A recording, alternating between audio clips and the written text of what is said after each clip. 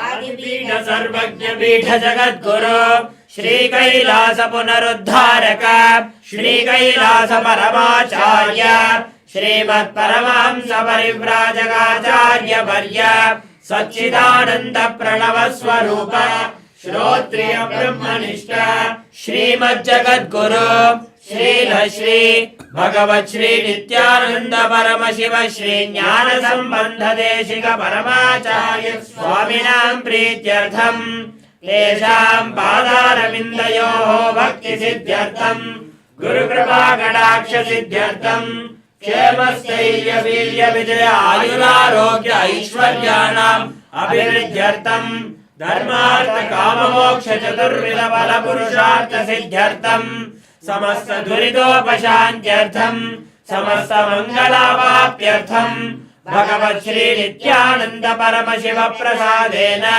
सकुटुम्बस्य ज्ञान वैराग्य जीवन मुक्ति प्राप्त्यर्थं श्री नित्यानंदेश्वरी परमशिव शक्ति समेत श्री नित्यानंदेश्वर परमशिव अवतार भूत श्री सर्वदेव देवी स्वरूप भगवत् श्री नित्यानंद परमशिव प्रत्यक्ष पाद पूजां करिष्ये।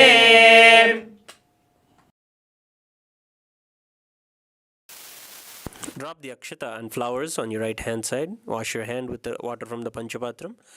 Om Abhaubhasprishya. Chanting the whole national anthem of Kailasa, we celebrate the Panchangam. Now we'll do the Ganthanadam. Please take the bell in your left hand and ring the bell loudly above your heart level as we chant the following mantra.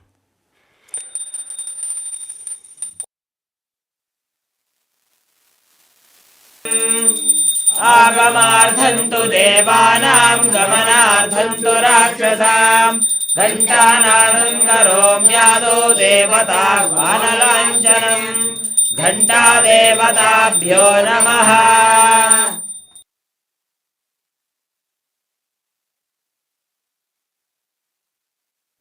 The next is the Manasa Puja, the internal worship. The internal worship is one of the most beautiful parts of the Pratyakshapada Puja, where we visualize imparting and sharing every part of our consciousness with Swamiji. In a deep space of devotion and restful awareness, remember Swamiji, all of his blessings and powerful initiations and transformations he has given us in our lives. Surrender with deep gratitude at his divine lotus feet. Take a flower in your hands and hold your hands in the Kurma Mudra. Close your eyes and visualize Swamiji in your inner space as we chant the following mantra.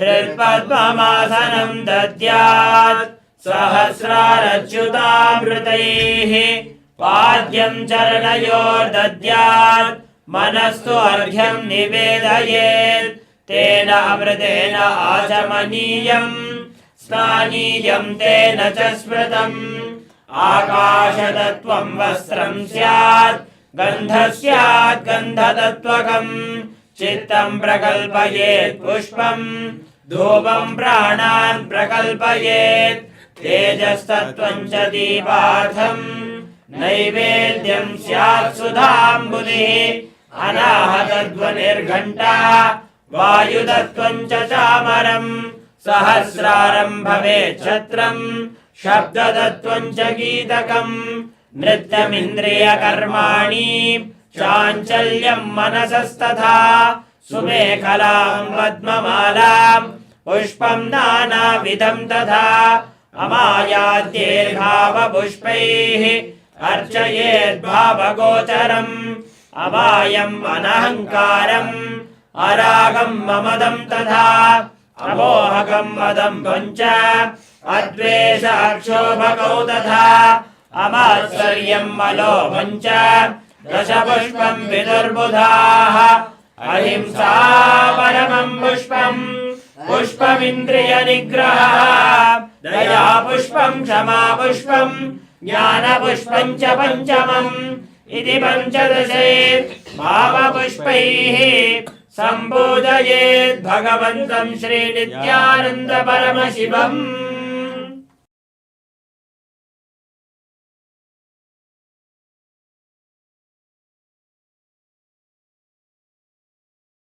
We'll now begin the Upachara Puja, the external worship. The first offering is Asanam, the offering of the seat. In the Upachara Puja, we celebrate Swamiji as a royal guest to our home. The first offering is the seat. Please take the akshata and flowers in your hands and offer it at His Divine Holiness Swamiji's feet, along with the mantra. आसनम् ॐ सर्वभूतान्तरस्थाय सर्वभूतान्तरात्मने कल्पयाम्युपवेशार्थम् आसनं ते नमो नमः. ॐ ह्रीं इदं सुवर्णासनम् सर्वदेवदेवी स्वरूपाय भगवते श्रीनित्यानन्द परमशिवाय नमः. The next offering is Swagatam, the offering of welcoming. This beautiful mantra comes from the very agamas that celebrate Guru as the manifestation of Paramashiva in our lives. We celebrate that just by welcoming Swamiji, all of the devas themselves, all of their karmas are fructified. All of our lifetimes of karmas are dispelled and fulfilled by just welcoming Swamiji.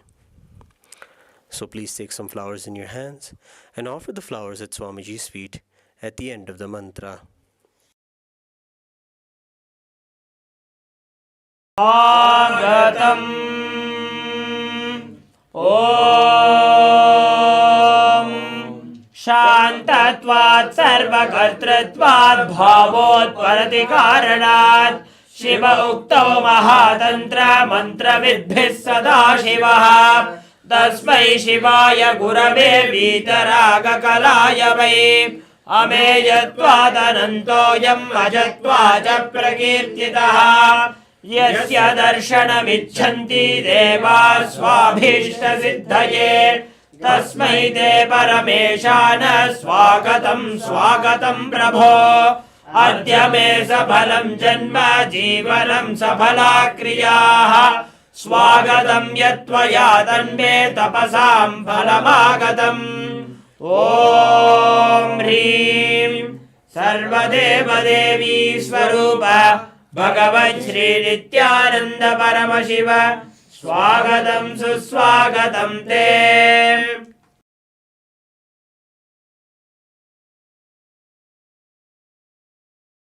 The next offering is Padyam, the offering of water for washing the feet. The feet of the Guru is the most celebrated deity.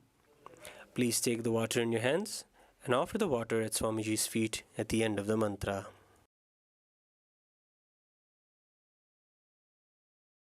आद्यम् ॐ यद्भक्तिलेश सम्पर्कात् परमानन्द सम्प्लवः तस्मै ते परमेशान पाद्यं शुद्धाय कल्पये.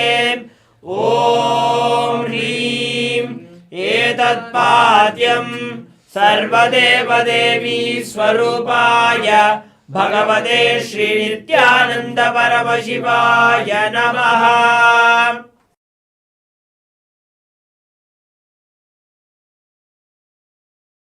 The next offering is Arghya, the offering of the traditional bouquet.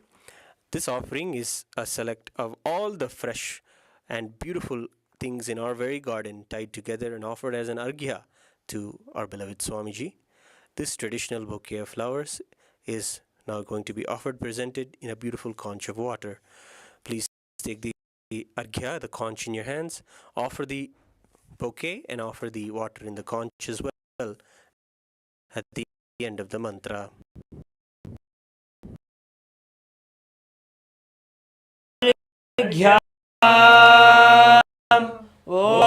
ॐ बिल्वं शोभनं शङ्खपात्रस्थं ग्रहाणार्घ्यं महेश्वर ॐ ह्रीं एषोऽर्घ्यः सर्वदेवदेवी स्वरूपाय भगवते श्रीनित्यानन्द परमशिवाय स्वाहा.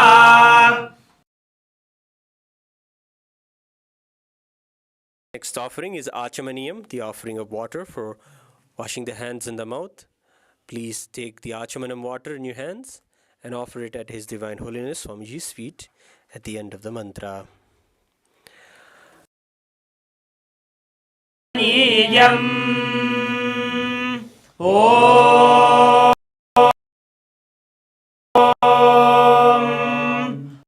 मन्दाकिन्या यद्वारि सर्वपापहरं शुभम् ग्रहाणाचमनीयं त्वं मया भक्त्या निवेदितम्. ॐ ह्रीं इदम् आचमनीयोदकम् सर्वदेवदेवी स्वरूपाय भगवते श्रीनित्यानन्द परमशिवाय स्वधा.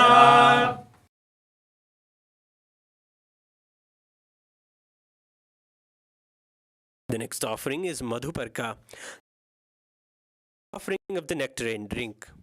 To him who is offering us the sweetest experience of enlightenment, sweetest of nectarine drinks, hands at the end. ॐ सर्वकल्मषनाशाय परिपूर्णसुधात्मकम् मधुपर्कमिमं देव कल्पयामि प्रसीद मे. ॐ ह्रीं एष मधुपर्कः सर्वदेवदेवी स्वय भगवते श्रीनित्यानन्द परमशिवाय स्वधा.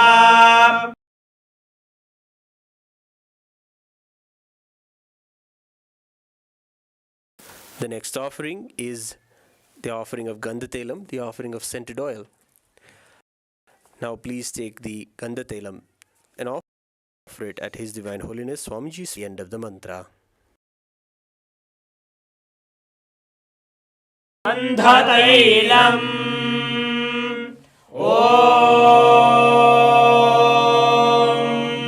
Sneham Grahana Snehena Lokanam Hitakaraka Sarvalokeshu Shuddhastvam Dadami Snehamuttamam. Om Hrim Idam Gandhatailam सर्वदेवदेवी स्वरूपाय भगवते श्रीनित्यानन्द परमशिवाय निवेदयामि.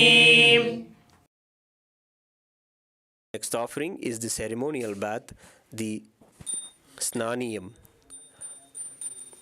We present the Ganga water itself, the pure Ganga water that washes away all of our karmas. We offer the Ganga Jala as the water for his bath. Please take the water in your hands and offer it at Swamiji's feet along with the mantra, and please ring the bell as you do so.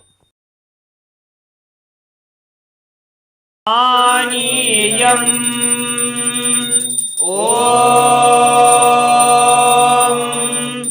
Idam tu shitalam vari swachham shuddham manoharam Stanartham te maya प्रतिगृह्यताम्. ॐ ह्रीं इदं स्नानीयोदकम् सर्वदेवदेवी स्वरूपाय भगवते श्रीनित्यानन्द परमशिवाय निवेदयामि.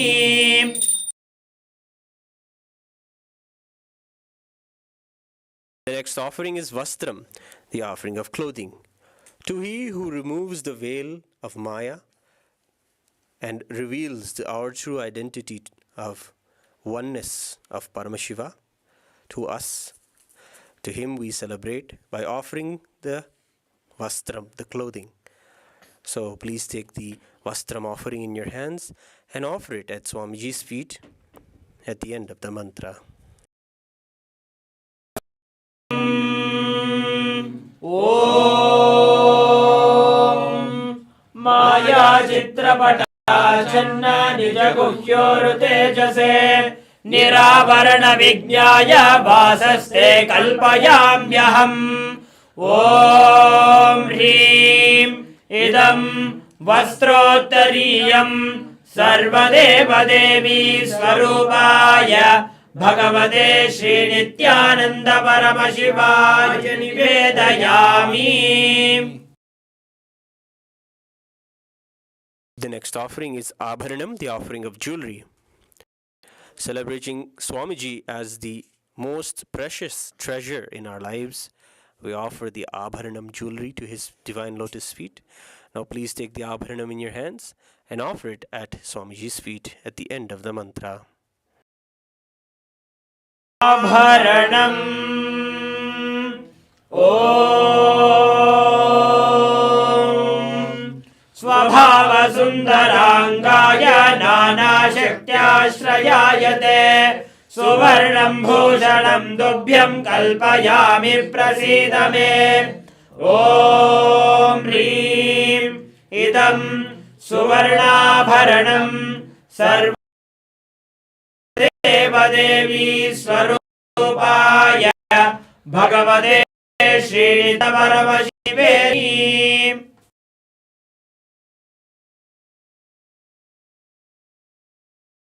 The next offering is Gandha, the offering of the scented sandalwood paste, celebrating Swamiji as the one who fills our life with his divine presence, the divine fragrance as his presence in our lives. We offer the sacred sandalwood paste. Please take the sandalwood paste in your hands and offer it at Swamiji's feet at the end of the mantra.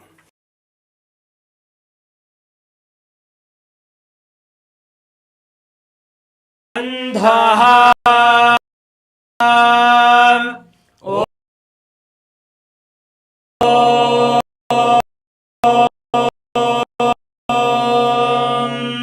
Shariram Tena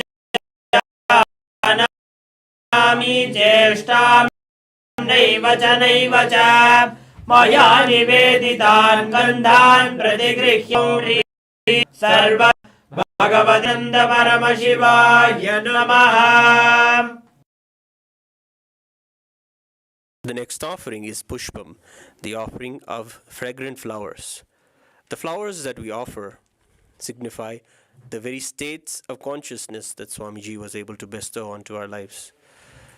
The possibility of operating and experiencing the state of Turiya is a gift from the Guru. From that very state, we pluck the choicest flowers for a beautiful flower offering to Swamiji. We will now take some flowers in your hands, smear the flowers with some sandalwood paste, flowers at Swamiji's feet at the end of the mantra. Pushpam Om Turiyavana Sampannam Nana Gunamanoharam Ananda Saurabham Pushpam Grihyatam Idamuttamam. Om Hrim Etani Sachandana Pushpani Sarvadeva Devi Swarupaya Bhagavate Shri Nithyananda Paramashivaya Paushate.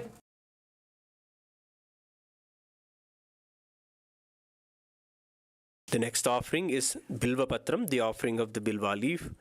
The Bilva leaf that represents the Sritva, the most auspicious abundance and prosperity of the cosmos.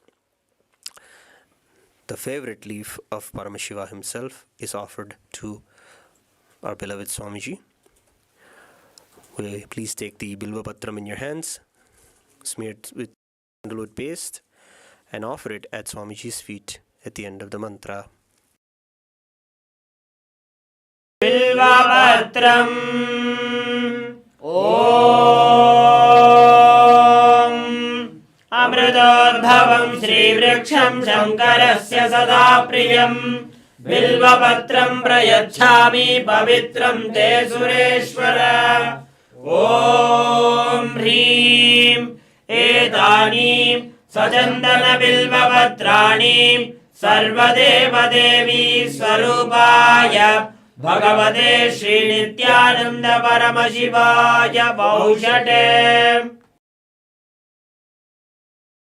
Next offering is the offering of the Tulasi Patram, the offering of the Tulasi leaf. The Tulasi leaf offered to the giver of all boons is one of the choicest offerings in this Pratyakshapada Puja. Please take the Tulasi leaves made with sandalwood paste in your hands and offer it at Swamiji's feet at the end of the mantra. Tulasi Patram Om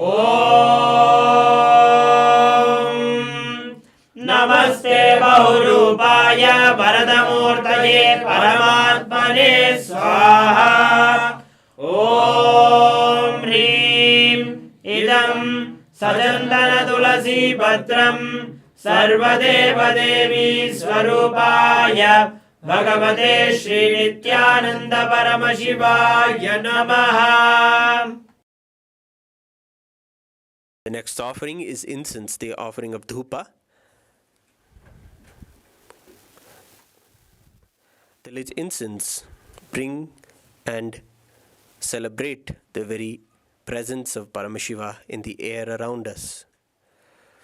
Please take the lit incense in your hands and slowly wave them towards Swamiji along with the mantra, and please ring the bell as you do so. Dhupaha Om Vanaspatiraso Divyo Gandhadhyasu Manoharaha Agreya Sarvadevanam Dhupoyam Pratigrihyadam Om Hrim Esha Dhupaha Sarvadeva Devi Swarupaya Bhagavate Shri Nithyananda Paramashivaya Namaha.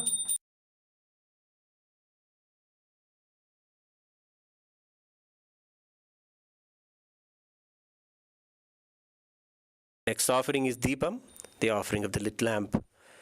Please take the lit lamp in your hands. Slowly wave it towards His Divine Holiness Swamiji along with the mantra. Please ring the bell as you do so.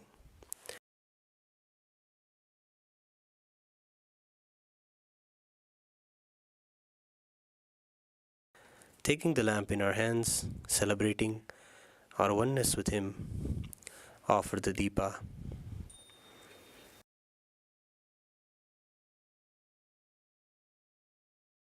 Deepaha Om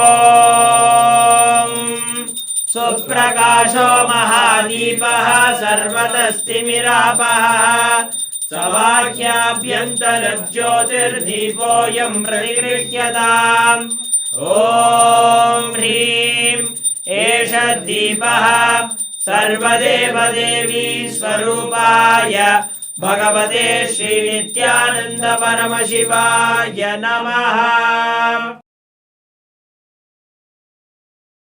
The next offering is Naivedyam, the offering of food. Now please take the Naivedyam that is prepared for Swamiji today. Take the Uddharani of water and hover it around the Naivedyam 3 times and offer the Uddharani of water at Swamiji's feet along with the mantra, and please ring the bell as you do so. All of the pure thoughts, powerful cognitions and initiations that we have received from Swamiji are all the food that is offered to Swamiji. Remembering all of this given by himself to us, let us offer the Naivedyam. Naivedyam Om Naivedyam Vividha तीर्थं देव शर्करादिविनिर्मितं मया निवेदितं भक्त्या गृहाण परमेश्वर।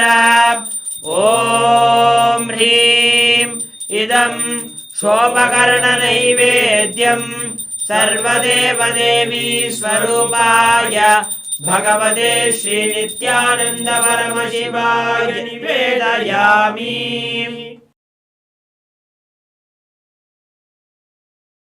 Next offering is Paniyam, the offering of water. The drinking water that we offer to him, just by offering it to him, quenches the thirst of all the beings in all the cosmos. Taking the Paniyam water in your hands, offer it at Swamiji's feet at the end of the mantra.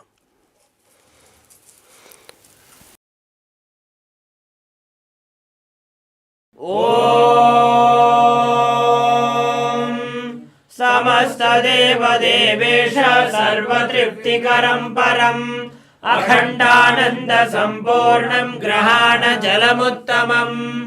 ॐ ह्रीं इदं पानार्थोदकं सर्वदेवदेवी स्वरूपाय भगवते श्रीनित्यानन्द परमशिवाय नमः। The next is the offering of Punarachamaniyam, the offering of water to wash the hands and the mouth. After the meals and the drinking the water, we offer the water that cleanses.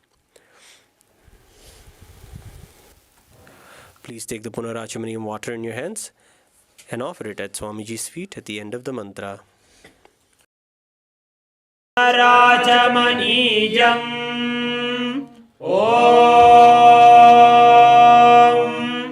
उच्छिष्टमप्यशुचिर्वा यस्य स्मरणमात्रतः शुद्धिमाप्नोति तस्मै ते पुनराचमनीयकम्। ॐ ह्रीं इदं पुनराचमनीयोदकं सर्वदेवदेवी स्वरूपाय भगवते श्रीनित्यानन्द परमशिवाय स्वाहा। The next offering is Aratrikam, the offering of Arati. Please take the lamp, the Arati lamp, lit Arati lamp in your hands. Slowly wave towards Swamiji along with the mantra, and please ring the bell as you do so. We celebrate the oneness of our individual consciousness with the super consciousness that is Paramashiva as our Guru in our lives. We celebrate that he is the very embodiment of Paramashiva and Paramashiva Shakti manifested in our lives. Let us now offer the Arati. Aratrikam Om Hrim Esha Deepamala Sarvadeva Devi Swarupaya Bhagavate Shri Nityananda Paramashivaya Namaha. Om Rajadhirajaya Prasayya Sahine Namo Vayam Vai Shravanaya Kurmahe Same Kaman Kama Kamaya Mahyam Kameshwaro Vai Shravano Dadhatu Kuberaya Vaishravanaya Maharajaya Namaha. Karpura Gauram Karunavataram Samsarasaram Bhujagendraharam Sada Vasantam Hridayarabinde Bhavam Bhavani Sahitam Namami Bhavam Bhavani Sahitam Namami Bhavam Bhavani Sahitam Namami. Aratrikam Samarpayami Bhagavat Shri Nityananda Paramashiva Charana Kamalebhyo Namaha.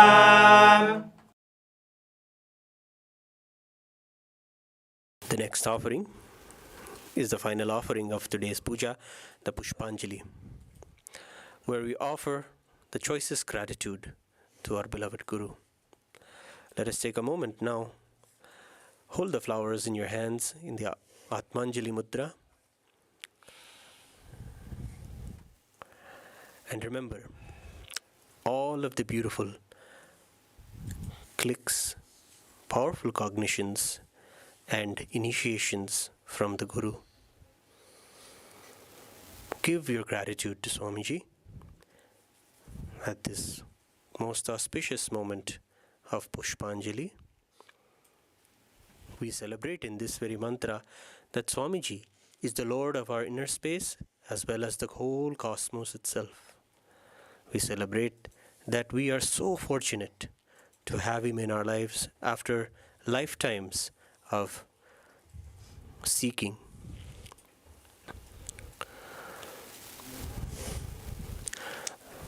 We'll now chant the Pushpanjali. पुष्पाञ्जलिः गुरुर्ब्रह्मा गुरुर्विष्णुः गुरुर्देवो महेश्वरः गुरुः साक्षात् परं ब्रह्म तस्मै श्री गुरवे नमः अखण्डमण्डलाकारं व्याप्तं येन चराचरम् तत्पदं दर्शितं येन तस्मै श्री गुरवे नमः अज्ञानतिमिरान्धस्य ज्ञानाञ्जनशलाकया चक्षुरुन्मीलितं येन तस्मै श्री गुरवे नमः अनेकजन्म सम्प्राप्त कर्मबन्धविदाहिने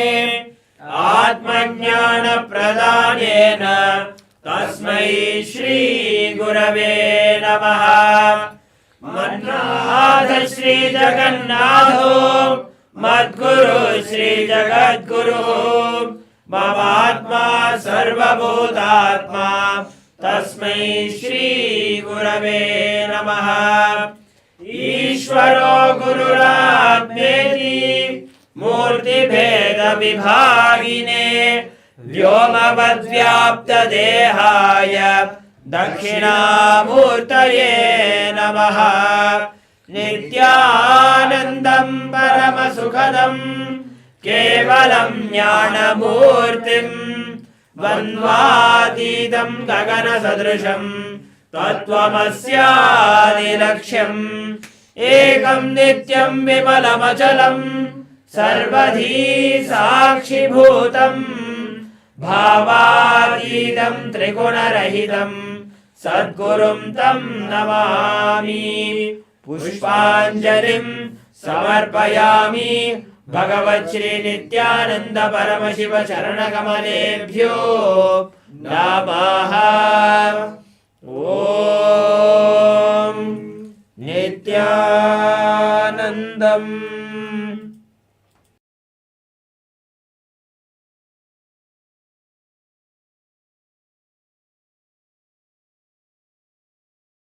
Welcome you all with my love and respects. Before entering into the sutras, I want all of you to just sit for a few seconds. Sit straight and just prepare yourself. Because this understanding about which I am going to talk gave me the courage to leave the home. Today's subject is Maya. Actually, many times, the young age I used to think I should leave the home, go around, live a sannyas life. Suddenly, one day, when I was reading one of the Shankara's work,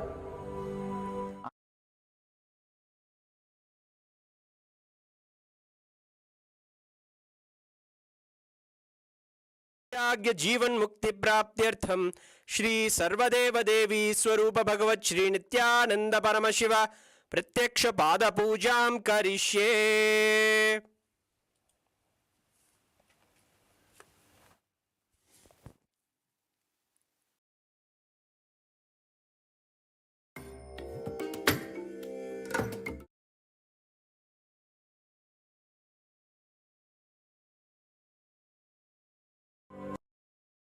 somehow the concept clicked.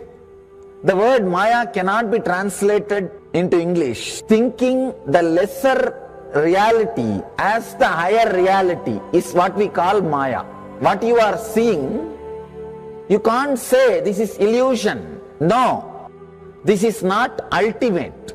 Your understanding this is ultimate is illusion. The moment the click happened, I was ready not only to leave the house, decided to live like a Shankara. In the Vedic tradition, anybody wants to become enlightened has to leave their home. They have to become homeless. It is a basic condition for enlightenment. You can't be in your hometown. You have to start wandering, studying, because to enter into the ultimate truth, you need to have the courage to go behind wherever it leads. There is a beautiful sutra in Brahma Sutra, the first sutra of Brahma Sutra. It says, Atatu Brahma Jinyasa. Let us inquire into the reality. It says, only a courageous person who is ready to go behind wherever truth leads can enter into this science. In those days, we had a beautiful system. When somebody becomes enlightened, he will go around and sit with all other scholars, pandits, learned people, and he will open up his understanding. The other person will open up his understanding. Whoever can take the other person to the deeper level of understanding will follow him. That's all.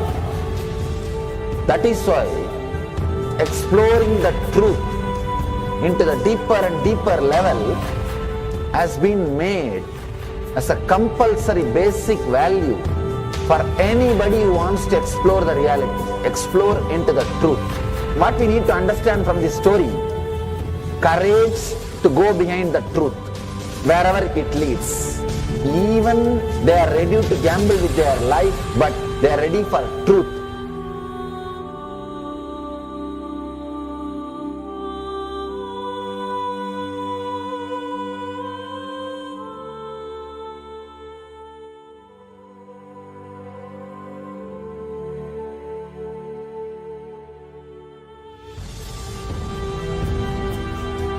If you accept or start working on the reality, whatever you see can be Maya. It feels as if the ground on which you are standing is opening or giving way, is taken away. It needs courage. It may suddenly open a new door to you. You must be able to go into the door, only then you can see the next door. Because I am trying to reproduce the same understanding and experience which happened in me. Understand? When I understood that Maya, the concept of Maya, it gave me so much of joy and courage to do anything. I decided I will live like a Shankara. There is every possibility you will catch the glimpse. I am not telling you will run away from a home. You will have the same energy and excitement and liberation when you realize this truth. If this one concept Maya is understood logically by you, no suffering can make low curve in you. Nobody can exploit you easily. If you can just open that courage, this understanding can open new doors for you. If you understand this clearly, you will have the courage. If you have little courage, you will have understanding. It's like a circle. Who will start first? I represent Kailasa nation led by Supreme Pontiff of Hinduism, Sri Nithyananda Paramashivam, which speaks on behalf of 2 billion Hindus around the world who do not have a voice representing them in these international forums.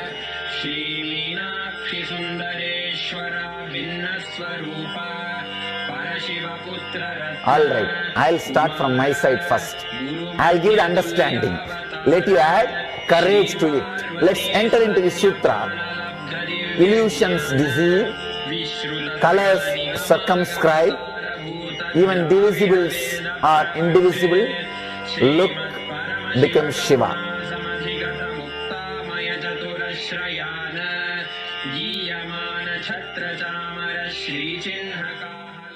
welcome you all with my love and respects.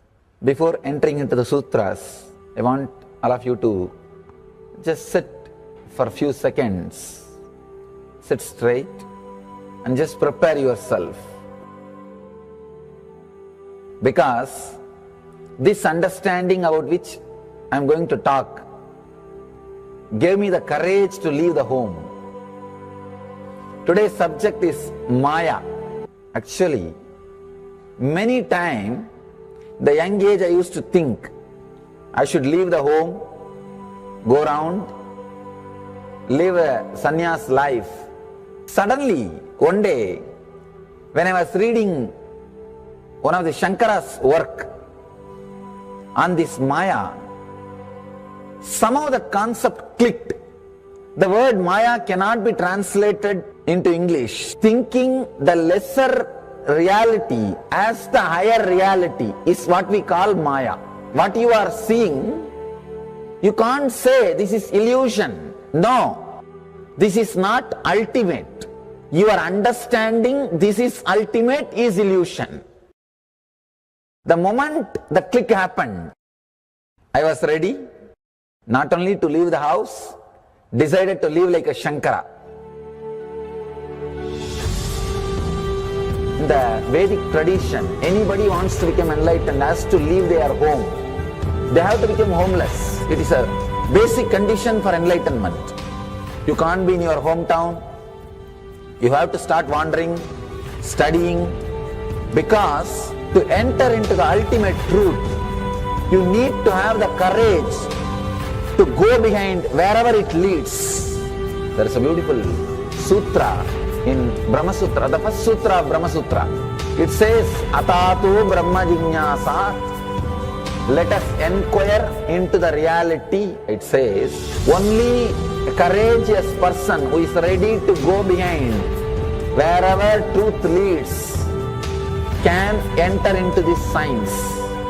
In those days, we had a beautiful system.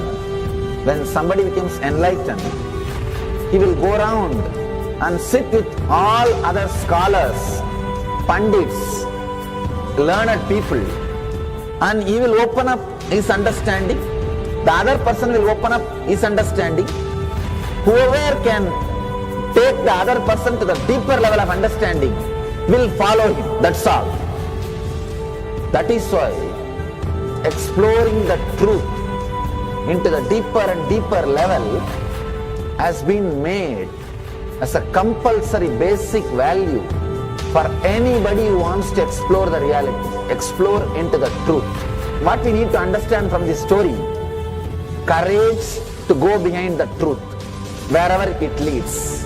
Even they are ready to gamble with their life, but they are ready for truth.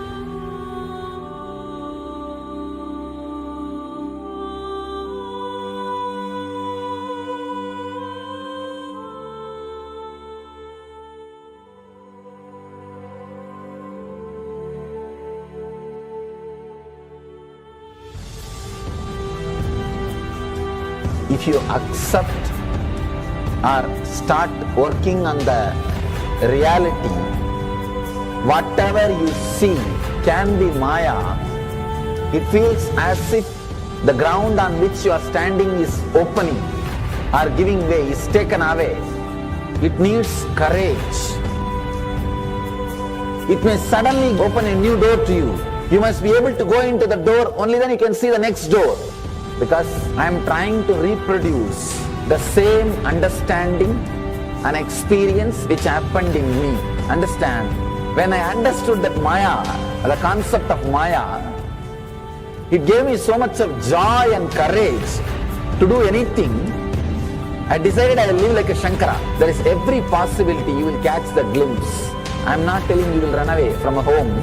You will have the same energy and excitement and liberation when you realize this truth. If this one concept Maya is understood logically by you, no suffering can make low curve in you. Nobody can exploit you easily. If you can just open that courage, this understanding can open new doors for you. If you understand this clearly, you will have the courage. If you have little courage, you will have understanding. It's like a circle. Who will start first?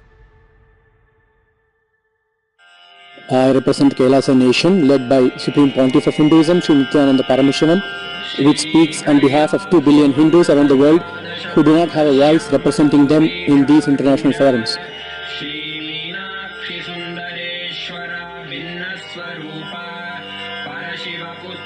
Alright, I'll start from my side first. I'll give the understanding. Let you add courage to it. Let's enter into the sutra. Illusions deceive, colors circumscribe, even divisibles are indivisible. Look becomes Shiva.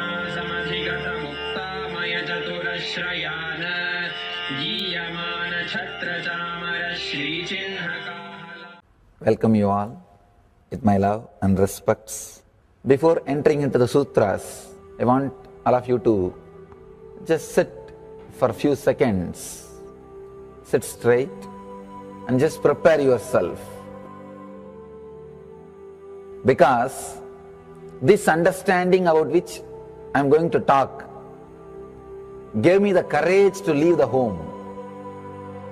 Today's subject is Maya. Actually, many times, the young age I used to think I should leave the home, go around, live a sannyas life. Suddenly, one day, when I was reading one of the Shankara's work on this Maya, somehow the concept clicked. The word Maya cannot be translated into English. Thinking the lesser reality as the higher reality is what we call Maya. What you are seeing, you can't say this is illusion. No, this is not ultimate. Your understanding this is ultimate is illusion. The moment the click happened, I was ready not only to leave the house, decided to live like a Shankara.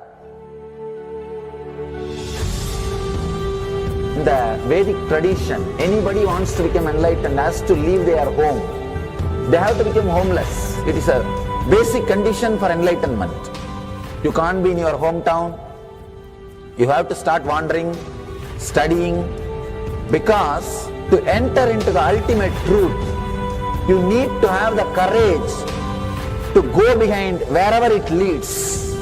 There is a beautiful sutra in Brahma Sutra, the first sutra of Brahma Sutra. It says, Atatu Brahma Jinyasa, let us inquire into the reality. It says, only a courageous person who is ready to go behind wherever truth leads can enter into this science. In those days, we had a beautiful system. When somebody becomes enlightened, he will go around and sit with all other scholars, pandits, learned people, and he will open up his understanding. The other person will open up his understanding. Whoever can take the other person to the deeper level of understanding will follow him. That's all.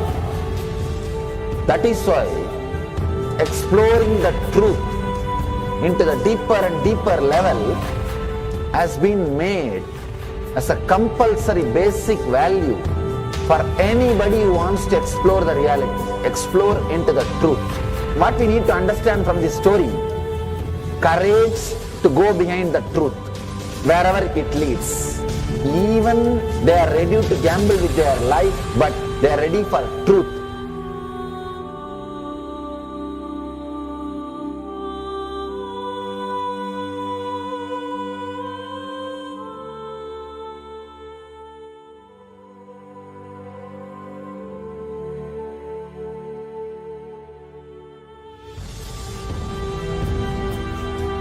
If you accept or start working on the reality, whatever you see can be Maya. It feels as if the ground on which you are standing is opening or giving way, is taken away. It needs courage. It may suddenly open a new door to you. You must be able to go into the door, only then you can see the next door. Because I am trying to reproduce the same understanding and experience which happened in me. Understand? When I understood that Maya, the concept of Maya, it gave me so much of joy and courage to do anything. I decided I will live like a Shankara. There is every possibility you will catch the glimpse. I am not telling you will run away from a home. You will have the same energy and excitement and liberation when you realize this truth. If this one concept Maya is understood logically by you, no suffering can make low curve in you. Nobody can exploit you easily. If you can just open that courage, this understanding can open new doors for you. If you understand this clearly, you will have the courage. If you have little courage, you will have understanding. It's like a circle. Who will start first? I represent Kailasa nation led by Supreme Pontiff of Hinduism, Sri Nithyananda Paramashivam, which speaks on behalf of 2 billion Hindus around the world who do not have a voice representing them in these international forums.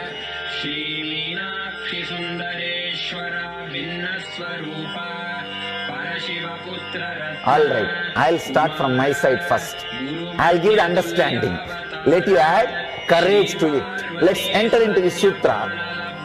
Illusions deceive, colors circumscribe, even divisibles are indivisible. Look becomes Shiva.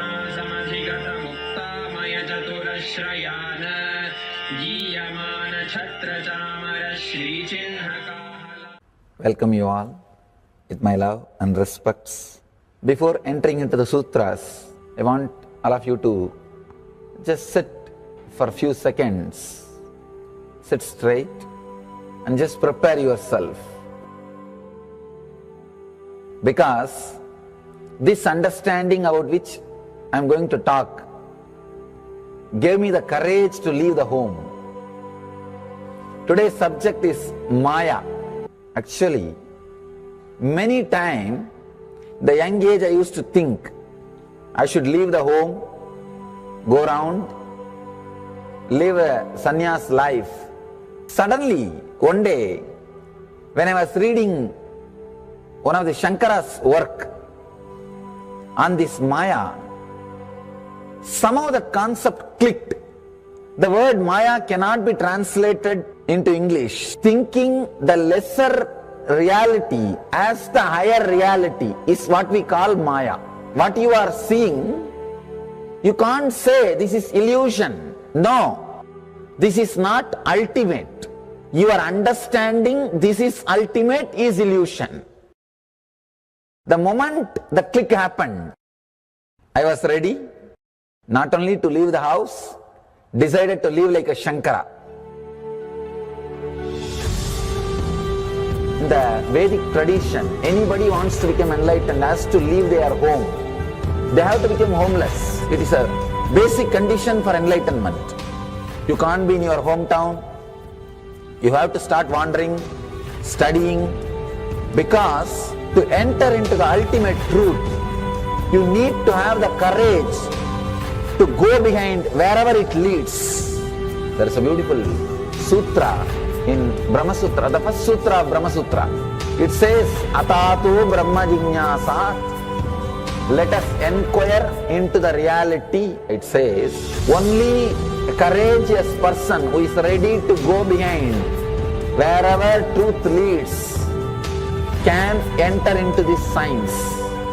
In those days, we had a beautiful system. When somebody becomes enlightened, he will go around and sit with all other scholars, pandits, learned people, and he will open up his understanding. The other person will open up his understanding. Whoever can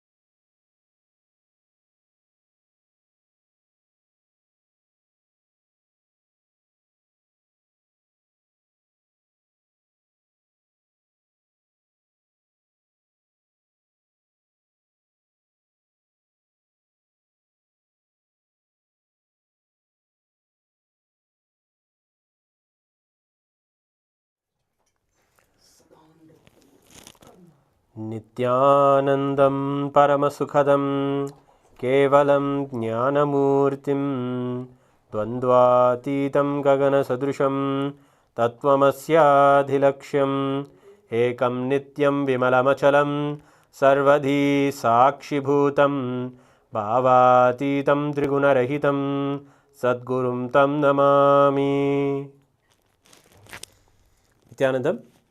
Yes, after a beautiful Pratyakshapada Puja, all of us are now going to get ready to receive the darshan of the Supreme Pontiff of Hinduism, Bhagavan Nithyananda Paramashivam. Today is a very special darshan. This is the day of Keshavartha Murty darshan, where the other half, Paramashiva of himself, he gave it to Vishnu, Parandhama himself. And beautifully, this is a beautiful combination of the joy of Mahavishnu, of the manifestation of Vishnu, and the peace and the celebration and the divine bliss of Paramashiva. And if you ever see the way that the Supreme Pontiff of Hinduism was able to just make everyone experience that he is literally Shankara as well as Krishna. He's both of them together. You can see that this is one of the most manifestations of Paramashiva that we all want to celebrate beautifully.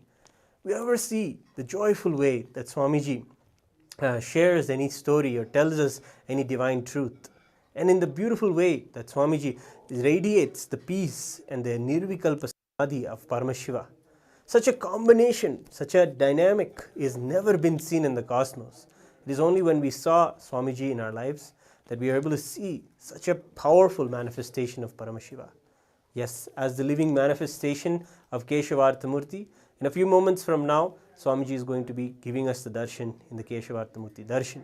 Today in the Paramashivam program, participants have been working on their abundance, working on their wealth consciousness, and really building it as a consciousness, not as a stress or as a incompletion or a fear. Really doing the hard work of removing all of those patterns from inside of us and giving ourselves a breakthrough when it comes to our wealth is what the Paramashivam program is designed to help us with. Especially since today it is the day of the Ekadasi Tithi, where the Tithi is specifically designed for all of us to connect with Parandhama, Mahavishnu, who is the compassionate Lord of wealth and the abundance of the whole cosmos. Within him he has Mahalakshmi herself, she resides, and Paramashiva, who has the beautiful most way to give the strategy of how the whole existence should be run. As always, we sing in the Dhyana Shlokas of the Agamas, the words that came from Paramashiva's mouth were heard by Devi's ears and were put into place to govern the whole cosmos by Mahavishnu himself. Beautifully, we celebrate how the gods revere each other. Nowhere we ever see there is a competition or some kind of comparison between any gods. Never that is a part of our Puranas at all. We will always see the celebration of one Paramashiva celebrating one more Narayana celebrating one more Paramashiva. And this way, it's such a way that they revere each other. It's just the way even the ambience that Swamiji had when he grew up amongst all of his gurus who inherited all of this enlightened science from Paramashiva and kept the tradition alive and even passed it on to Swamiji. How they revered each other, how they celebrated each other, and how they worked with each other to ensure that Swamiji had the best grooming and the best upbringing to literally create the nation, the first nation for Hindus. That kind of a training and that kind of a thought, a thinking through and camaraderie and way to work with each other was there among his gurus. And that same kind of spirit, the whole cosmos and all the gods work for us, making sure that we are on the right path and we find the Guru in our lives. If you are not in the Paramashivam sessions, it's okay, it's not too late. You can go to the Paramashivam sessions right now. Go to the link that is there in the description or scan the QR code that is presented to you. You can really go into the darshan. We'll talk about what's more inside the darshan today and what's the beautiful part of the darshan if you're inside the Zoom rooms that are available during the Paramashivoham darshan. But right now, we have a special clip for you where the Supreme Pontiff of Hinduism talks about the luxury of simplicity. Yes, that is the word. How is it we may understand, think, how can we be simple yet live a very rich and luxurious life?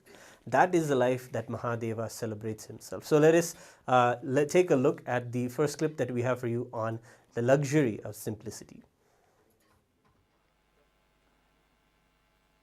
Otherwise, even the one stupid doubt some fool creates in your head, why is he sitting in the golden throne, is enough to break the egg from outside. Such stupid doubt. Because neither the doubt is factually right, nor it is right truthfully. Factually it is not right, it is not golden throne first of all. And truthfully, the luxury of simplicity I have cannot be taken away by this golden throne, even if it is gold. Understand the word, the luxury of simplicity. I am defining luxury of simplicity means to keep yourself inspired and excited and enthusiastic, alive. I do not need anything from outside, is luxury of simplicity.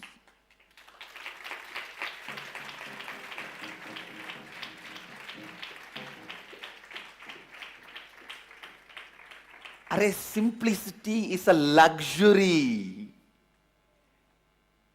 It is not poverty. A man who tastes the simplicity will radiate grace.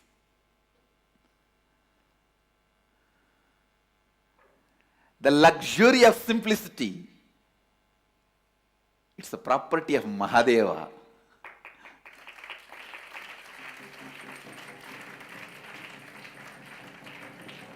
Luxury of simplicity.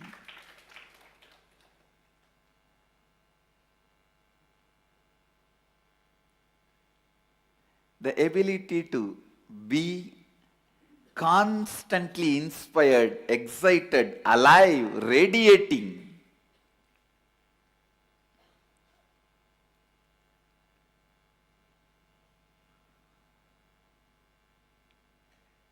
Such complete inner image about you, outer image, others' image and life image. That is the simplicity, where you do not need anything from outside to excite you, either your senses or your sensitivity or your sensibility. If you need something to excite your senses, that is materialistic. Pleasures of five senses. If you need something to excite your sensitivity, that's the need for love, romance, emotional fulfillment. If you need something externally to excite your sensibility, that is like a need of knowledge and purpose, all that.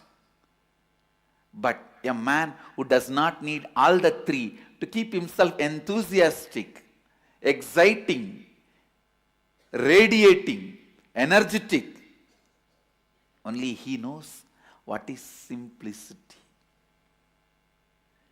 Simplicity is luxury. Understand? Neither these few pillows nor this throne can take away that luxury of simplicity from me. Understand? Simplicity is not, as you understand, poverty based. It is a spiritual based.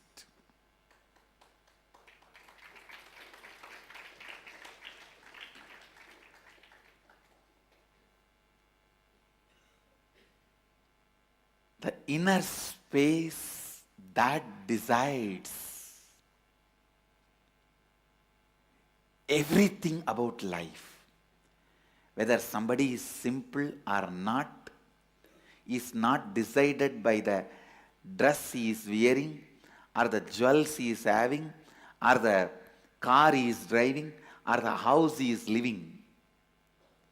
Somebody can be living in a poorest, most poorest slum, but he may need so many things to excite him from outside. He cannot be enjoying, enriching, exciting himself from his inner space. Then he is the most luxurious guy. He is not living a simple life. Understand? Somebody may be living in a palace, but he doesn't need anything to excite his senses or sensitivity or sensibility from external way. Nothing external is required to excite him in all these three levels. Then he is the most simple being, Bholenath, Mahadeva.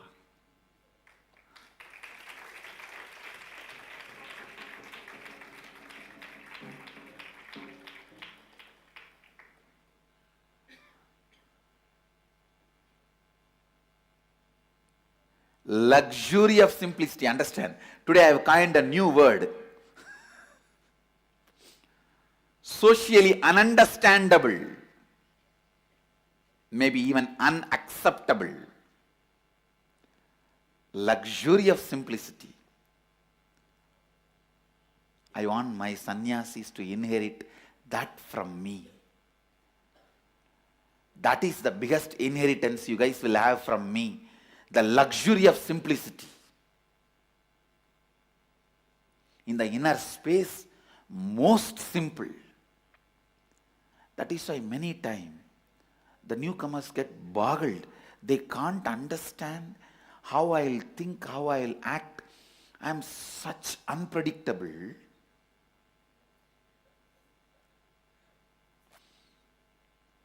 Where they think I'll be most demanding, I'll be most simple. Where they expect I'm supposed to be most simple, I'll be so demanding.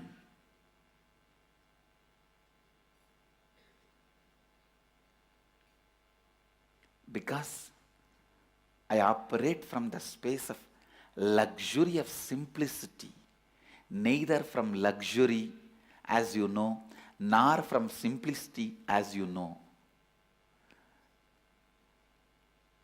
Listen, the space of Shivoham starts growing in the luxury of simplicity.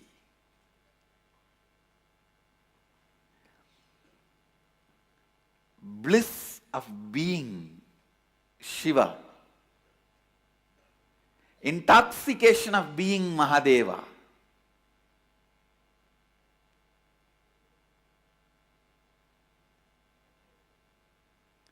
Yesterday, one issue was brought to me. They said, one ashramite is going around and telling he is Sundareshwara. I said, thinking he is Sundareshwara and going around is not wrong, but telling he is Sundareshwara and going around is something wrong.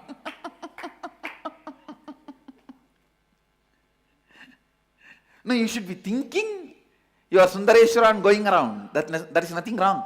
That is so beautiful. Your walk, talk, thinking, inner space, cognition, everything will become so beautiful, like Sundareshwara.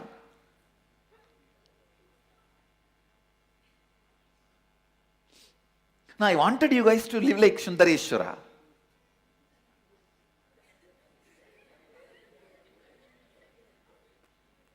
If you are a sannyasi, be Meenakshi and Sundareshwara in one body. If you are a grihastha, be like Meenakshi and Sundareshwara. That is my initiation.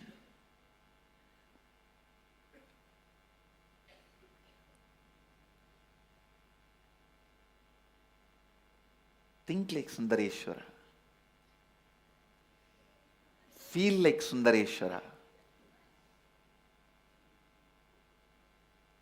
experience everything like Sundareshwara. I tell you, Mahadeva is in his best when he was in in-laws house in Madurai than in Kailasa, I tell you.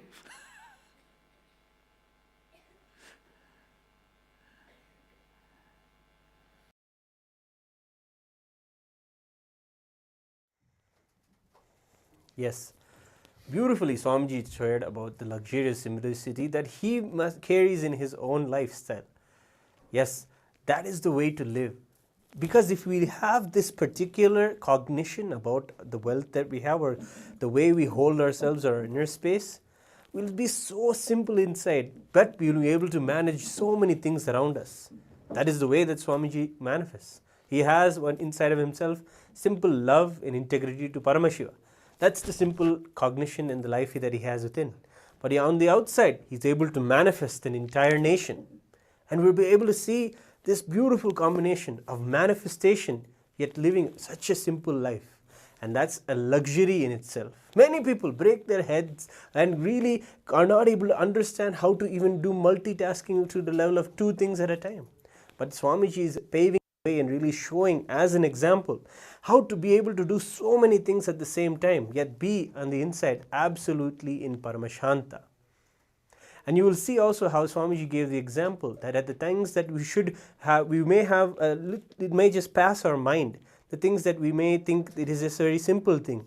Swamiji will be so demanding about it and asking for so many particulars about it and asking to improve ourselves about one particular small thing that we may think is small. But if we actually follow the word of Swamiji and attend to that, we'll see he's bringing and flooding us with so much awareness. And this is the way that we are trained when it comes to living in this beautiful ecosystem of Kailasa. And inside the Paramashivam sessions today itself, hundreds of people have been going through this very glimpse of the training of the Kailasa lifestyle, where they get to see that every way the way you attend to every part or everything in your life has to come with such enthusiasm, involvement and awareness and just celebration. When you attend to your wealth or everything with such enthusiasm, you will have more and more showered on you. Yes, the Supreme Pontiff of Hinduism shares the secret that high enthusiasm will help you manifest wealth and richness and prosperity in your life. We are celebrating today the Paramashivam convention happening for the whole day, but in a few moments we'll be having the very Darshan of the Supreme Pontiff of Hinduism in the Keshavartha Murty, the manifestation of Paramashiva, where he manifests as Paramashiva and Parandhama in one body, in one form. So we have another clip for you all where we see the Supreme Pontiff of Hinduism share more about this very truth of luxury of simplicity. I tell you, that's the biggest richness anyone can have. The ability to be never dependent on anything. Ability to be never dependent on anything.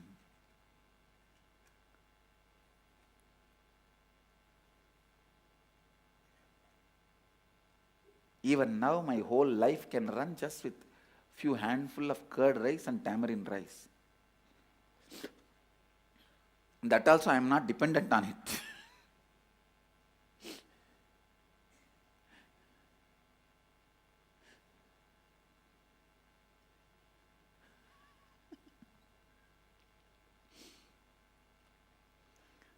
I tell you,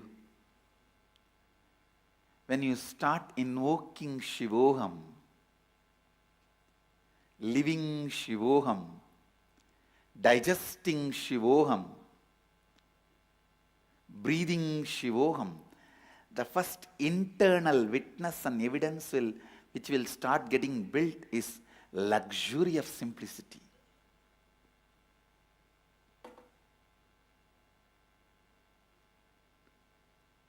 Grace of the independence.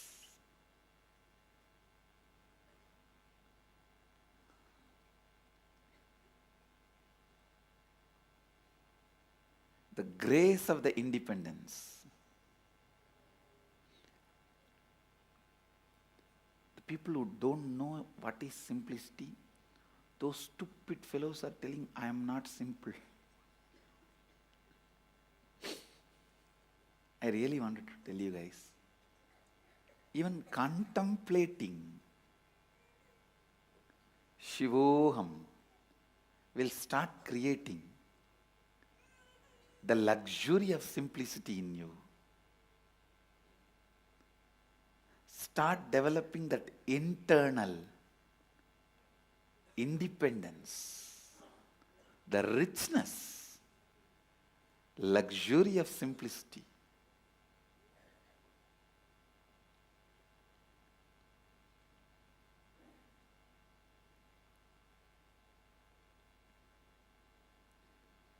You can see Mahadeva playing the game of all the four ruler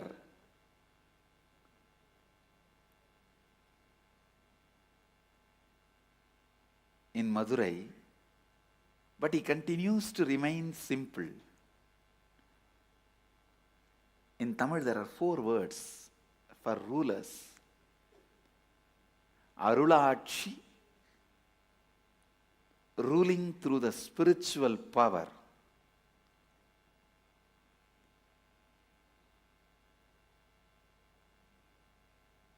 Means expressing all the spiritual powers and initiating, liberating. Arasachi, ruling the kingdom. He himself sitting in the throne as Sundareshwara with Devi Meenakshi and ruling the kingdom. Padayachi means ruling through the vast army. Arul Achi, Arasachi, Padai Achi, and Porul Akshi. Porul Akshi means ruling through the wealth by showering, giving. Ruling through the wealth, Purulakshi. Ruling through the spiritual powers, Arulakshi. Ruling as a king, administration, Arasachi. Ruling through the army, Padayachi. Mahadeva doing all the 4 and continue to remain in the space of luxury of simplicity.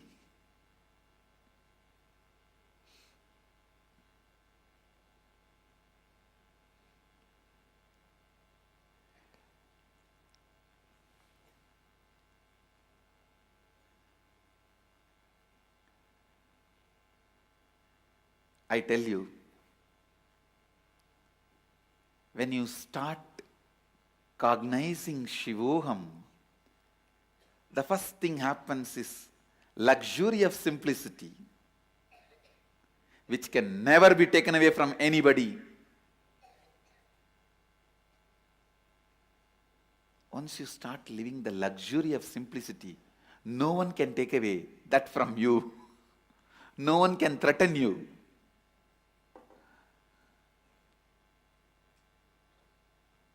Live, live, live.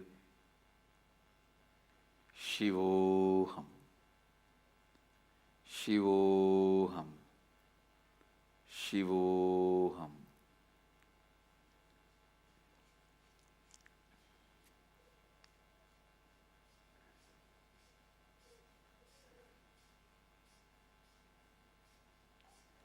Live, live, live.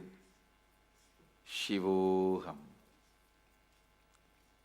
Shivoham, Shivoham. That is why I am telling you, the Kundalini Shakti, awakened Kundalini Shakti is the biggest luxury you can have in your life. and ability to use it as you want is the biggest independence you can experience in your life.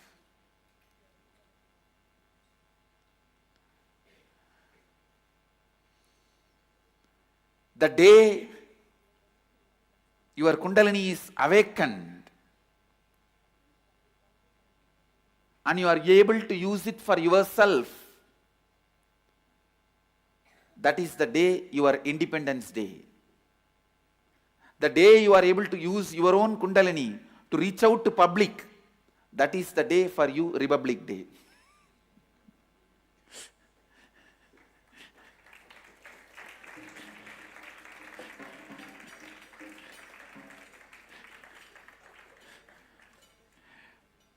When you are able to reach out to public, enriching them with this Kundalini Shakti.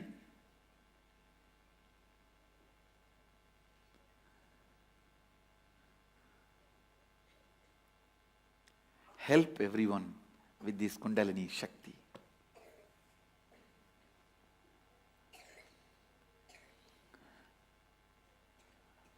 I want all my Tanedars, Kotaris, Mahants, Sri Mahants to be yogis, living Shivoham.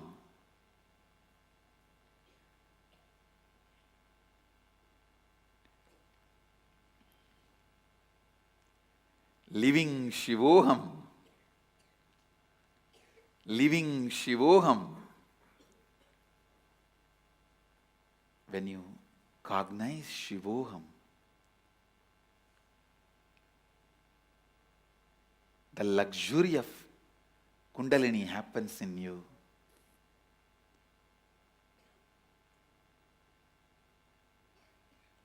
You will be able to help anyone to experience Kundalini awakening.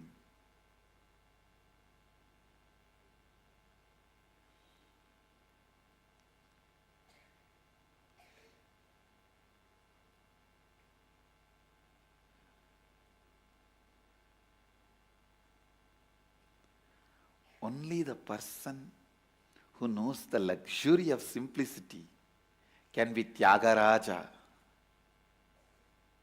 Because whatever you need in the world, he doesn't need. Go on. Go on. Go on cognizing. Shivoham. Shivoham, Shivoham. That is the only way you can burn your tiredness and boredom. And I tell you, the man who burnt the tiredness and boredom with this fire of Shivoham, only he knows the luxury of independence. Luxury of simplicity. I tell you, till you burn your tiredness and boredom, even if you have 1,000 cars, different cars for every day, different houses for every day, different wives for every day, you will never experience luxury. You will still feel you are deprived. Because the experience of tiredness and boredom is the root of the experience of feeling deprived.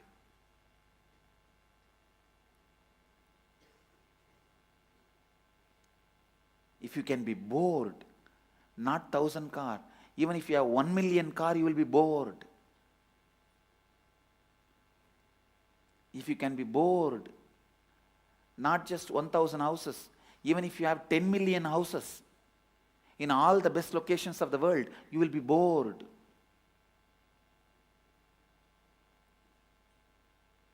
So first, burn that pattern of getting tired and bored with this fire of Shivoham.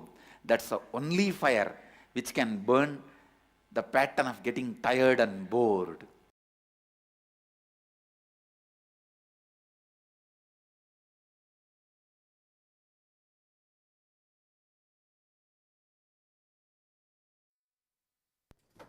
Yes. So so beautifully the Supreme Pontiff of Hinduism shares about the luxury of simplicity and gives so many examples of how we can cherish it in our lives. Throughout the day, the participants have been having sessions in the Paramashivam program to live that kind of simplicity that Mahadeva has, but be able to have the even responsibilism to take on so many tasks and generate so much of wealth around them. Yes, today in the Keshavartha Murty Darshan, the boons for having the wealth in our lives, having the abundance and prosperity in our lives can be requested, and that is how we can receive the darshan today. Today, the best way to have the darshan is if you are in the Paramashivoham session Zoom room.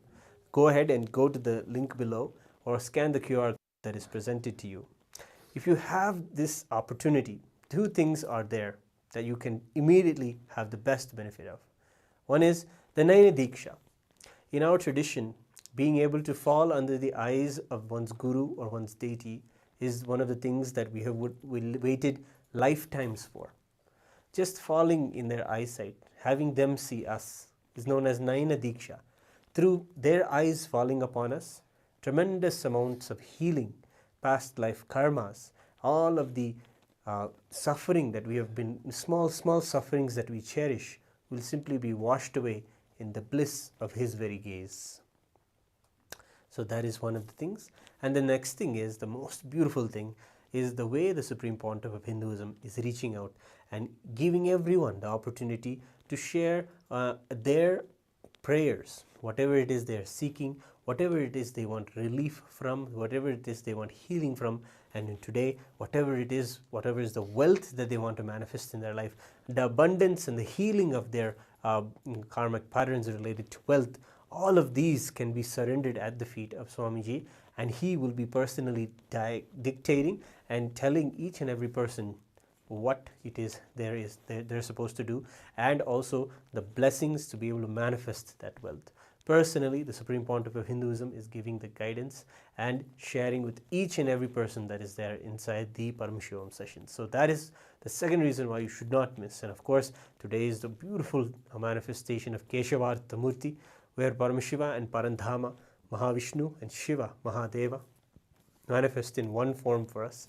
We always celebrate this aspect of Swamiji of being so bubbly and so radiant, and there's such a quality of Krishna, of Mahavishnu, the joyfulness and the splendor of his incarnation is celebrated in Swamiji, as well as the simplicity, the Nirvikalpa Samadhi, the peace and the Paramashanta of Shiva, Mahadeva, he also is celebrated in Swamiji. And we can always see when we look back in our personal experience with, if you just go to the beautiful the digital asset of Nithyananda, you can just see the way that Swamiji brought out Hinduism in such a cosmic flair that will just strike a chord in everyone's heart and make everyone experience true Hinduism and true experience of oneness, just by his presence and just by the charisma of the way that Swamiji manifested.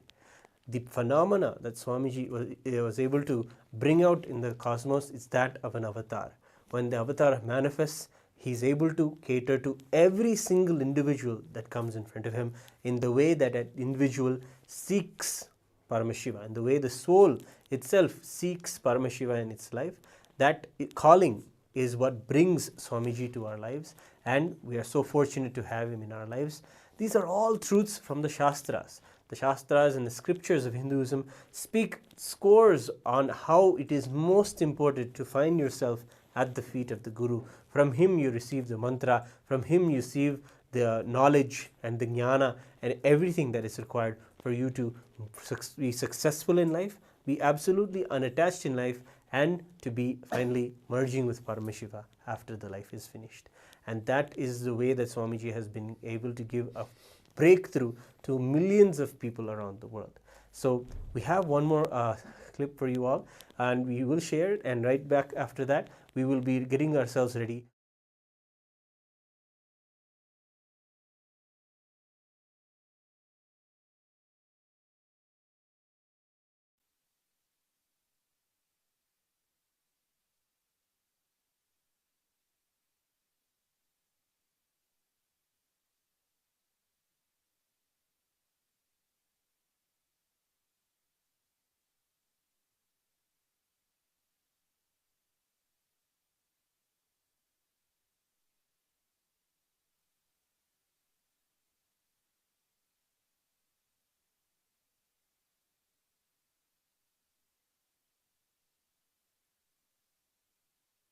Connecting with the divine with your eyes closed is meditation.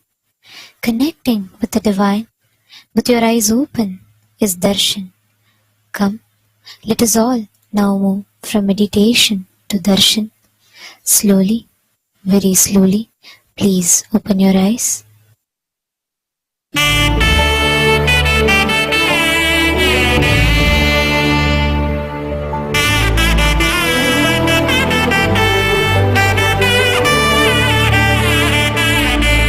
Paramashiva's ultimate manifestation.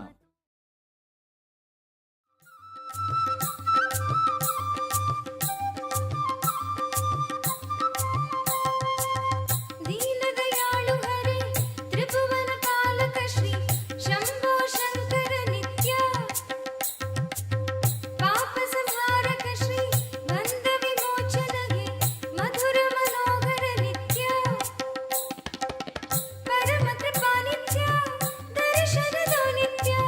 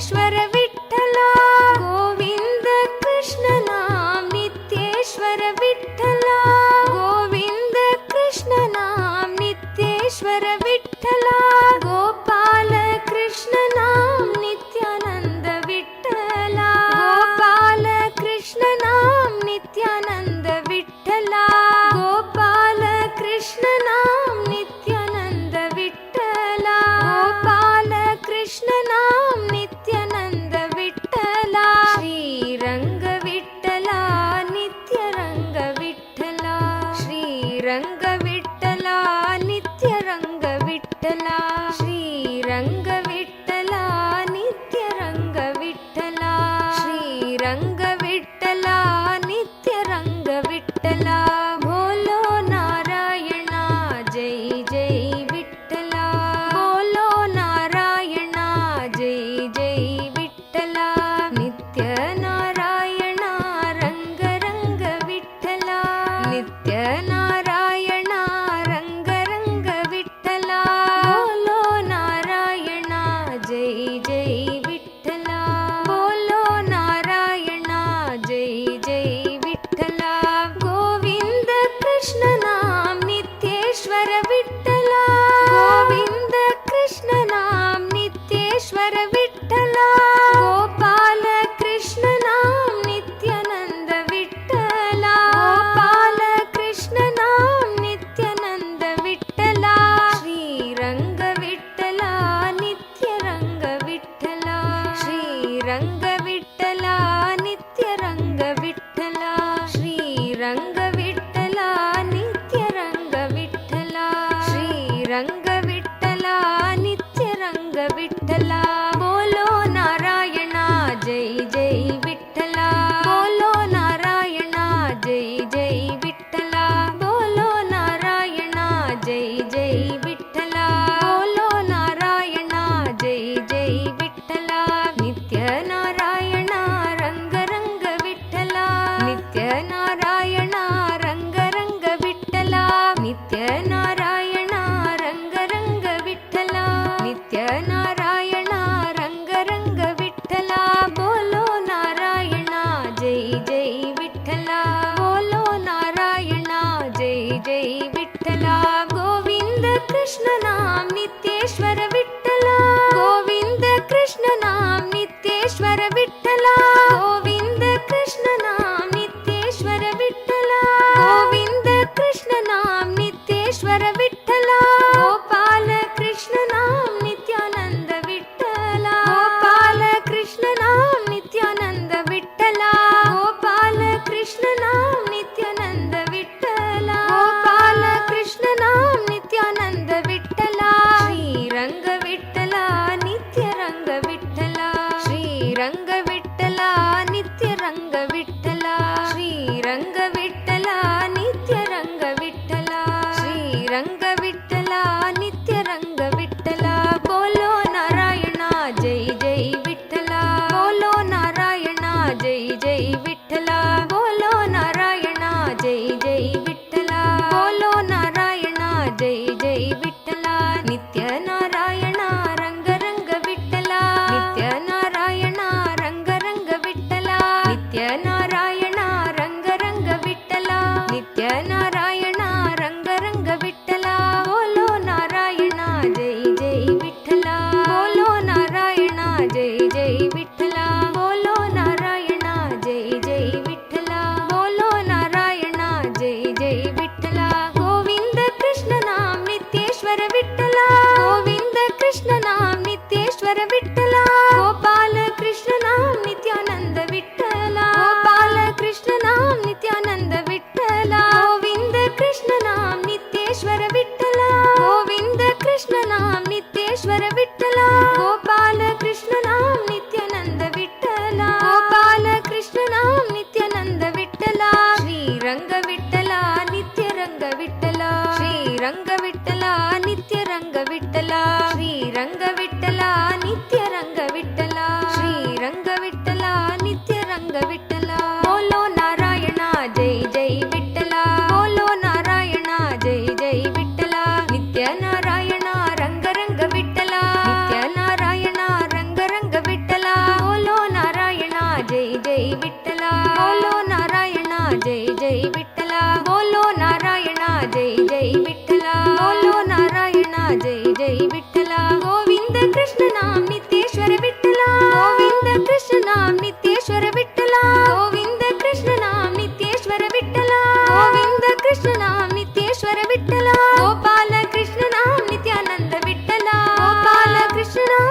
Nithyananda Vittala Gopala Krishna ನಾಮ ನಿತ್ಯಾನಂದ ವಿಠಲ ಗೋಪಾಲ ಕೃಷ್ಣ ನಾಮ ನಿತ್ಯಾನಂದ ವಿಠಲ ಶ್ರೀರಂಗ ವಿಠಲ ನಿತ್ಯ ರಂಗ ವಿಠಲ ಶ್ರೀರಂಗ ವಿಠಲ ನಿತ್ಯ ರಂಗ ವಿಠಲ ಶ್ರೀರಂಗ ವಿಠಲ ನಿತ್ಯ ರಂಗ ವಿಠಲ ಶ್ರೀರಂಗ ವಿಠಲ ನಿತ್ಯ ರಂಗ ವಿಠಲ ಬೋಲೋ ನಾರಾಯಣ ಜೈ ಜೈ ವಿಠಲ.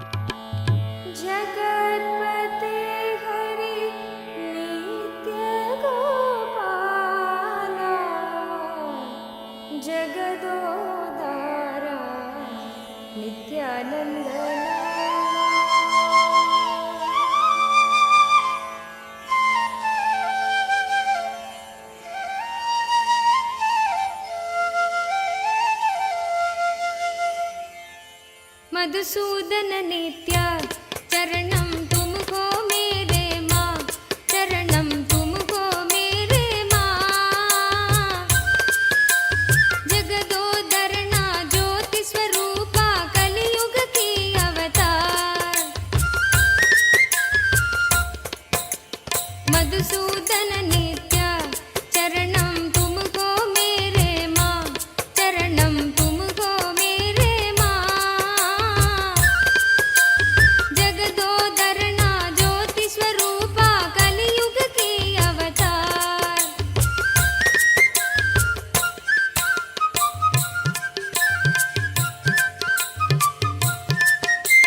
निरुपम गुण सदना नित्या नीरज दल नयना आ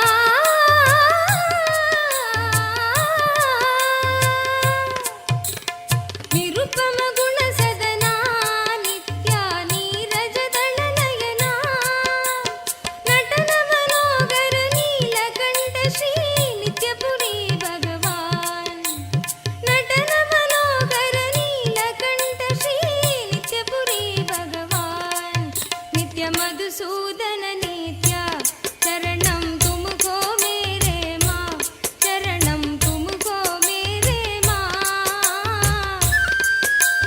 जगदोदरना ज्योति स्वरूपा कलियुग की अवतार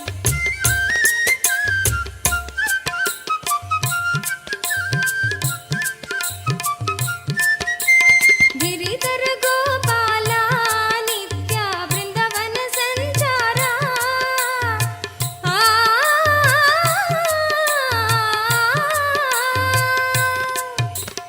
गिरिधर गोपाला नित्या वृंदावन संचारा बंध विमोचन पाप संहारा नित्यपुरी भगवान बंध विमोचन पाप संहारा नित्यपुरी भगवान नित्य मधुसूदन नित्य चरणम तुमको मेरे माँ चरणम तुमको मेरे माँ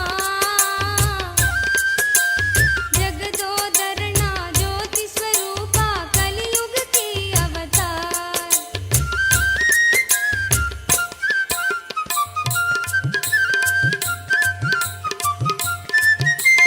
द्वापर युग में श्याम नित्या कलियुग के भगवान द्वापर युग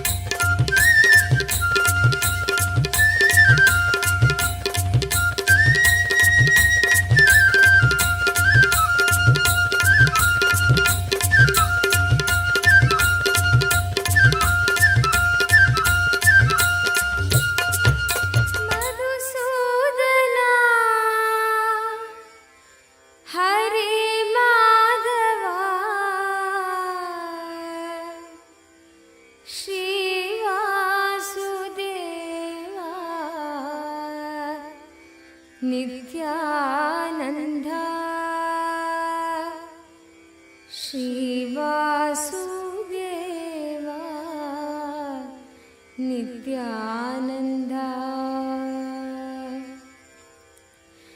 मधुसूदना हरे माधवा मधुसूदना हरे माधवा मधुसूदना हरे माधवा मधुसूदना हरे माधवा श्रीवासुदेव नित्यानन्द श्रीवासुदेव नित्यानन्द श्रीवासुदेव नित्यानन्द श्रीवासुदेव नित्यानन्द श्रीवासुदेव नित्यानन्द श्रीवासुदेव नित्यानन्द श्रीवासुदेव नित्यानन्द श्रीवासुदेव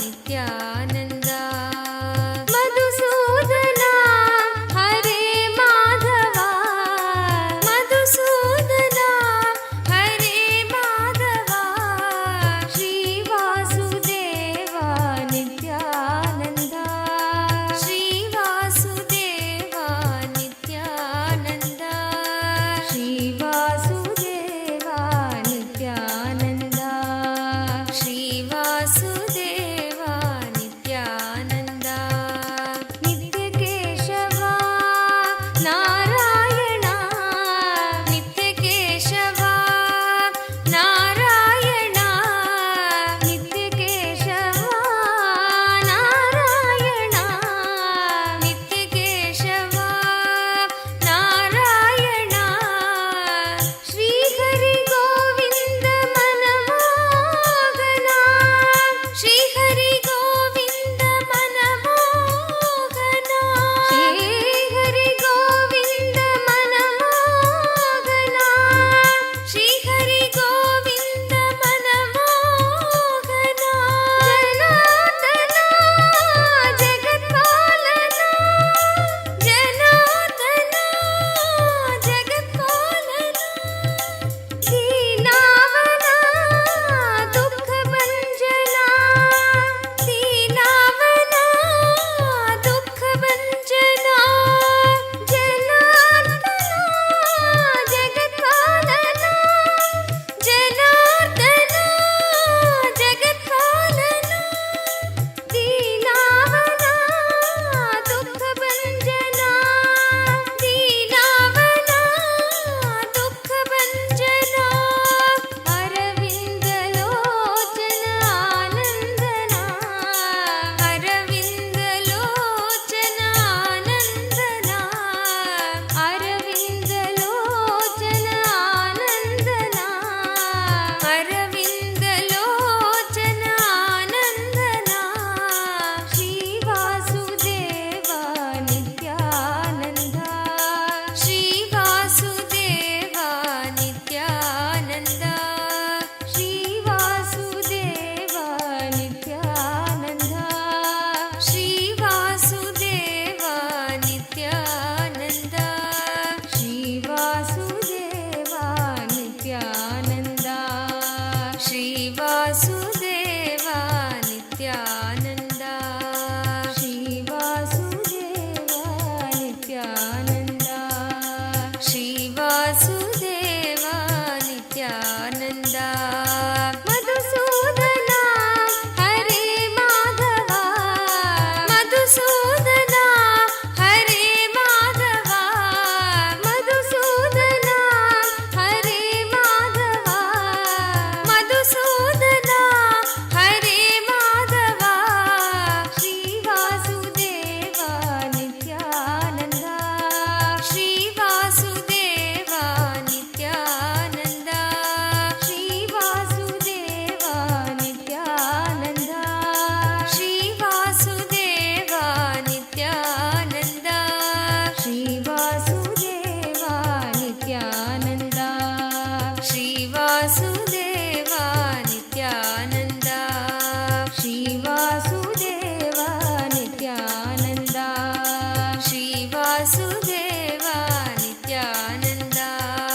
ನಿತ್ಯ ಕೇಶವ ನಾರಾಯಣ ನಿತ್ಯ ಕೇಶವ ನಾರಾಯಣ ನಿತ್ಯ ಕೇಶವ ನಾರಾಯಣ ನಿತ್ಯ ಕೇಶವ ನಾರಾಯಣ ಶ್ರೀಹರಿ ಗೋವಿಂದ ಮನಮೋಹನ ಶ್ರೀಹರಿ ಗೋವಿಂದ ಮನಮೋಹನ ಶ್ರೀಹರಿ ಗೋವಿಂದ ಮನಮೋಹನ ಶ್ರೀಹರಿ ಗೋವಿಂದ ಮನಮೋಹನ ಜನಾರ್ದನ ಜಗತ್ಪಾಲನ ಜನಾರ್ದನ ಜಗತ್ಪಾಲನ ದೀನಾವನ ದುಃಖ ಭಂಜನ ದೀನಾವನ ದುಃಖ ಭಂಜನ Arvind Lochana ಆನಂದನ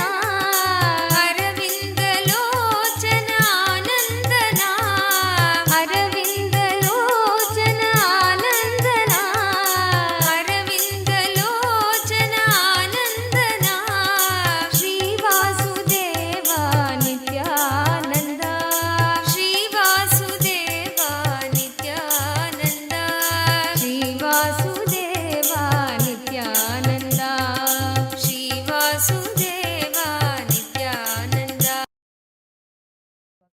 Keshavartha Murty. All of you can take a few minutes and post all your prayers, wounds, the requests that you have, all the financial crises that you've been facing. You can take a few minutes to post those requests on all the social media platforms so that wherever Bhagavan's life falls, immediately your prayers are blessed, your wounds are granted, and all your questions will get answered. So take a few minutes. We are now going to be taking it step by step through all the social media platforms. So it's easier for you to go and post your requests, wounds, prayers, everything over there. Right now, all of us behold the darshan of Bhagavan Keshavartha Murty.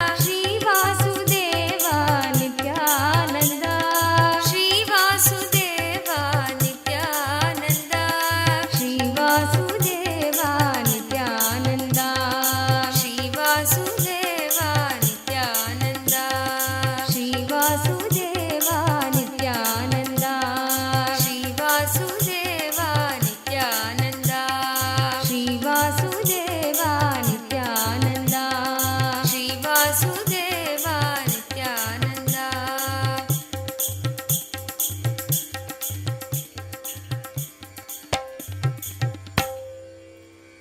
Madhusudana ಹರೇ ಮಾಧವ ಶ್ರೀ ವಾಸುದೇವ ನಿತ್ಯಾನಂದ ಶ್ರೀ ವಾಸುದೇವ ನಿತ್ಯಾನಂದ ಗೋವಿಂದ ಗೋಪಾಲ ನಿತ್ಯಾನಂದ ಹರಿ ಗೋವಿಂದ ಗೋಪಾಲ ನಿತ್ಯಾನಂದ ಹರಿ ಗೋವಿಂದ ಗೋಪಾಲ ನಿತ್ಯಾನಂದ ಹರಿ ಗೋವಿಂದ ಗೋಪಾಲ ನಿತ್ಯಾನಂದ ಹರಿ ಗೋವಿಂದ ಗೋಪಾಲ ನಿತ್ಯಾನಂದ ಹರಿ ನಿತ್ಯಾನಂದ ಹರಿ ನಿತ್ಯಾನಂದ ಹರಿ ನಿತ್ಯಾನಂದ ಹರಿ ನಿತ್ಯಾನಂದ ಹರಿ ನಿತ್ಯಾನಂದ ಹರಿ ನಿತ್ಯಾನಂದ ಹರಿ ನಿತ್ಯಾನಂದ ಹರಿ ನಿತ್ಯಾನಂದ ಹರಿ ನಿತ್ಯಾನಂದ ಹರಿ ನಿತ್ಯಾನಂದ ಹರಿ ನಿತ್ಯಾನಂದ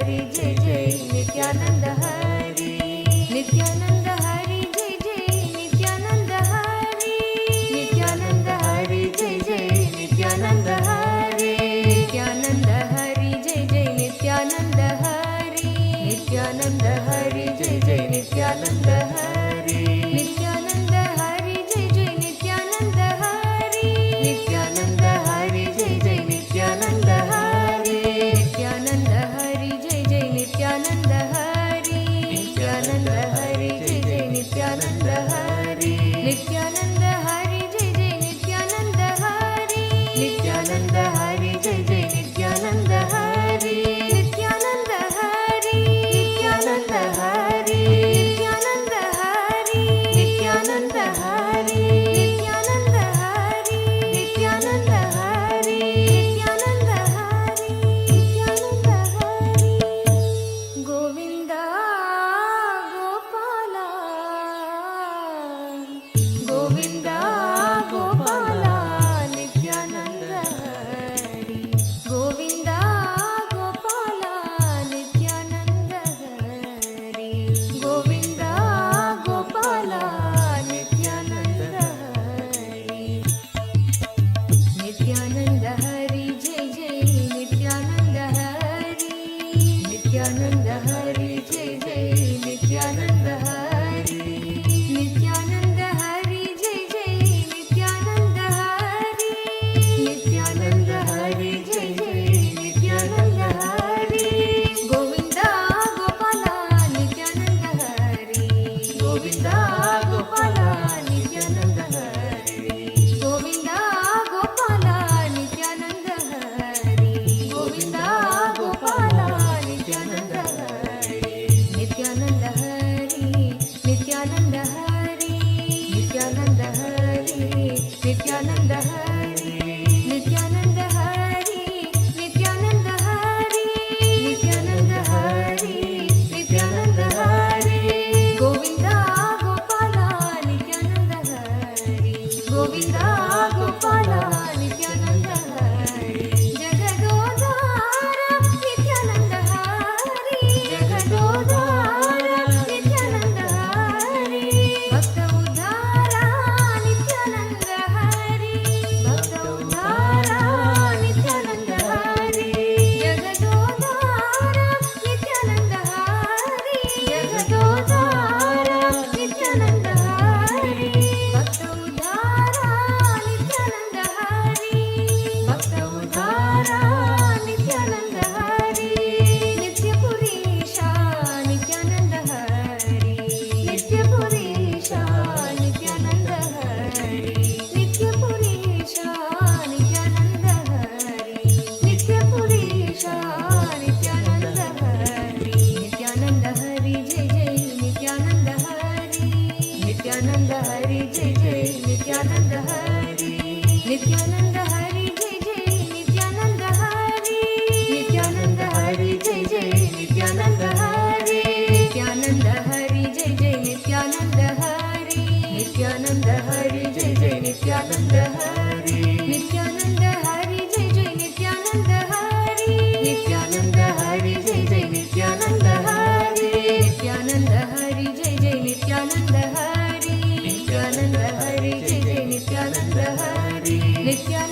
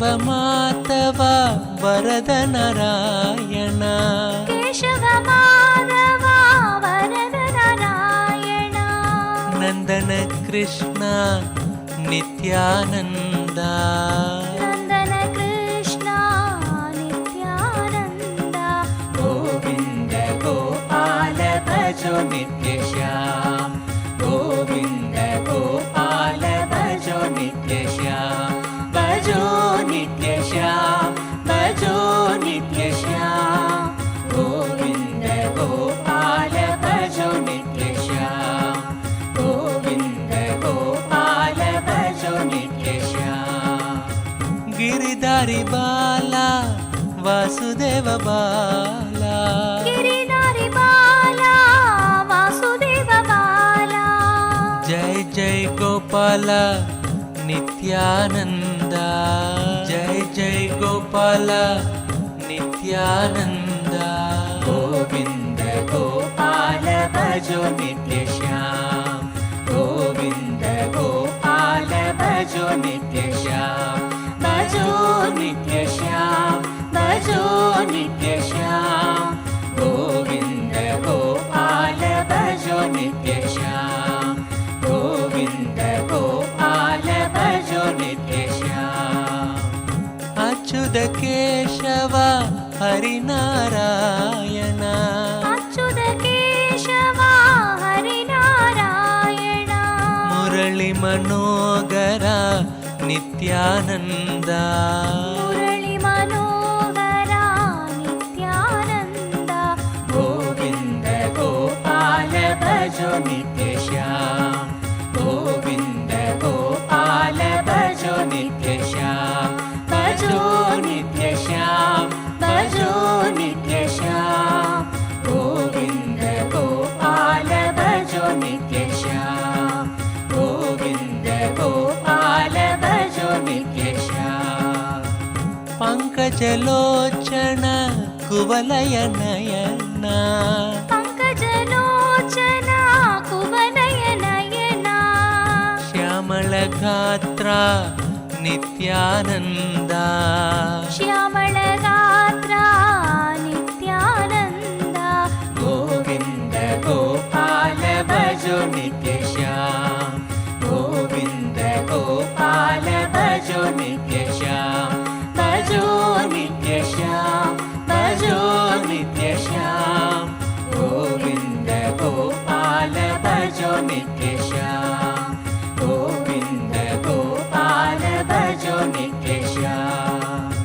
नटवर लाला परम पवित्र नटवर लाला परम पवित्र बिडिदि निवास नित्यानंद बिडुदि निवास नित्यानंद गोविंद गोपाल भजो नित्य श्याम गोविंद गोपाल भजो नित्य श्याम भजो नित्य श्याम भजो नित्य श्याम गोविंद गोपाल भजो नित्य श्याम गोविंद गोपाल भजो नित्य श्याम मुकुंद मुरारे भव भयहारे मुकुंद मुरारे भव भयहारे भज मनु प्यारे श्री नित्यानंद भज मन प्यारे नित्यानंद गोविंद गोपाल भजो नित्य श्याम गोविंद गोपाल भजो नित्य श्याम भजो नित्य श्याम भजो नित्य श्याम गोविंद गोपाल भजो नित्य श्याम गोविंद गोपाल भजो नित्य श्याम वेंकटनाद वैकुंठपुरवास वेंकटनाथ वैकुंठपुरवास पंकज नेत्र नित्यानंद पंकज नेत्र नित्यानंद गोविंद गोपाल भजो नित्य श्याम गोविंद गोपाल भजो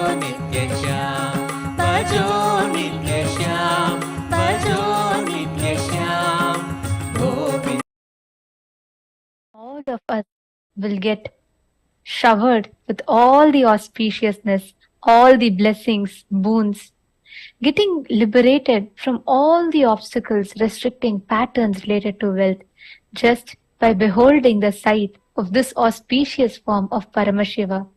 One can experience that highest space of oneness, transcending to the experience of Paramadvaita Anubhuti with Paramashiva.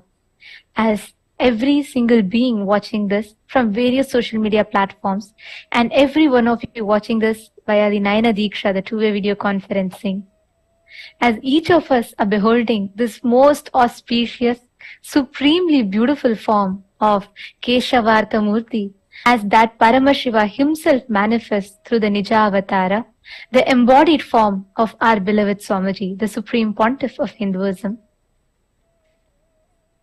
To every viewer and every receiver who is waiting to ask your prayers directly to Paramashiva, who is waiting to ask your boons, prayers to Swamiji, we're all going to be taking you all through different avenues through which you can reach out and ask your prayers, boons, all the prayer requests, whether you want to be free from debts, loans, all the prayer requests, you can go ahead and ask. We are now going to be taking all of you through, guiding you all through step by step as to how you can post your prayer requests.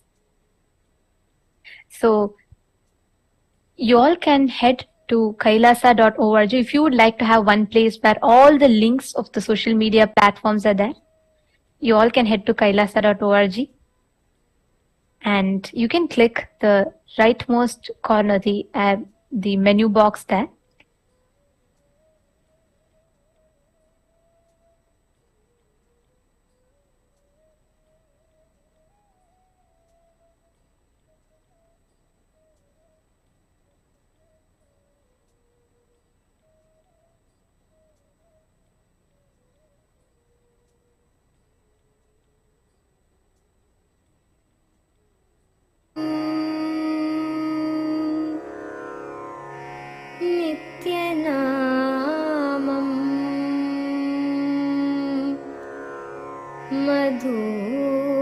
Now, for each of us, Govind अच्युतं नित्यकेशवं कृष्णवासुदेवं भजं श्रीधरं सद्गुरुं नित्यनायकं SPH Nithyananda, the YouTube channel. And once you head there, you will see our official YouTube channel as we project to you all, as we show to you all. You can also see the link that is projected to you on the slide that all of you are seeing. Please visit youtube.com/@Nithyananda TV. The link is also available to all of you. Our support desk team will be posting it for all of you in your chats now. Take a moment, go to the topmost video in the channel. If you're not yet following the channel, please make sure you subscribe to the channel and hit the bell icon. Please take a moment, hit the live video, the very first video that you are seeing in the channel. Once you click on the live video, you can go and join the community. Click the join button. So as soon as you head to Facebook page and once you see the live stream, make sure you're also subscribing. Once you see the live stream, you can go to the comment section, and those who are members of the channel alone will have the option of commenting. So if you are not yet a member, we'll also guide you as to how you can become a member, how you can join. So right next to the name, the username that we all see as shown to you all, Kailasa's SPH Nithyananda, right next to that you will see a join button. So if you've already joined, it'll show that you have joined. If not, it'll give you an option to join. So you're just going to hit the join button and it'll take you up to the options of different memberships that you can choose. And in that, you can choose any one of these memberships. And right next to that, you're going to be joining, signing up for that, joining, and you can comment. Once you join, it will enable you to comment. You can comment.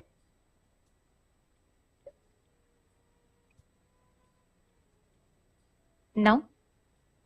The next platform that all of us will be having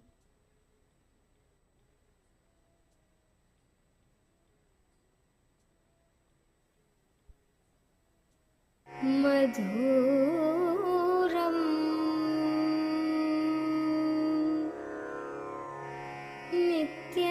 नित्यनामम् मधुरम्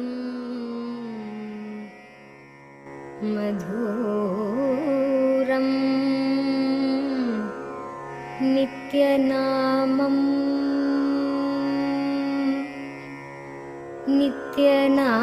नित्यनामम् मधुरम् नित्यनामम् मधुरम्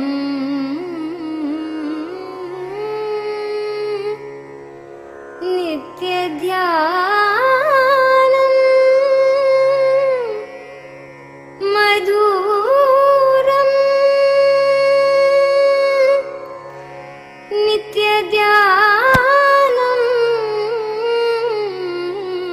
नित्यध्यानम् मधुरम्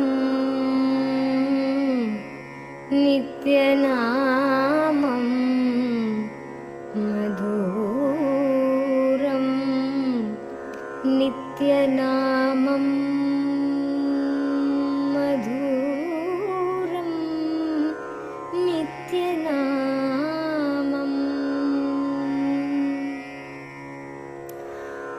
मधुर मधुर नित्यनाम मधुर मधुर नित्यनाम मधुर मधुर नित्यनाम मधुर मधुर नित्यनाम मधुर मधुर नित्यध्यान मधुर मधुर नित्यध्यान मधुर मधुर नित्यध्यान मधुर मधुर नित्यध्यान मधुर मधुर नित्यनाम मधुर मधुर नित्यनाम मधुर मधुर नित्यध्यान मधुर मधुर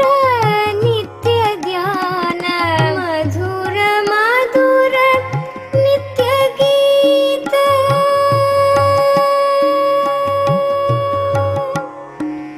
मधुर मधुर नित्यगीत मधुर मधुर नित्यगीत मधुर मधुर नित्यबोध मधुर मधुर नित्यबोध मधुर मधुर नित्यबोध मधुर.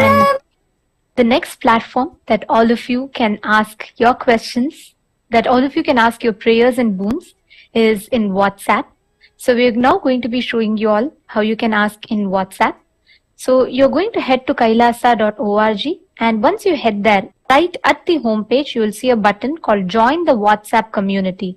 So please click on that, and the next page, it will give you a prompt to join chat. You can join the WhatsApp community chat, and you can post your questions, your prayers, boons in WhatsApp.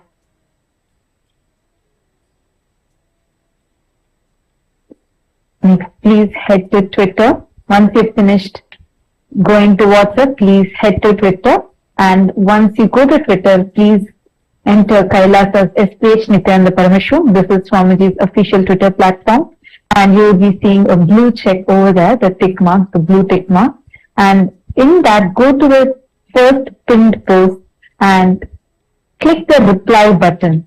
And in the reply button, under the reply button, please post the hashtag ask the avatar, and post your comment or prayer right over there. And next, please go to the Instagram app. Make sure you go to the official one where it is written as Sri Nithyananda. This is Swamiji's official Instagram handle. Click on the profile picture, you will be seeing the live video over there, and right under the live video, you can post your prayers, your boons that you want to ask.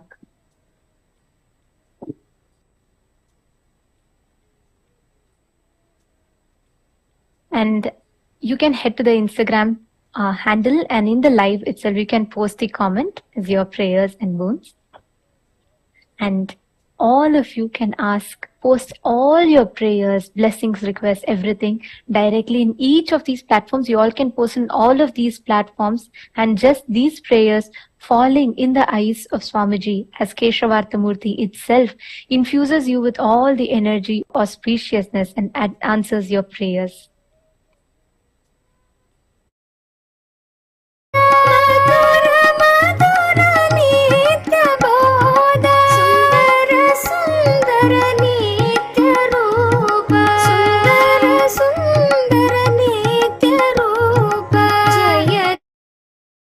Om.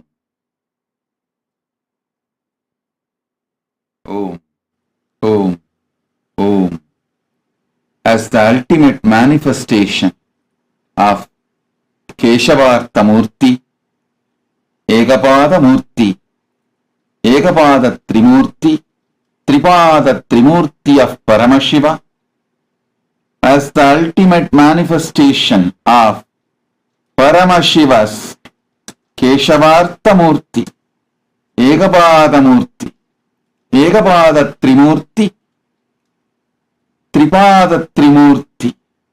I bless you all with Paramadvaita. I initiate all of you into Ashtama Shaktis and manifesting wealth through Prapti, Prakamya, Ishitvam, Vashitvam. Parandhama's grace be on all of you. Sridevi, Bhudevi's energies and blessings be on all of you.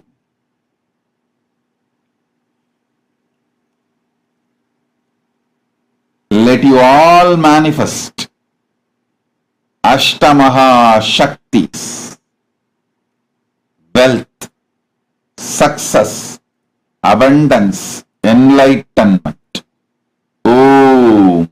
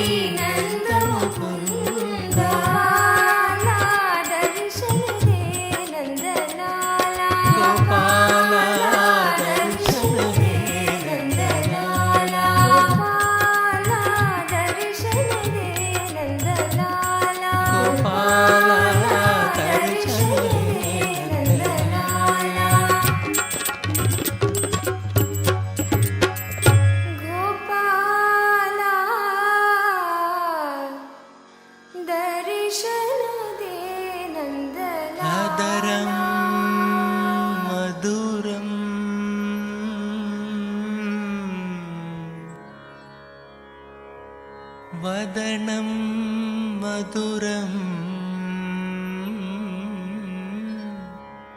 नयनं मधुरम्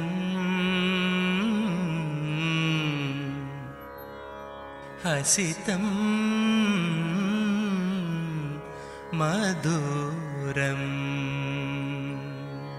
हदरं मधुरं वदनं मधुरं हदरं मधुरं वदनं मधुरं नयनं मधुरं हसितं मधुरं नयनं मधुरं हसितं मधुरं हृदयं मधुरं गमनं मधुरं हृदयं मधुरं गमनं मधुरं नित्याधिपते नित्यं मधुरं नित्याधिपते नित्यं मधुरं वचनं मधुरं चरितं मधुरं वचनं मधुरं चरितं मधुरं वसनं मधुरं वलितं मधुरं वसनं मधुरं वलितं मधुरं चलितं मधुरं भ्रमितं मधुरं चलितं मधुरं भ्रमितं मधुरं नित्याधिपते नित्यं मधुरं नित्याधिपते नित्यं मधुरं नित्याधिपते नित्यं मधुरं वेणुर्मधुरो रेणुर्मधुरा वेणुर्मधुरो रेणुर्मधुरा पाणिर्मधुरा पादो मधुरो पाणिर्मधुरा पादो मधुरो नृत्यं मधुरं सख्यं मधुरं नृत्यं मधुरं सख्यं मधुरं नित्याधिपते नित्यं मधुरं नित्याधिपते नित्यं मधुरं गीतं मधुरं पीतं मधुरं गीतं मधुरं पीतं मधुरं भुक्तं मधुरं सुप्तं मधुरं भुक्तं मधुरं सुप्तं मधुरं रूपं मधुरं तिलकं मधुरं रूपं मधुरं तिलकं मधुरं नित्याधिपते नित्यं मधुरं नित्याधिपते नित्यं मधुरं करणं मधुरं धरणं मधुरं करणं मधुरं धरणं मधुरं हरणं मधुरं रमणं मधुरं हरणं मधुरं रमणं मधुरं वमितं मधुरं शमितं मधुरं वमितं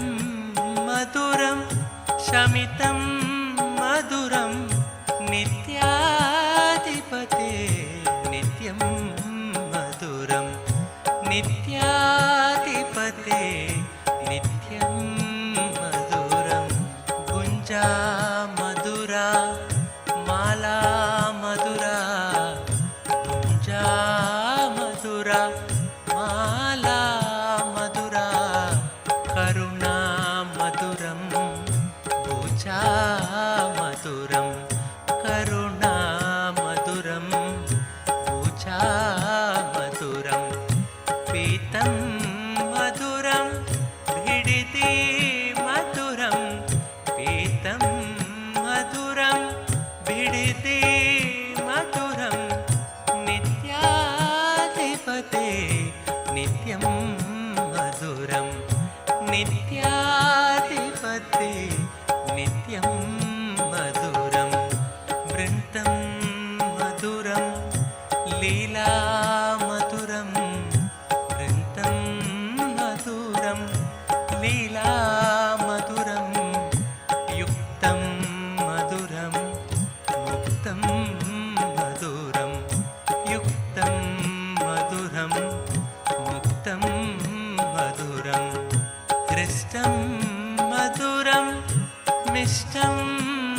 मधुरं हृष्टं मधुरं मिष्टं मधुरं नित्याधिपते नित्यं मधुरं नित्याधिपते नित्यं मधुरं योगी मधुरम् आनन्दं मधुरं योगी मधुरम् आनन्दं मधुरं यष्टिर्मधुरा सृष्टिर्मधुरा यष्टिर्मधुरा सृष्टिर्मधुरा तलितं मधुरं तेषु धृत्वाद्यवैदिकशिखामणय प्रहृष्टा नित्याधिपते नित्यं मधुरं नित्याधिपते नित्यं मधुरं नासी मधुरं भस्मं मधुरं नासी मधुरं भस्मं मधुरं रुद्राक्षा मधुरं ज्ञानं मधुरं रुद्राक्षा मधुरं ज्ञानं मधुरं भक्ति मधुरं दृष्टि मधुरं भक्ति मधुरं दृष्टि मधुरं नित्याधिपते नित्यं मधुरं नित्याधिपते नित्यं मधुरं मौनं मधुरं गानं मधुरं मौनं मधुरं गानं मधुरं रक्षा मधुरम् अरुणा मधुरं रक्षा मधुरम् अरुणा मधुरं शरणं मधुरं शरणं मधुरं शरणं मधुरं शरणं मधुरं नित्याधिपते नित्यं मधुरं नित्याधिपते नित्यं मधुरं शक्ति मधुरं दर्शन मधुरं शक्ति मधुरं दर्शन मधुरं योगा मधुरं यागं मधुरं योगा मधुरं यागं मधुरं भावं मधुरं सुष्मितं मधुरं भावं मधुरं सुष्मितं मधुरं नित्याधिपते नित्यं मधुरं नित्याधिपते नित्यं मधुरं विमलं मधुरं कुशलं मधुरं विमलं मधुरं कुशलं मधुरं केशवं मधुरं नित्यं मधुरं केशवं मधुरं नित्यं मधुरं विनयं मधुरं फलितं मधुरं विनयं मधुरं फलितं मधुरं नित्याधिपते नित्यं मधुरं नित्याधिपते नित्यं मधुरम् अभयं मधुरं चरणं मधुरम् अभयं मधुरं चरणं मधुरं नेत्रं मधुरं गात्रं मधुरं नेत्रं मधुरं गात्रं मधुरं स्मरणं मधुरं सर्वं मधुरं स्मरणं मधुरं सर्वं मधुरं नित्याधिपते नित्यं मधुरम्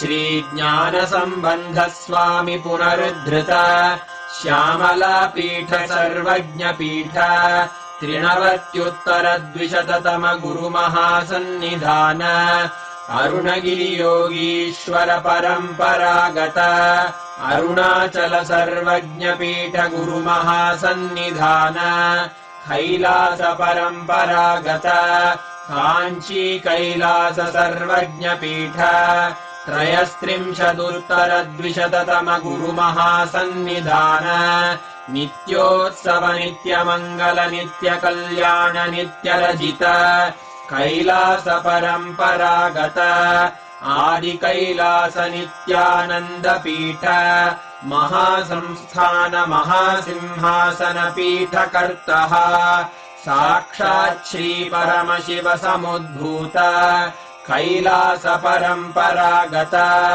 वैवस्वतमनु इक्ष्वाकु हरिश्चन्द्र भगीरथ श्रीरामचन्द्र शूरसेन इत्यादि अनवच्छिन्न सार्वभौम चक्रवर्ति परम्परागत चतुष्षष्टि योगिनी मण्डित चतुष्षष्टि सम्प्रदाय प्रवर्तक मनुधर्मशासन सूर्यवंश प्राप्त सर्वज्ञपीठ सुराङ्गि साम्राज्य मूर्धाभिषिक्त चूडामणे साक्षात् श्रीपरमशिव समुद्भूत कपिल महागुरु पुनरुद्धृत महानिर्वाणिपीठ अष्टोत्तरसहस्र श्रीमहामण्डलेश्वर साक्षात् श्रीपरमशिव सिंहासनाभिषिक्त समस्तगणनायक श्रीमहागणपति समारम्भ अनवच्छिन्न पीठाधीश्वर गुरुपरम्परा प्राप्त अटलपीठ अष्टोत्तरसहस्र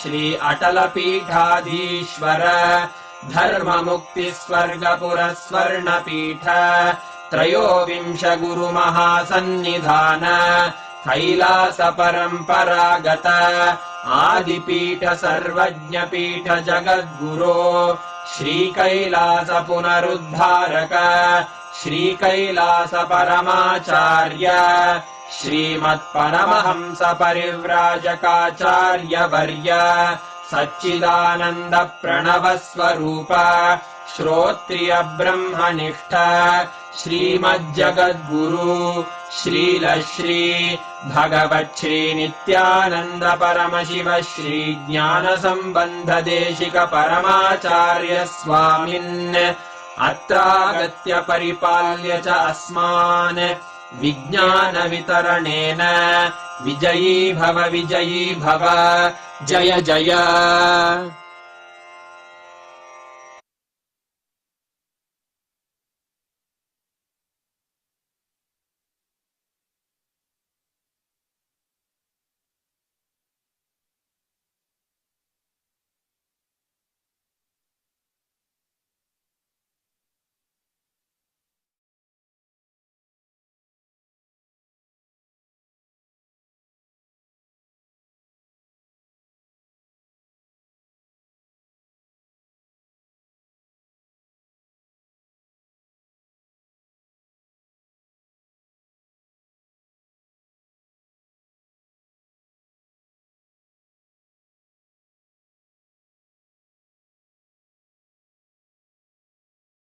Form of Paramashiva. All of you take a few minutes and please share.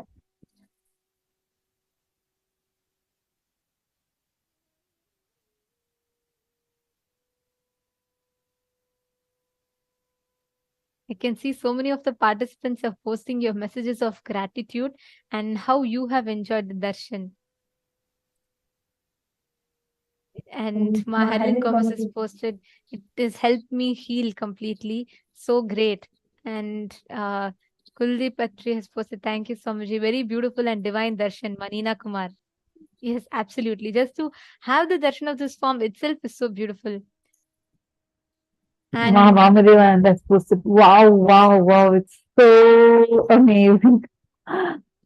Yes, absolutely. That's just so beautiful form. Ma, Madeline Husa, I'm feeling so blessed. Swamiji is so compassionate. We are so incredibly fortunate. I know, and I can see in all our messages, you all are like, it's just so amazing. I'm not sure if I'm doing even justice in reading out all of your messages because the darshan was too wonderful to even describe. Wow. And Elizabeth Silva has posted gratitude, gratitude, Bhagavan. You are unconditional love. You are peace. You are God. You are eternal. Gratitude for your love for humanity. Gratitude for your response to me. And I'm so happy. I know Swamiji making himself available to each of us. And just imagine there are each time Swamiji is coming back with more and more ways that we can reach out to Swamiji, and be it answering our boons, prayers, giving, and we are now receiving live transcripts of all the responses for us. Like Swamiji is going to the best possible extent to give us the experience, to make himself available to us. That's the most beautiful thing. And many of you have posted how you enjoyed the way Swamiji was, decorated today, the alankaram, and every piece of jewels that each of you have offered to Swamiji is what adorns Swamiji each day in these different forms or different manifestations. So many of you have enjoyed how Swamiji's earrings were, how Swamiji appeared, just the way Swamiji was adorned today.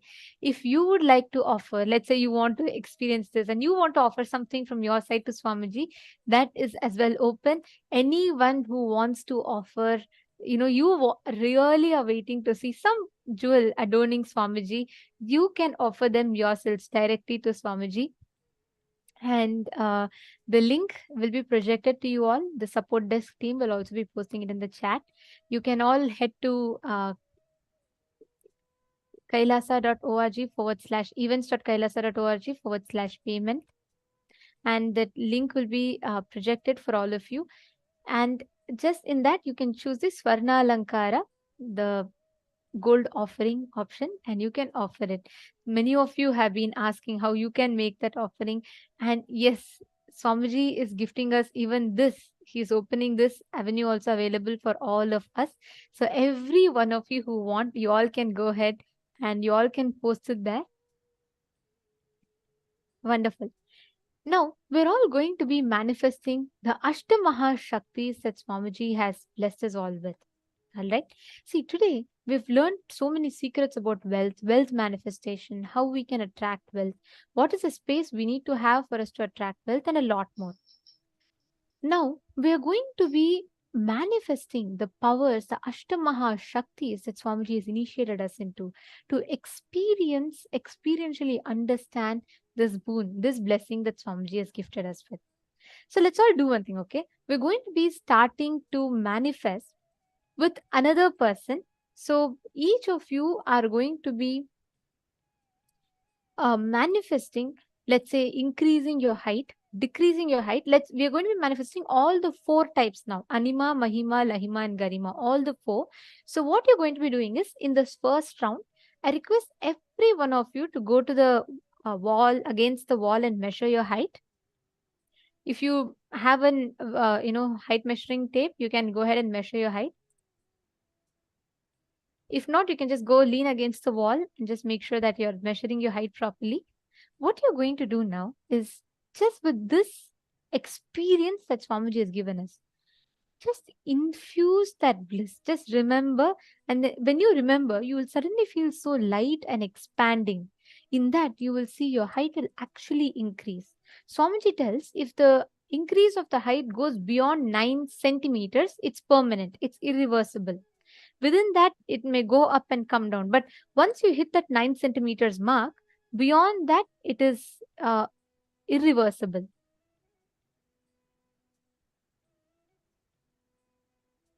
Yes. Okay. Now I request all the participants to please head to your respective walls, or if you have height measuring scales, you can go to that. And you're going to be measuring your height against the wall. Just connect to Swamiji. Visualize Swamiji, and literally in that same space, you will be able to infuse that bliss, and you'll physically see your bodies expanding. Let us all start the manifestation.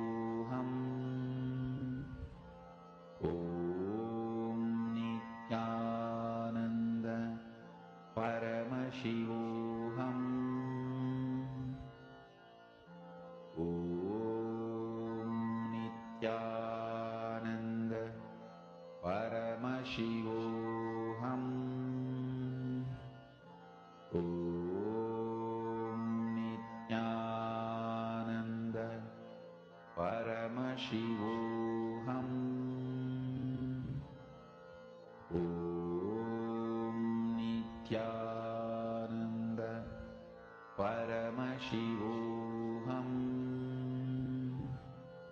Om Nithyananda Paramashivoham. Om Nithyananda Paramashivoham. Om Nithyananda Paramashivoham. Om Nithyananda Paramashivoham. Om Nithyananda Paramashivoham. Om Nithyananda Paramashivoham. Om Nithyananda Paramashivoham. Om Nithyananda Paramashivoham. Om Nithyananda Paramashivoham. Mahamahavagya, spiritual lullaby for Samadhi, and Suprabhatam, wake up call, wake up song for Paramashiva. This Mahamahavagya is spiritual lullaby for you to fall into Samadhi. Suprabhatam, wake up song for Paramashiva to wake up in you. Just remember this one powerful cognition. This Mahamahavagya puts me in Samadhi. This is spiritual lullaby for Samadhi, and Suprabhatam, wake up song for Paramashiva in me, for Paramashiva to manifest. With this one spiritual powerful cognition, chant this Mahamahavagya.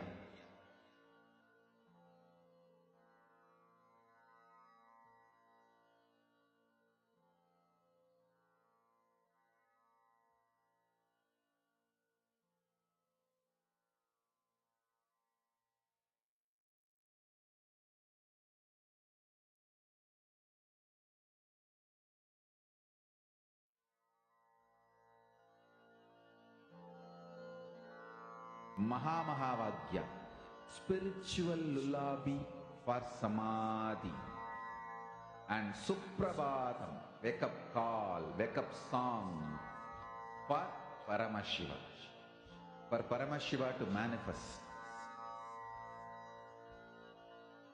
With this one spiritual powerful cognition, chant this Mahamahavagya.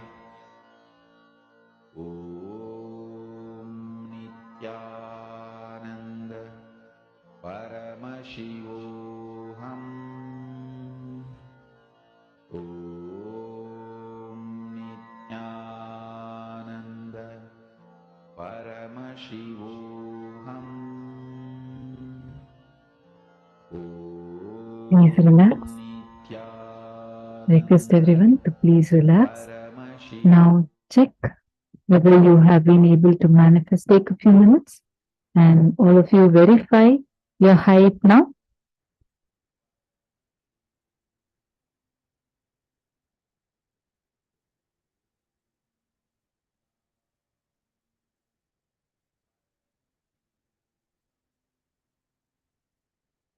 If you take a few minutes, quickly recheck, and please share with us on Facebook if you have been able to manifest it.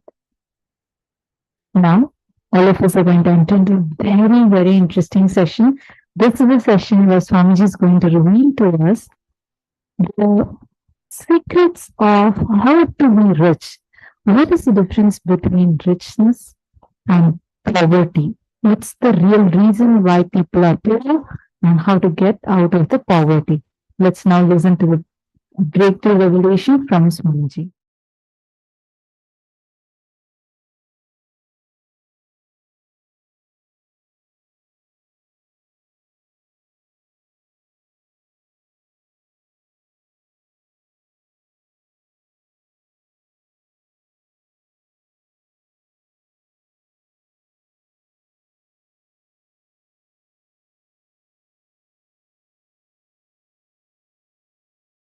Poverty means knowing your problem, does not want to solve it.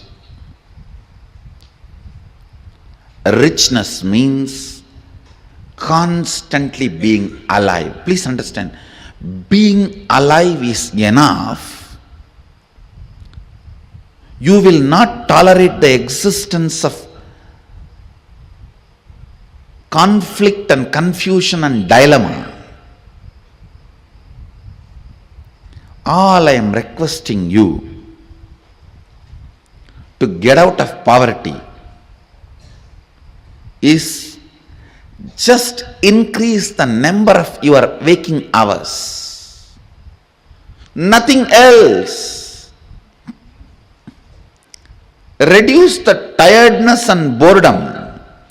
The time you worship Nidra Devi Puja, reduce that time, that's all. Increase the number of waking hours, I tell you, because by your nature you cannot survive with dilemma and conflict. You will start finding solution. You will push yourself towards the solution. You won't keep quiet. The meekness, weakness in thinking through about your existential problems is poverty. Listen, meekness and weakness about thinking through in your existential problems is poverty.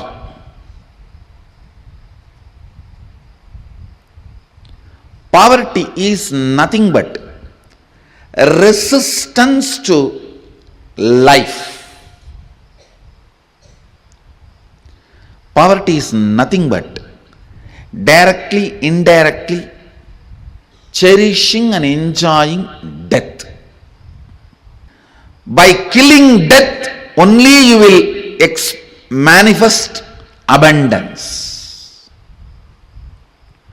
Poverty is nothing but direct, indirect way of worshipping death. Winding yourself or hiding yourself into boredom, into tiredness is poverty. That is worshipping death. Every moment you are tired and bored, hide yourself into your bed.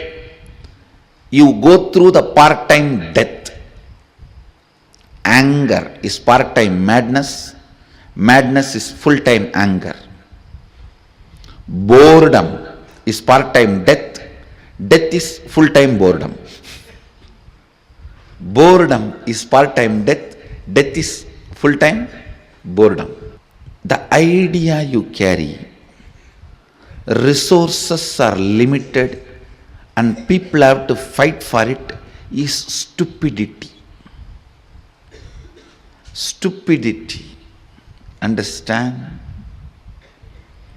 Resources are limited, people have to fight for it, is stupidity. Society teaches such concepts due to unconsciousness. Actually, I don't even want to complain on society because nobody calls society exists. It's all your unconsciousness put together is called society. It's an unconsciousness, tiredness and boredom of all of you is put together is society.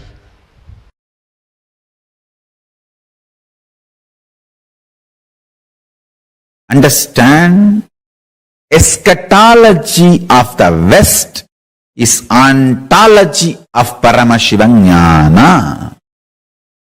Many things falls under eschatology as per the binary logic, falls under ontology as per the multidimensional logic.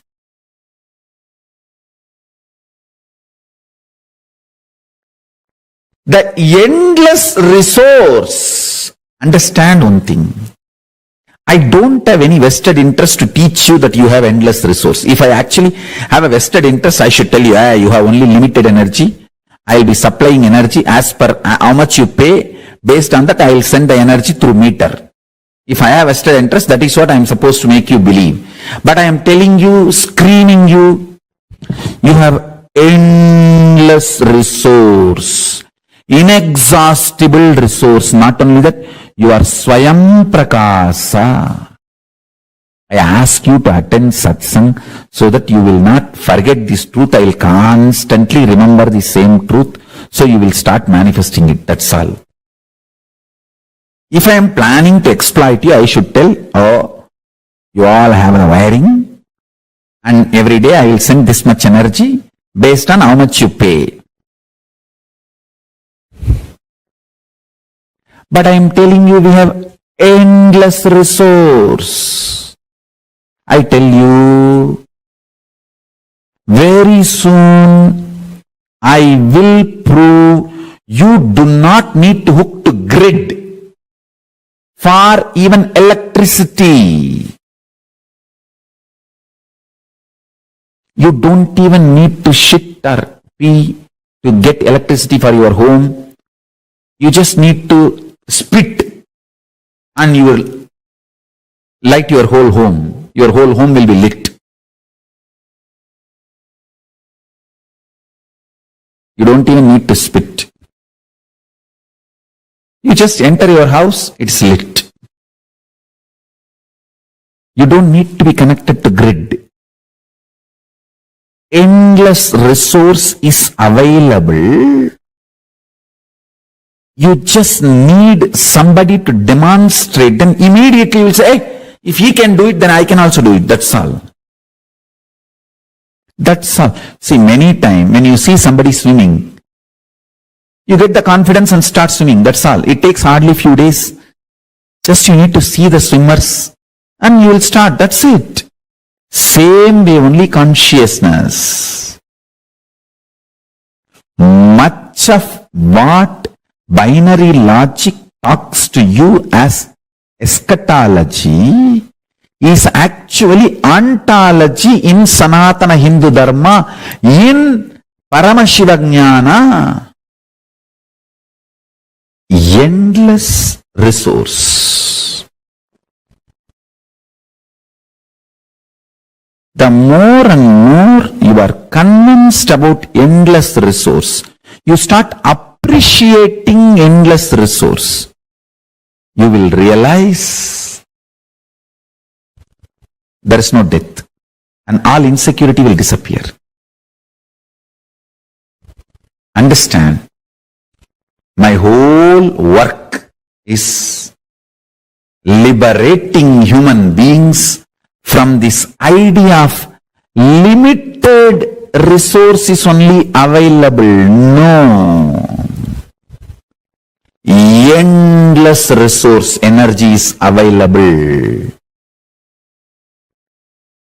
Humanity does not need to be stuck with the idea resources are limited. Resources are unlimited. When you understand that, you will start appreciating the existence. Because the concept of richness and poverty will go through havoc. Largest earthquake. Actually, with the grace of Paramashiva, soon one day I will prove these three statements, even to the people of binary logic. Endless resource is available. It's available inside you, and you can just like that casually start manifesting and using it. The day I establish this to a binary logic people, that day there will be a huge earthquake for the concept of poverty and richness. The whole idea of poverty and richness will be shaken. Because when there is endless resource, where is the question of poverty? And where is the question of superiority because of richness? Where is the question of rich people declaring their supremacy over the universe, over the planet Earth, over everything available? Rich people declaring supremacy is the worst racism on the planet Earth. Rich people declaring supremacy over the poor people is the worst racism on the planet Earth. It's 1,000 times ugly, worst, criminalistic than religious supremacy, color supremacy, race supremacy, gender supremacy, political supremacy, any other supremacy.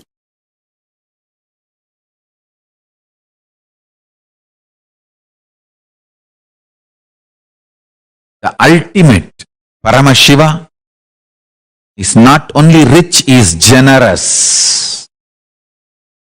Understand? A real rich man will be always generous. Plus, he will have so much confidence that he can manifest richness. When a poor man becomes rich, he will always be miser. Understand? Because he doesn't know the logic of richness. Logic of richness. Richness can continue to exist as richness only if you allow your currency to be current. Listen carefully. By holding, never anybody can remain rich. Only by allowing the currency to be current, you can be rich. Poor man who does not understand the existential principles of economy, existential economic principles, remains as miser after becoming rich. A real rich man understands it is generosity keeps the richness alive as rich, not being miser. Paramashiva knows, and he is the source of this existential principles about economy, existential economic principles. He is not only rich, generous. Paramashiva Jnana is available to the whole world. Just map it to your consciousness. What do you want? And start manifesting. Start manifesting. That's it. That's it. I tell you.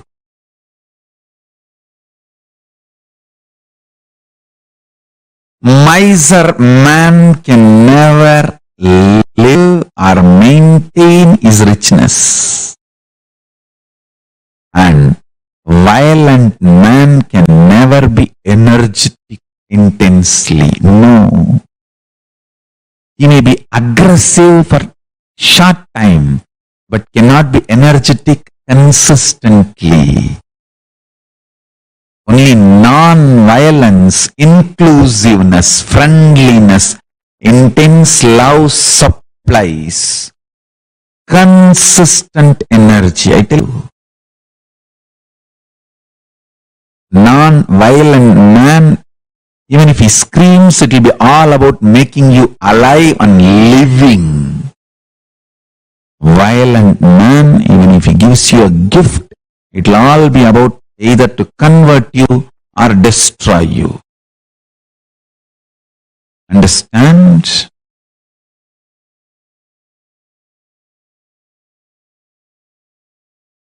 Non-violence may sometimes make you aggressive, but will never supply constant energy. Listen carefully. Violence, understand the statement properly. Violence may supply aggression little bit, may make you aggressive little bit, but never supply the constant energy. Only non-violence, ahimsa, love, inclusiveness can supply intense energy consistently to you.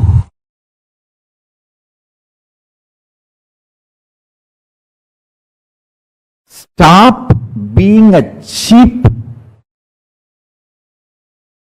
poor backgrounded rich man. See, when a poor person becomes a rich person, he lives the fantasy of poor person's rich person. He takes revenge on the society by dumping himself.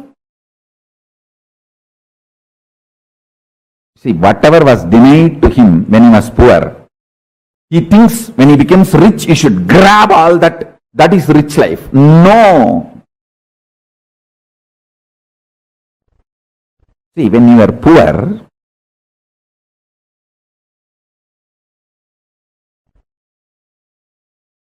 the quality food was denied to you is wrong. So add quality food. A good food which brings strength to your body. But junk food was denied to you is a blessing. Don't try to dump your body with junk food. The poor man's fantasy of rich man, even if you live the poor man's fantasy of rich man, you are a rich man according to poor man, not the real rich man. Real rich man knows what is needed for him.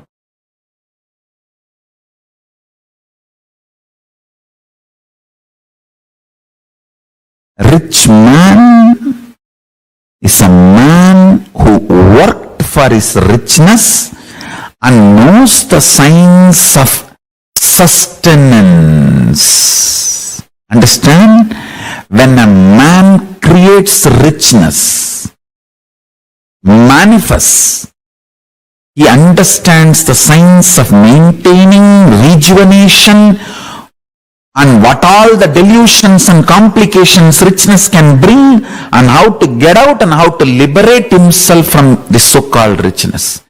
A man who can play all 5 games with richness is rich man, not who owns richness or who is imprisoned by his richness. A man who is imprisoned by his richness is living the poor man's fantasy of rich man's life. If you have richness and still you have insecurity and complications and incompletions about richness in any form, you are only living the poor man's fantasy of rich man's life. If richness is giving you complete completion and liberation, you know the creation principles of richness and sustenance, principles of richness and rejuvenation, principles of richness and pulling out of delusion from any of the incompletions related to richness and liberating yourself from richness. If you are completely complete about your richness, you are a rich man.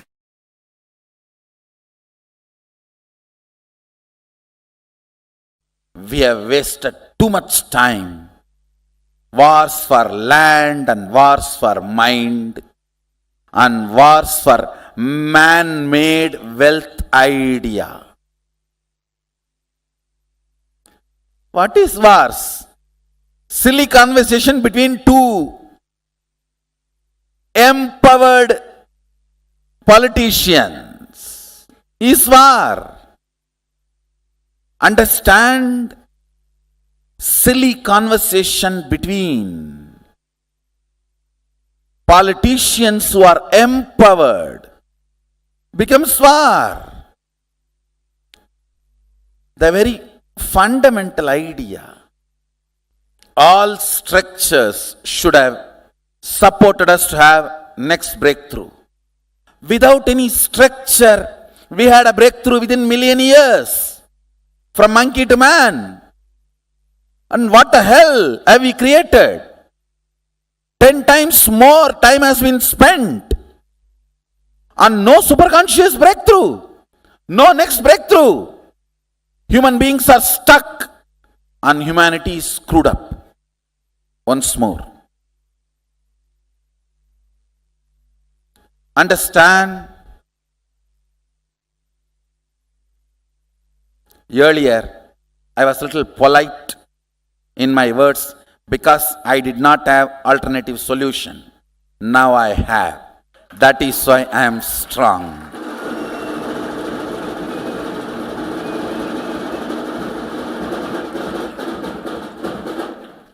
Really, I am telling you, planet Earth is enough comfortably for 10 billion human beings. Scarcity is artificially generated idea. Understand? Whether the idea called countries, borders, when an individual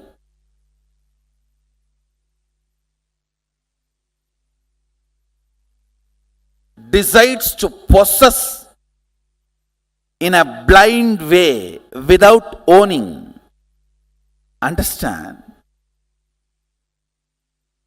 owning is different, possessing is different. When you decide to possess, exclusion starts, fight starts. In an individual level, it is called fight. In a social level, it is called violence. If it is little larger, terrorism. If it is much larger, legitimate wars between countries. But fundamentally boiling down to powerlessness and blind-spotted ideas. Understand, all these structures called country, money, transactions, all these should have fundamentally supported the superconscious breakthrough. Theologies, ideologies, religions, philosophies, all these should have supported the superconscious breakthrough, should have made the superconscious breakthrough. We are stuck. 10 times more time we have already spent as human beings. What is going on? It is time all intelligent, independent thinkers, seekers decide to give superconscious breakthrough to humanity.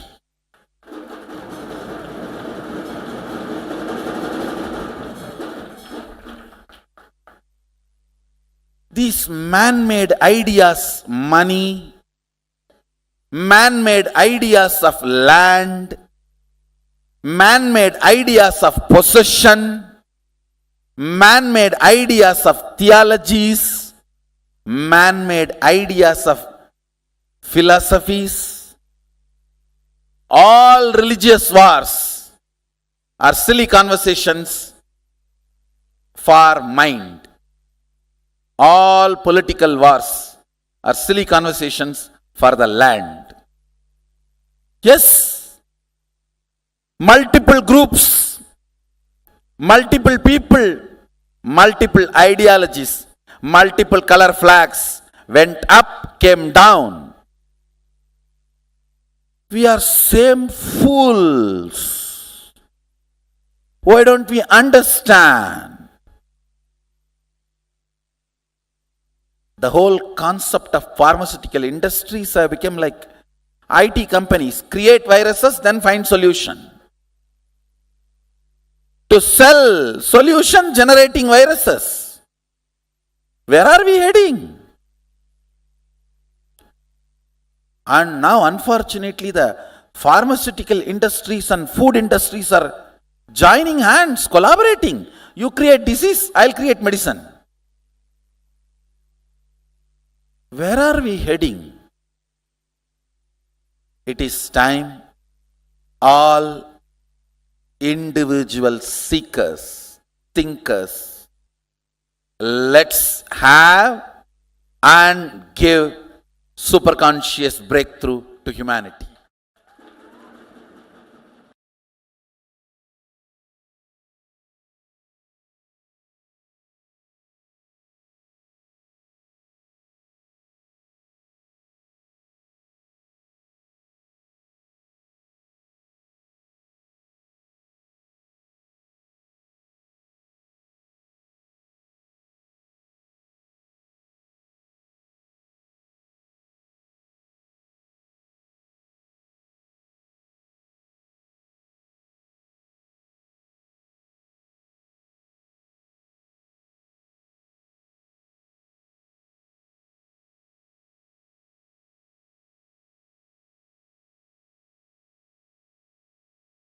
Understand the word, the luxury of simplicity. I am defining luxury of simplicity means to keep yourself inspired and excited and enthusiastic, alive. I do not need anything from outside. Is luxury of simplicity. Array, simplicity is a luxury. It is not poverty. A man who tastes the simplicity will radiate grace.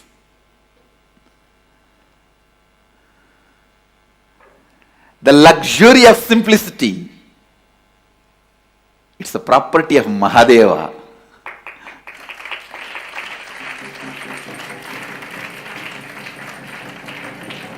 Luxury of simplicity.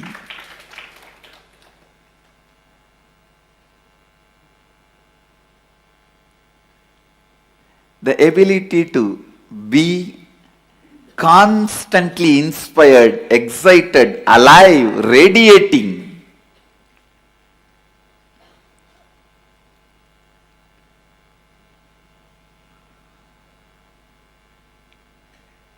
Such complete inner image about you,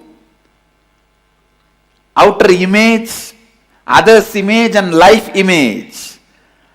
That is the simplicity where you do not need anything from outside to excite you, either your senses or your sensitivity or your sensibility. If you need something to excite your senses, that is materialistic. Pleasures of five senses. If you need something to excite your sensitivity, that's the need for love, romance, emotional fulfillment. If you need something externally to excite your sensibility, that is like a need of knowledge and purpose, all that. But a man who does not need all the three to keep himself enthusiastic, exciting, radiating, energetic, only he knows what is simplicity. simplicity is luxury. Understand? Neither these few pillows nor this throne can take away that luxury of simplicity from me. Understand? Simplicity is not, as you understand, poverty based. It is a spiritual based.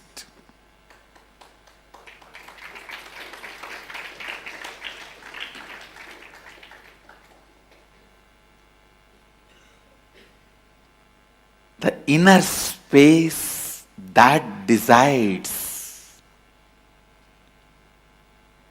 everything about life, whether somebody is simple or not, is not decided by the dress he is wearing, or the jewels he is having, or the car he is driving, or the house he is living.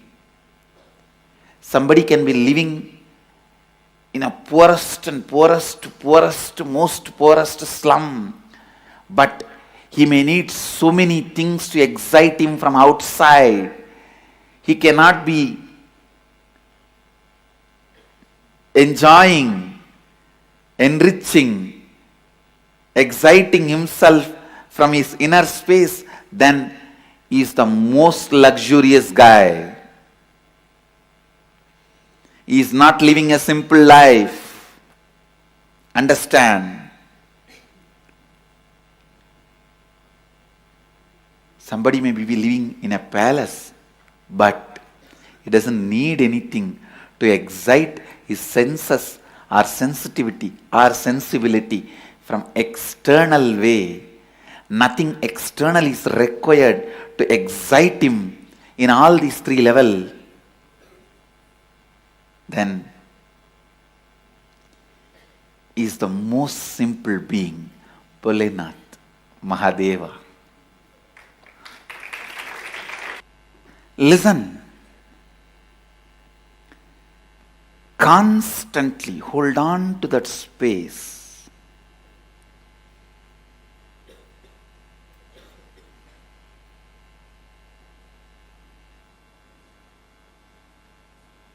You are Mahadeva, Shivoham,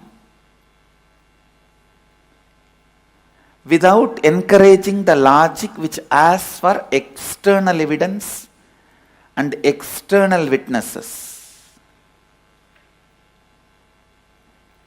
Instead, in the first, start building internal evidences and internal witnesses. The moment you remember, I am Mahadeva, let me be in the bliss of Mahadeva, in the experience of Mahadeva, in the knowledge of Mahadeva. Let your logic starts functioning in that first. Let the Shiva Bodha be built. The first effect will happen on you is luxury of simplicity will happen. Simplicity, which is the biggest luxury.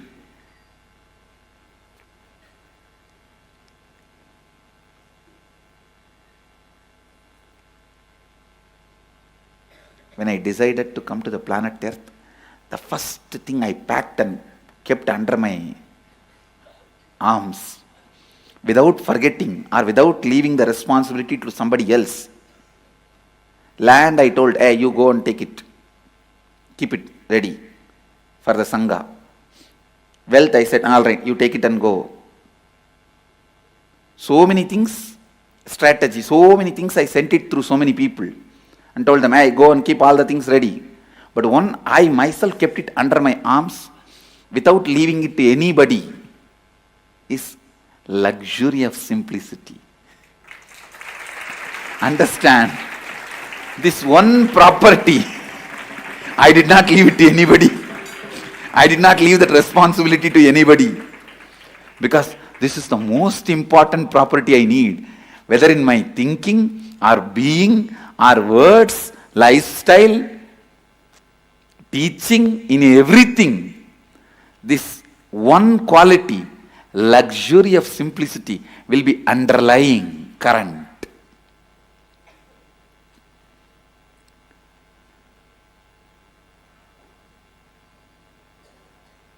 I tell you, that's the biggest richness anyone can have. The ability to be never dependent on anything. Ability to be never dependent on anything.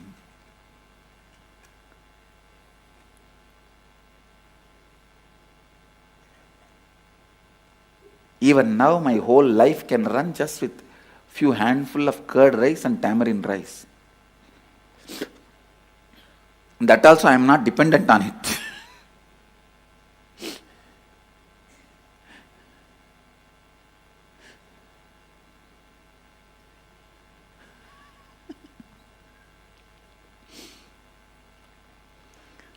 I tell you, when you start invoking Shivoham, living Shivoham, digesting Shivoham, breathing Shivoham, the first internal witness and evidence which will start getting built is luxury of simplicity.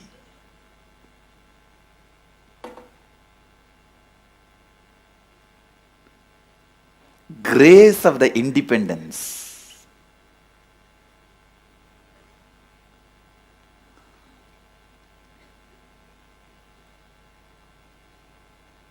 The grace of the independence. The people who don't know what is simplicity, those stupid fellows are telling, I am not simple. I really wanted to tell you guys, even contemplating Shivoham will start creating the luxury of simplicity in you. Start developing that internal independence, the richness, luxury of simplicity.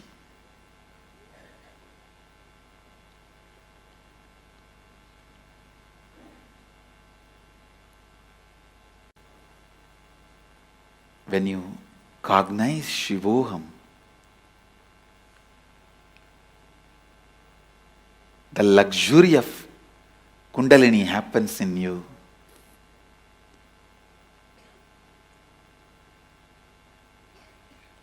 You will be able to help anyone to experience Kundalini awakening.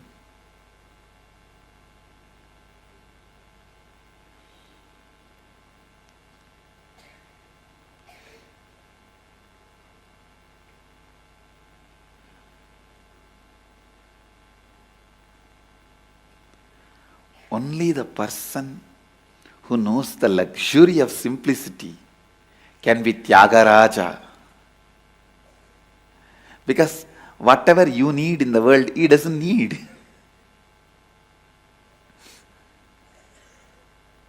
Go on. Go on. Go on cognizing. Shivoham. Shivoham, Shivoham. That is the only way you can burn your tiredness and boredom. And I tell you, the man who burnt the tiredness and boredom with this fire of Shivoham, only he knows the luxury of independence.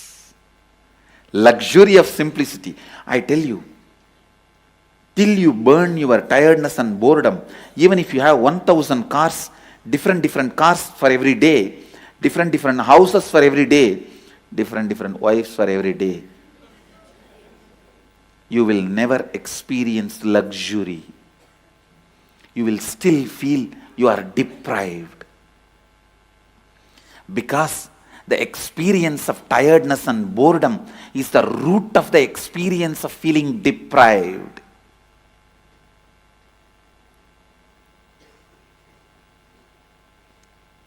If you can be bored, not 1,000 car, even if you have 1 million car, you will be bored. if you can be bored, not just 1000 houses, even if you have 10 million houses in all the best locations of the world, you will be bored.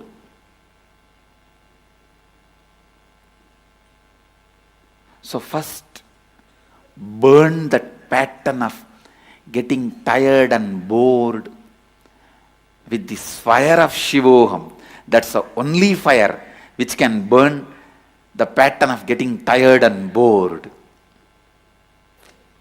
The moment you liberated yourself from the pattern of getting tired and bored, I tell you, you know the luxury of simplicity. You are ever enthusiastic, ever enriching, ever excited, ever enlightened.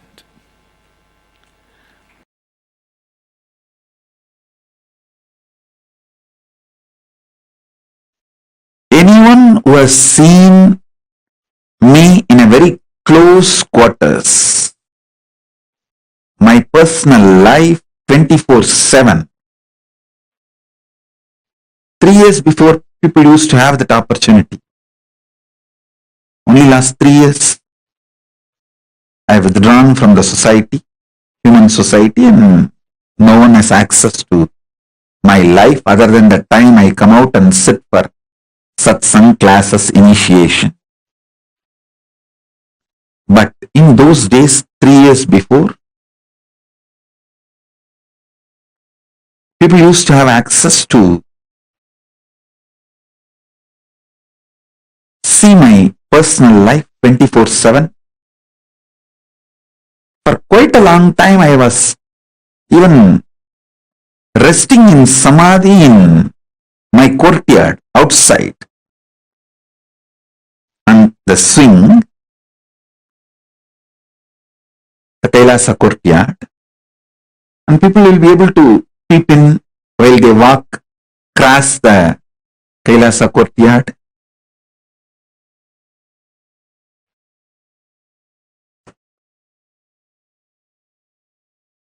Day and night, anytime. People who had access to my personal life 24/7 knows very clearly how the system I am using, body and mind, is eternally, intensely, continuously inspired, excited, hardworking, alive, awake. That is why even now many people try to find out in which time zone I am in. They are not able to find out because anytime I come to the session, I am fresh.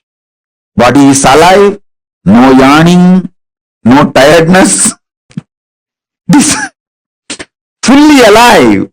So you can't gauge my biological clock. You can't gauge what time I am sleeping, what is my daytime, what is my night time. You can't gauge. You can't gauge based on my body language and my body, the time zone I am in. Because I am alive 24/7. No tiredness, no yawning, no symptoms of anything related to biological clock. I tell you,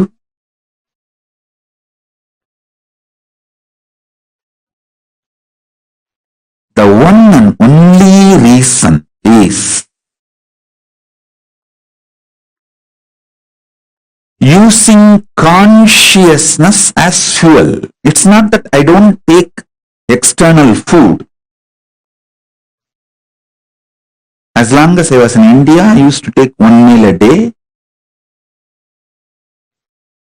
Sometimes, I think when I traveled US and all the countries.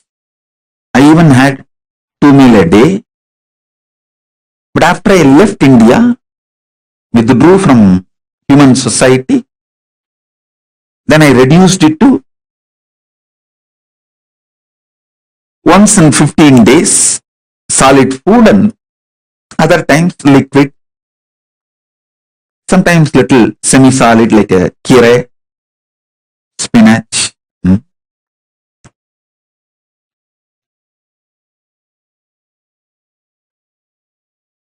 So nowadays, during the Maheshwara Puja, I take solid food. Please understand, it's not that I am not taking the food, the external fuel, but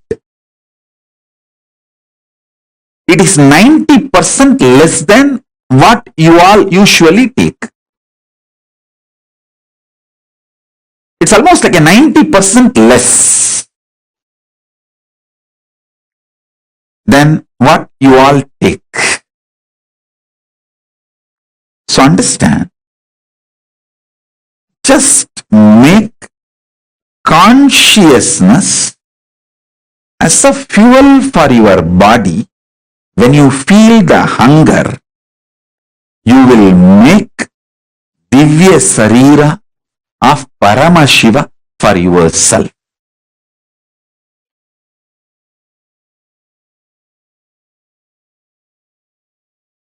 I tell you, freedom is knowing you can manifest the life you want just like that. I'm defining freedom. Freedom is knowing you can manifest the life you want just like that. Actually, you are free. You can manifest the life you want just like that. Why don't you understand? I am the living example. I want to stand on the top of the world and scream, which I am literally doing now. Standing on the top of the world, Kailasa, and screaming, "Oh, human beings, because you have a consciousness, which is my own reflection, you are all free and you are all empowered to manifest the life as you want. Anything else, all other alternative beliefs you are carrying, your impossibility, everything is the brainwashing done to you for the people, by the people who are planning to exploit you. Dun, dun, dun, dun, dun, dun, dun, dun. This is exactly what to do. Anyone makes you feel you can't manifest the life you wanted is planning to exploit you. I tell you, your SDHD really does not matter. Your conscious decision matters. For example, I give you an example. Somebody, he decides today onwards, I will consciously surrender myself to Paramashiva and manifest Paramashiva in me. Then naturally self-doubt and hatred and denial, self-doubt, self-hatred, self-denial will wake up and say, what are you talking? You Paramashiva? Paramashiva means he is a creator, destroyer, liberator. He does all the 5 action. He creates, he maintains, he destroys, he pulls out of depression, delusion, and he liberates. How can you be Paramashiva? That your self-hatred, self-denial,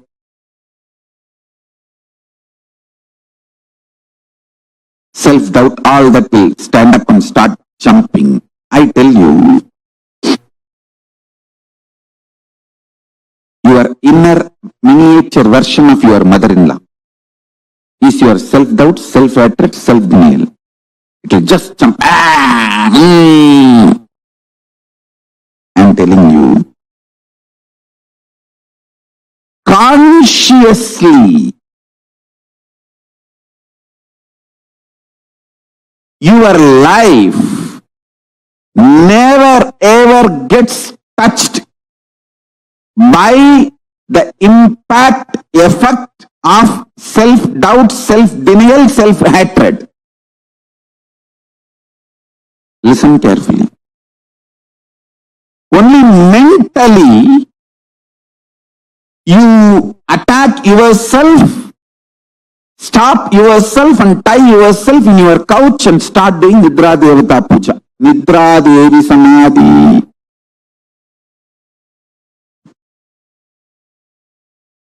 Listen.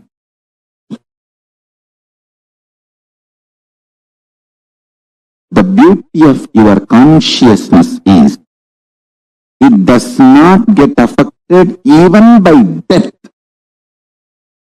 Then can it be affected by your stupid self-doubt, self-hatred, self-denial?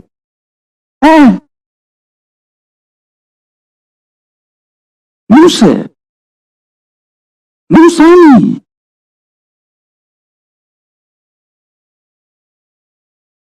Please understand,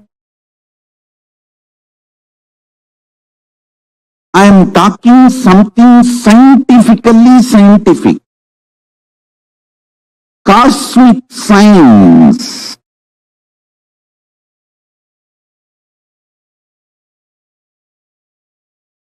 Your existence, what you feel as you consciously,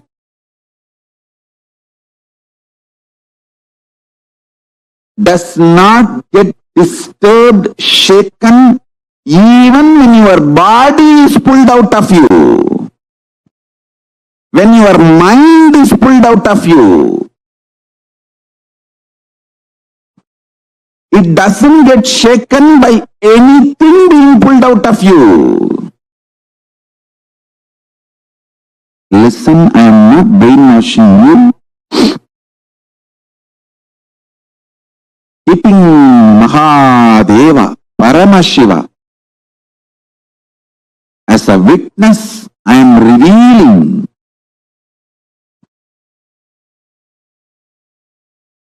his inner space. How he is inside, I am opening it to all of you. I am just opening a door for all of you to experience Paramashiva's inner space. I am telling you, just internalize this. Your balance sheet will go up. You will take amazing business decision. You will take enlightened business decisions, enlightened relationship decisions, enlightened health decisions, enlightened life strategies. Your self-doubt, self-hatred, self-denial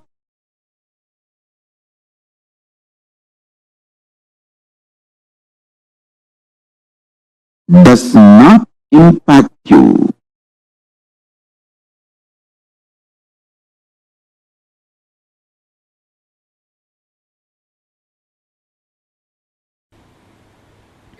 Anything you fill in your logic becomes your imagination.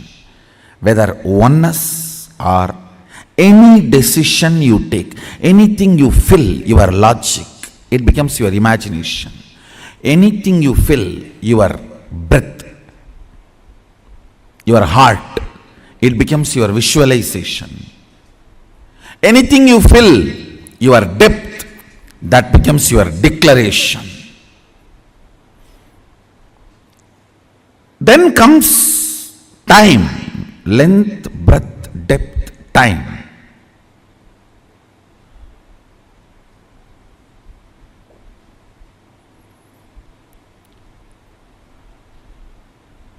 Only anything becomes part of your space can be ever yours. Till something has not become part of your space, it cannot be yours. It is only your imagination, visualization, declaration. Length, breadth, depth. Listen.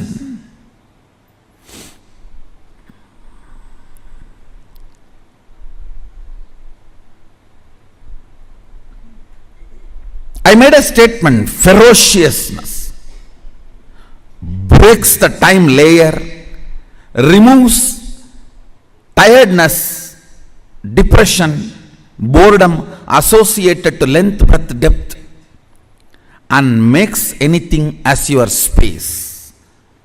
The example story I gave, Bhishma. Understand? Two incidents I gave. In my life, one day I missed the morning Mangalarati in Ramakrishna Mutt. Mutt has a beautiful routine. Early morning, during the summer it is 4 o'clock and during the winter it is 4:30. The morning Mangalarati, everyone has to come and sit and do the spiritual routine. One day I missed the morning Mangalarati because I overslept. I did not do the cute analysis. Oh, what is the pattern? What must be the reason I overslept? I did not do all that cute diagnosis analysis. It was a ferocious decision. I think we should stop sleeping, that's all.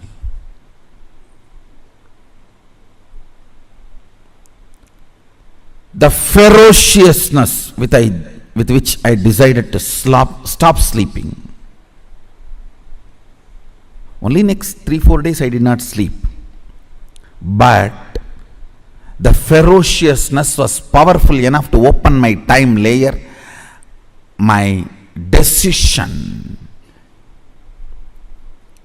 to be in Mangalarati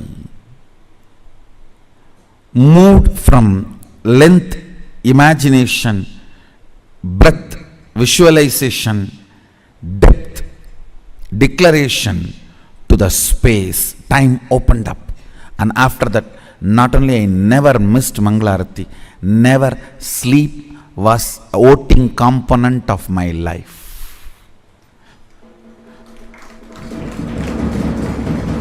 Understand this word. Sleep lost voting right in my life's any decision. Any decision I took in my life, sleep, tiredness, depression, boredom, all the four are same. Tiredness is the chemical effect of sleep. Depression is the psychological effect of sleep. Boredom is emotional effect of sleep. Coma is physiological, psychological, emotional effect of sleep. Death is the conscious effect of sleep.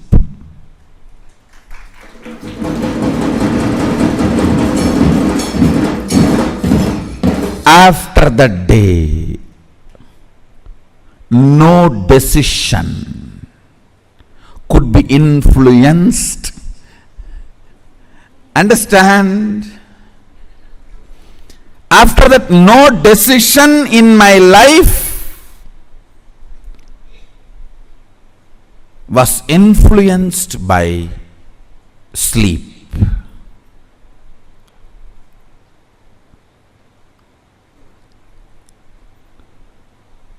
The story of Bhishma.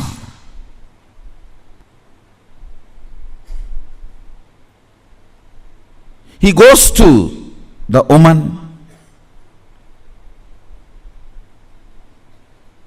Santanu has fallen in love. Actually, he is going to pick up a girl for his father. That itself was not usual in Vedic tradition. And she expresses the fear that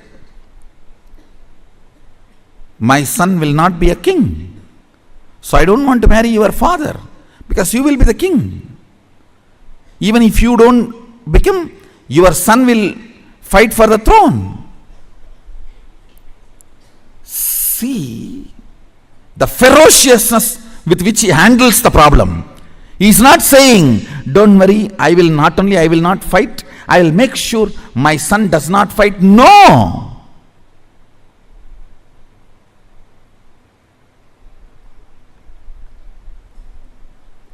The ferociousness, I declare myself Akanda Brahmachari. Understand, the scene is described by Vyasa. It was such fantastic scene. Son sacrificing his life for father's lust, which is not dharmically expected. Dharmically he is not expected to do this. He just deals the whole problem with ferociousness and says, not only I will be a servant forever to the Hastinapur throne, he declares himself as a servant of the Hastinapur throne forever, and he died for Hastinapur throne till the end.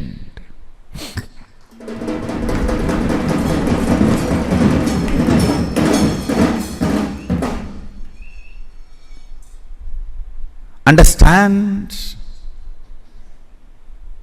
He dropped his body to protect Hastinapur throne. The last act he did, giving all the spiritual and dharmic strength he had to Dharmaraja. Now he is Hastinapur throne head. Before he left the body, he made sure the right person is in the Hastinapur throne, Yudhishthira. And he infuses all his best things, Vishnu Sahasranama, and the system to rule. Both he gives to Yudhishthira. I don't know how many of you know, Vishnu Sahasranama was chanted by Bhishma on deathbed. On arrow bed, he chanted, and he gifted the great spiritual principles, the principles of administrating a country through a spiritual way, and gave literally everything to Hastinapur throne and left the body. Listen. See, in our Puranas, every incident and the boon and the whole story you need to connect and see. Only then you will understand the principles. He declares with all the ferociousness, no more sex. I am a brahmachari, Aganda brahmachari. Understand the ferociousness. Time opens. Listen. Whenever something happens on the planet Earth, when the time layer opens, the gods and goddesses shower the flowers. Any incident you read, Devatas were showering the flowers, that incident will be directly related to opening of the time. What is opening of the time? Your vow or the decision is from space, not restricted by time. Understand? Something is imagination, visualization, declaration, if it is bound by time. The same thing, if it is not bound by time, it becomes your space.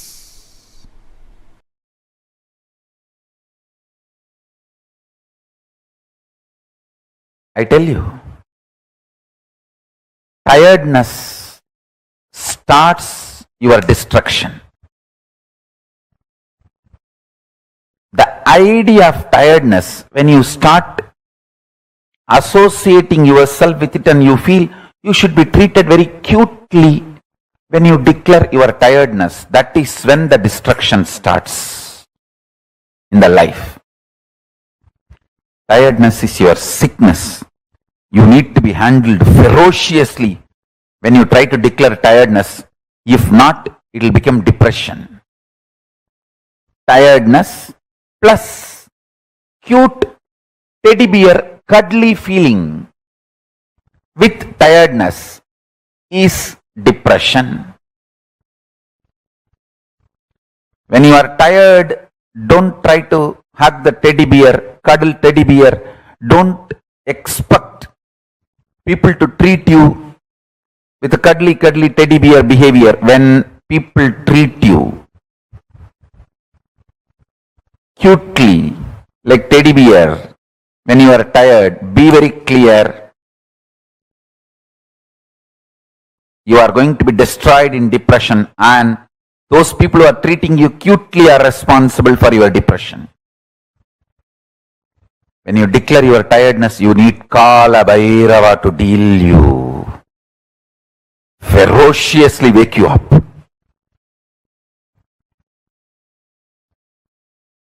Boredom leads to suicidal, tiredness leads to depression. I tell you.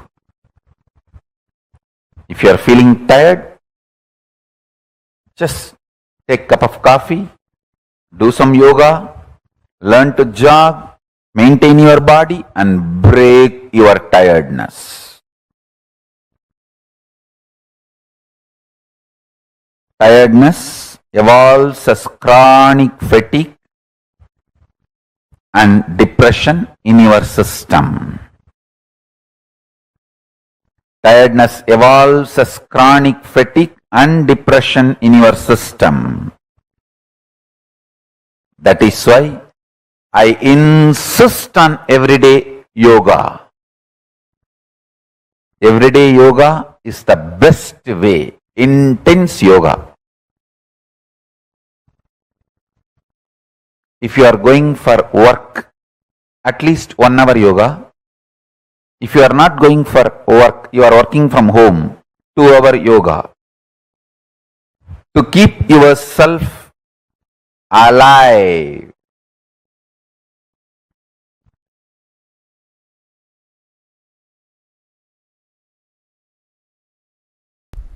When I was in the Ramakrishna Mat, once I missed morning Manglarati. Manglarati is supposed to be 5 o'clock. I missed Manglarati. I did not try to find out what is the reason, what must be the pattern, I should complete with it. No cutie pie analysis. No.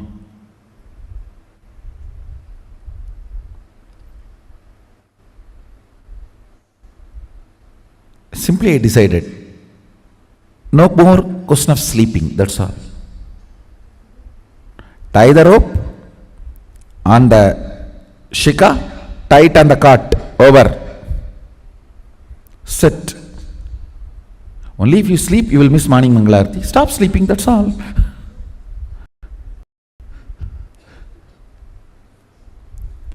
The ferociousness was such. My body and my mind, both of them know, if I decide, I decide. They just obey me if they want to live with me.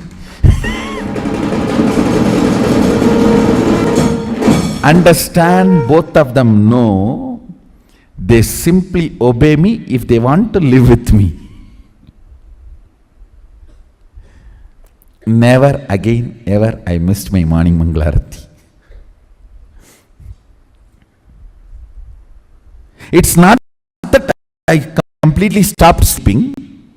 Maybe next few days I didn't sleep. Body and mind learnt the lesson. This guy cannot be bent. He cannot be bent. You simply have to listen to him. You simply have to obey him. If you want to live with him,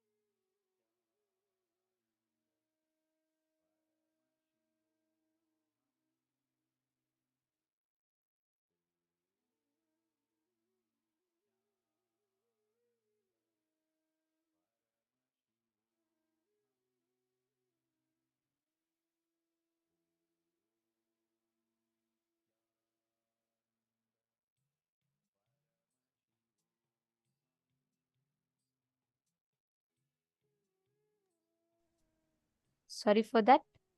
Is this better now?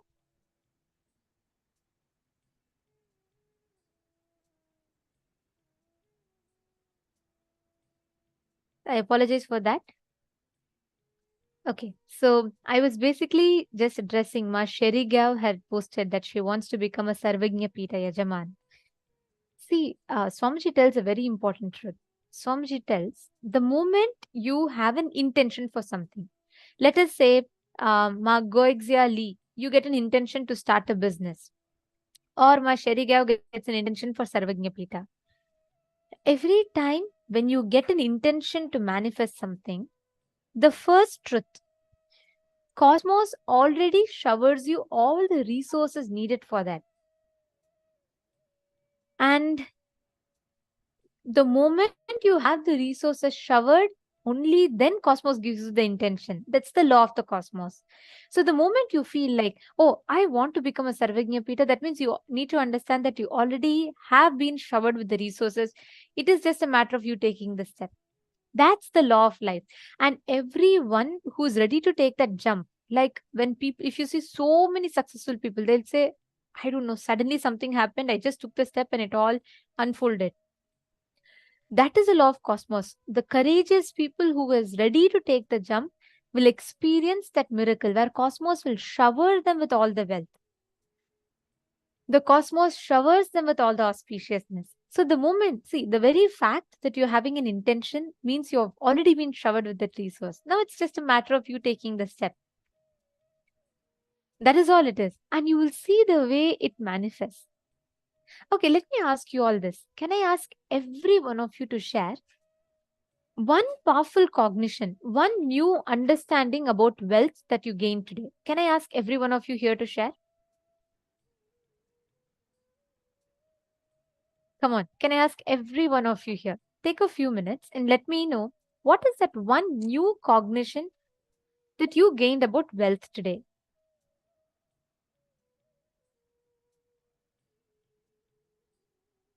Come on, let's see.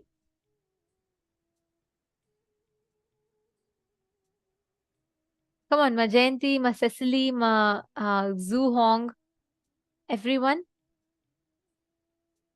Okay, Ma Hongli Wong has posted, she manifested the cognition that you are free. You can just manifest anything you want, just like that. Okay. All the others, what have you clicked with so far in your understanding about this thing? You shouldn't be a miser, be generous.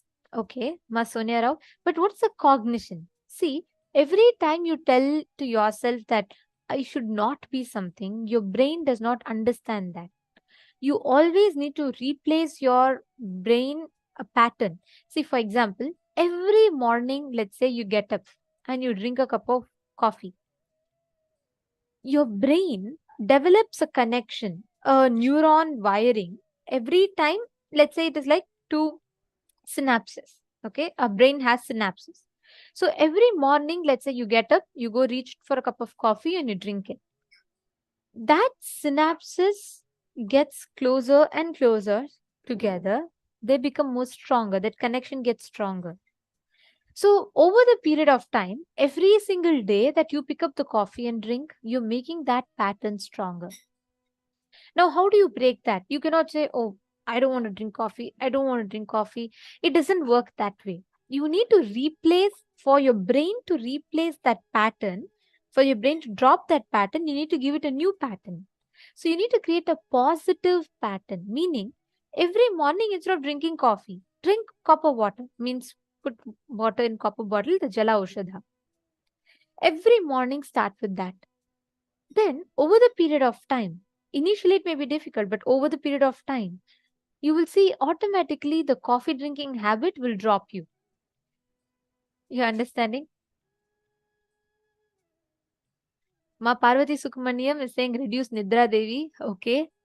A life that can be freely controlled is life of abundance. Wealth is ability that you know you can have anything freely. That's right. Ma Gogziali, you got the right cognition. Beautiful. And Ma Sonyara, that is the right context. Yes. Be in the space of enriching. Swamiji gives a very important formula. When you know you are contributing to the society, so that the society can contribute back to you, so that you can continue contributing to the society. That is a science of wealth. Just look back, did you know that our Hindu ancestors, they were so wealthy? Abundance, wealth, prosperity was so immensely manifesting, right? Literally, Hindu nations contributed to 33% of global GDP. We were so rich. Why? What made our ancestors so rich? The fundamental principle of life that we all lived with was enriching. Like, go see all our temples. We were so rich. And what did we do that with that wealth? We built free temples. We built free universities. Today, if someone gets that wealth, what they'll do? They'll make a business out of it. They'll earn more money. They'll only see today's wealth or economy has become more of how much can I take? How well can I do this business? But business dealing is not the way you can make wealth in life. Knowing that you have the ability to generate whatever you want, whenever you want, is wealth. Are you all catching it? Actually, there's a very beautiful session. There's a very important session that we're going to be listening to next. So many of you have heard different ways to manifest wealth, cognitions, etc.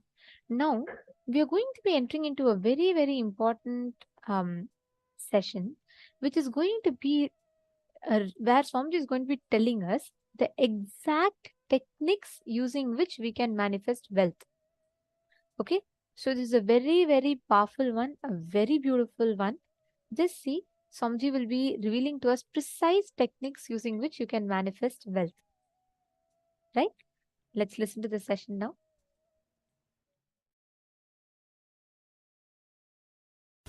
Creation, sustenance, ability to handle when it is destroyed. Creation, sustenance, ability to handle when it is destroyed. This three dimension about wealth need to be known. Creation is all about high enthusiasm. Understand? The whole thing, the creation of the wealth, I am boiling it down to one word. Intense high enthusiasm. I challenge and I promise. Just radiate high enthusiasm in any line you touch. Even if it is a line of collecting garbage, show high enthusiasm. Maintain the high enthusiasm 11 hours a day. 11 hours is something like a cycle. I am saying 11 hours a day, just for 21 days maintain high enthusiasm. Do it as a practice. Anything you do, I challenge. Not only you will attract tremendous wealth, suddenly the very attitude and life you are having, attitude and life, attitude and attitude towards life, both will take a quantum leap. High enthusiasm. I can say, maybe I can use the word a little strong word, terrific enthusiasm.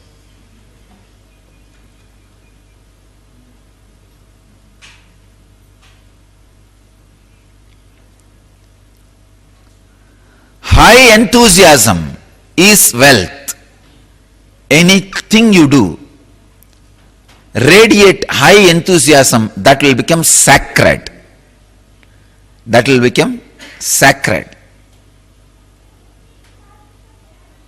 I can say, if you have the high enthusiasm, you have received a prasadam from Guru. The real prasadam is not the food Guru ate or the water washed his feet. These are all outer prasadam. The real prasadam is the high intense enthusiasm. Enthusiasm in anything you do. Filling your being is the right job of the master than fulfilling your desires. Fulfilling your desires are too small than filling your being. A real master fills your being. Creation is all about high enthusiasm. Enthusiasm can never be brought by any reason. Understand? Enthusiasm is just internal quality, like you are breathing, like how you are alive, like living. Enthusiasm is high quality. It is your very quality. It can never be altered, arranged, reorganized by any reason. It is just joy overflowing through your intelligence. I can tell you, use anything to create enthusiasm in you. Enthusiasm and addictions are completely opposite to each other. Things which addict you can never give enthusiasm. Things which give enthusiasm to you can never addict you. This is the truth. Don't think you can create enthusiasm through alcohol, through drugs. No. It doesn't happen. Maybe demonic excitement can happen by alcohol and drugs. Demonic excitement is not enthusiasm. In demonic excitement, you are not creative. You are violent. You just jump around like bhutas. They do not know what they are doing. They destroy. They never create. But in enthusiasm, you are not demonic or excited. You are only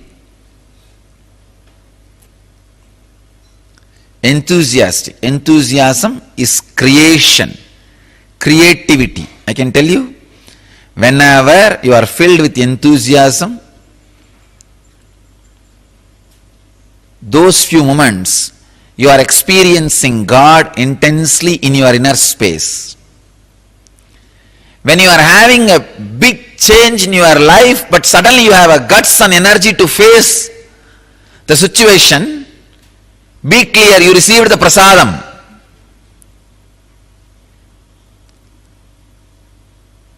Sacred prasadam.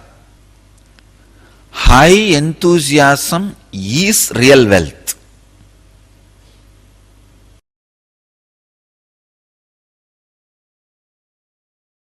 At the age of my third birthday, I was 3. Usually in the young, I'm born and brought up in a village, Thiruvannamalai, Ramana Maharshi's place. Now it is a little kind of a town, but in those days it was a village. I'm talking about 35 years before, one generation before. So it was a village.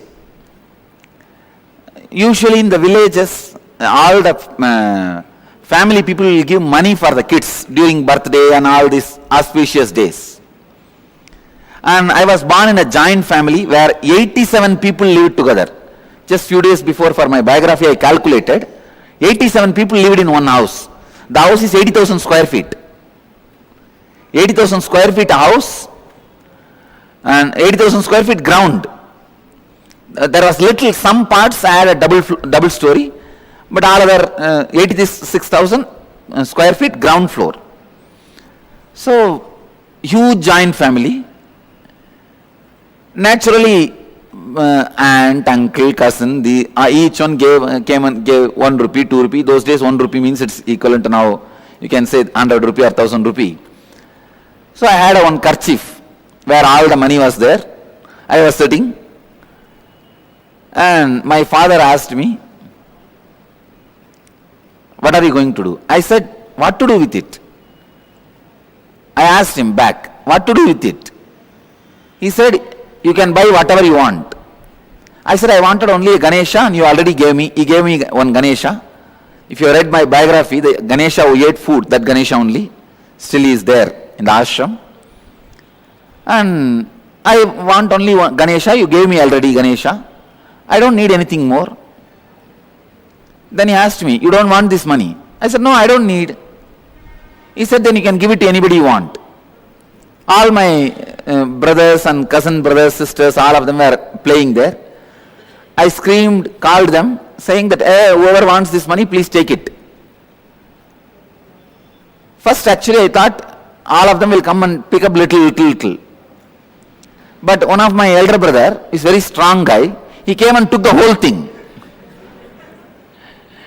Then my father interfered. And he said, hey, you told me, no, tell him to share with everybody. Call everybody and give equally. I looked at him and said, I don't need. Whoever takes it, what is there for me? Leave it. I tell you, this is my first experience with the money.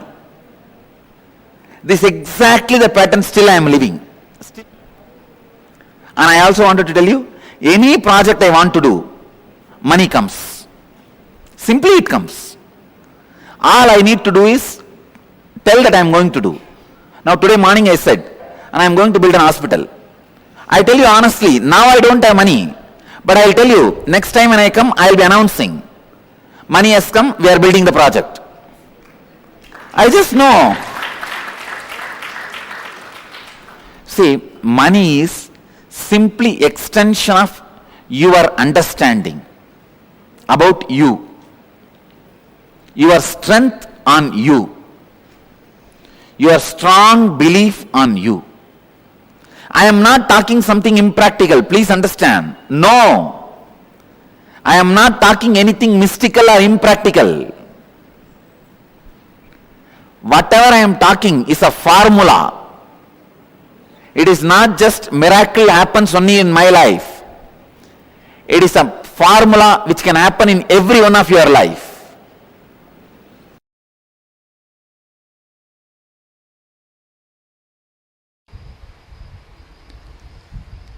The only solution to have abundance in the life, go deeper into your muscle memory, remove this tiredness, life negative patterns, go into your biomemory, remove these life negative cognitions. That is why I tell you, first step in abundance is yoga and the long breath. Breathing deeply and yoga is the first step in abundance. Because that is when even your muscle memory is ready for abundance. Go deeper into muscle memory, biomemory,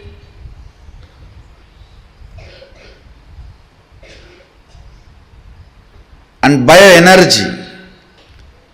Even if you have billions, but you are all the time tired, bored,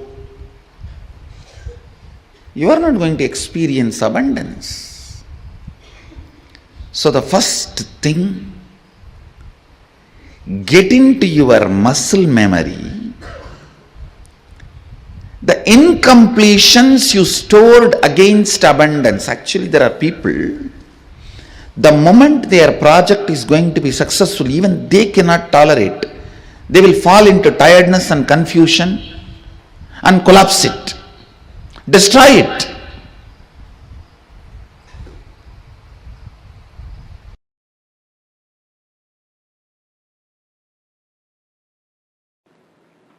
We all have that cute feeling of living with a minimal memory, because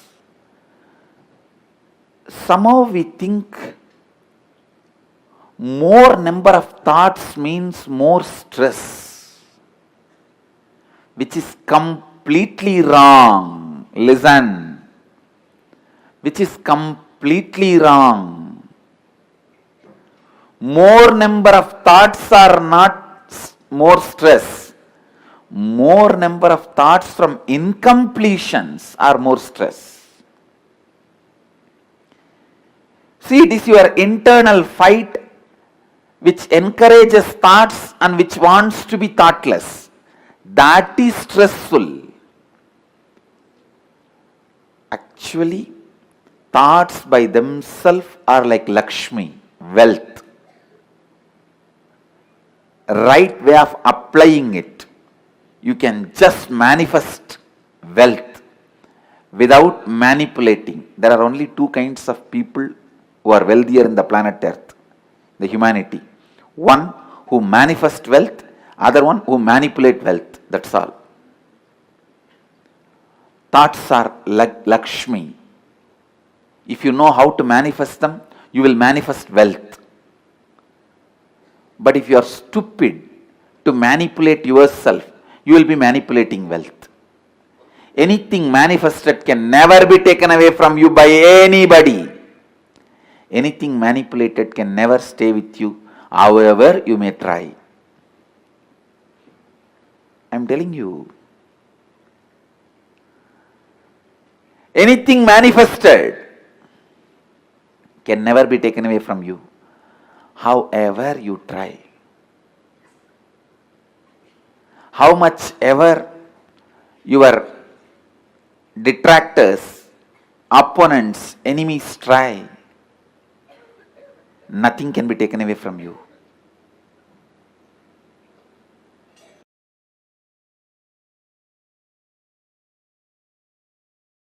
Go on manifesting powers that will actually make you healthy, wealthy. For example, if you are moving a matter, don't think just you are only moving a matter. You will be cleaning your liver and kidney and heart during those moments. If you even medically test, your internal organs will be at their best performance. When you move a matter, time stops working on you and the anti-aging happens to you. A reversal of all the physical damage done to your body by time happens. If you just move a matter through power manifestation, your yoga will become amazing. Your digestion will become amazing. And your wealth manifestation will become amazing. Because you need to understand all power manifests from the space of Mahadeva, Sadashiva. It's not that for each power you have a separate mantra and you use that mantra, only that power manifests. No. You use tantra, not mantra, which is same for all power manifestation.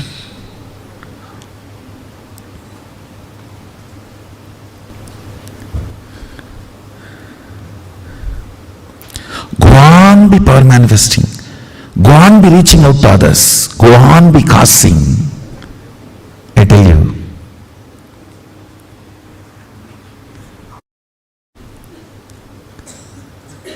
That just makes you a pure channel of Mahadeva, Sadashiva.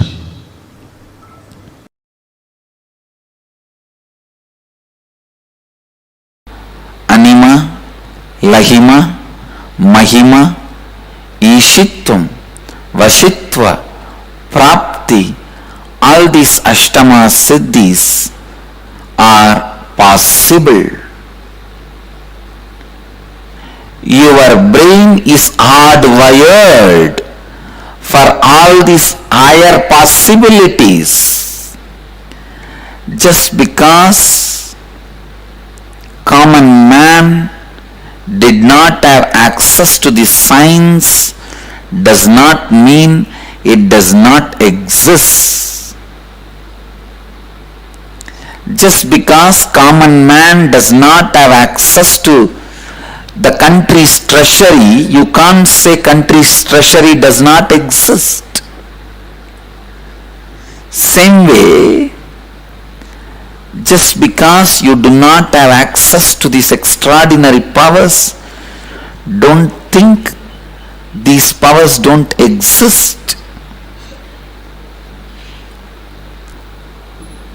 All these great powers are possible. It is a simple inner science.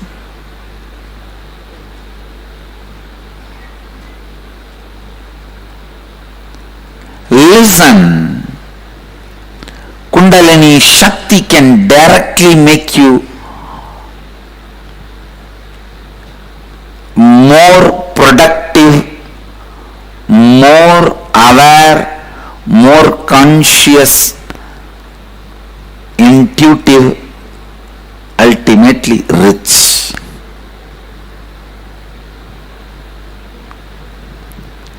It will take away the low idea you carry about you. It will take away the lower self-image you carry about you. It will show you your possibilities. It will show you the power of your intuition. It will awaken your intuition. It will awaken your intelligence.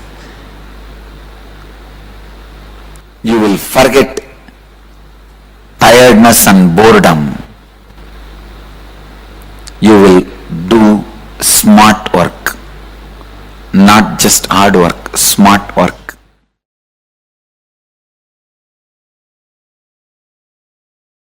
Your DNA strands are connected through water, hydrophobic material. DNA strands and the consciousness is connected through sound, sounds with which they are connected matters. The good news is you can reprogram, replace the old sounds through which your consciousness and DNA strands are tied together, connected together. The great news is you can use these 4 opportunities to do it easily. I'll give you the precise conclusion. Whenever you feel hungry, angry, lusty, sleepy, intensely reverberate your whole being with Mahavagya, Om Nithyananda Paramashivoham, with the decision, let my being, let my consciousness manifest itself through my DNA using this Mahavagya as connection point. Let Mahavagya be the connective point. I tell you, immediately you will experience Kailasa. This Mahavagya is directly from Kailasa. Anyone who decides to use Mahavagya to connect your consciousness and DNA will have the ultimate superconscious mutation.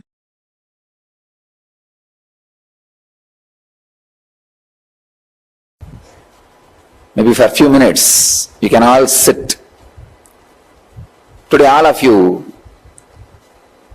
feel connected to the Padukas, Guru Padukas, which directly liberates, which is an independent intelligence. Energized by Guru, Master, But after energizing, it is an independent intelligence. So all of you feel connected to the Padukas and sit in Samyama, Samadhi with Padukas.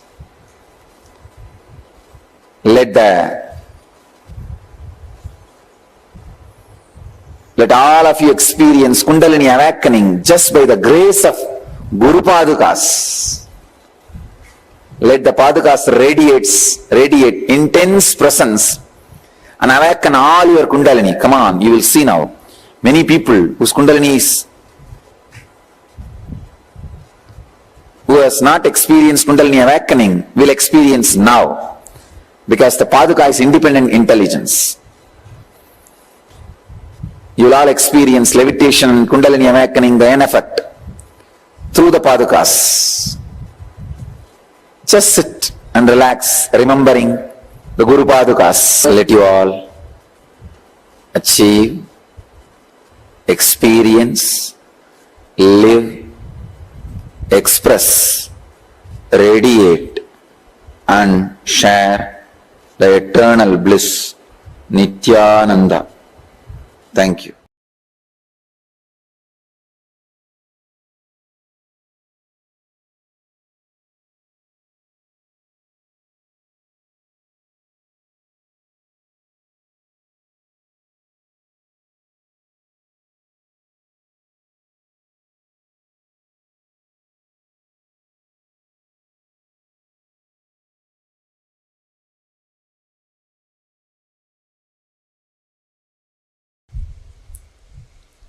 There are only two forces in your life.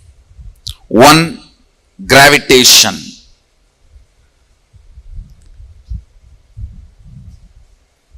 I'll explain. Listen carefully. What is gravitation in your inner space? Listen. I'm not just talking about the external gravitation force. I'm talking about gravitation power, or I should say powerlessness. Moving with the logic of this is the past, because of that this is the way the future will be. This is the way past was, because of that this is the way the future is going to be, is gravitation. Listen.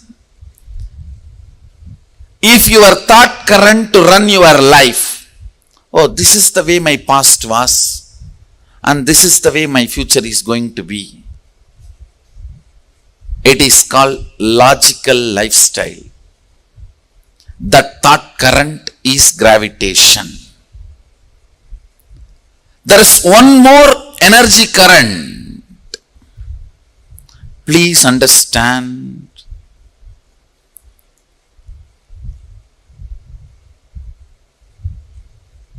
The thought current I explained. This is the way my life was, so this is the way my future will be.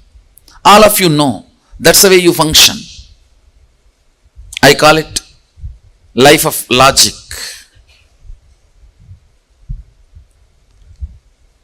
But there is another one.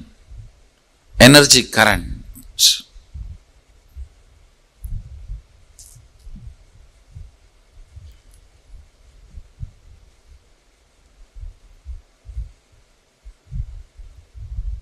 The possibility of the future not logically connected to your past,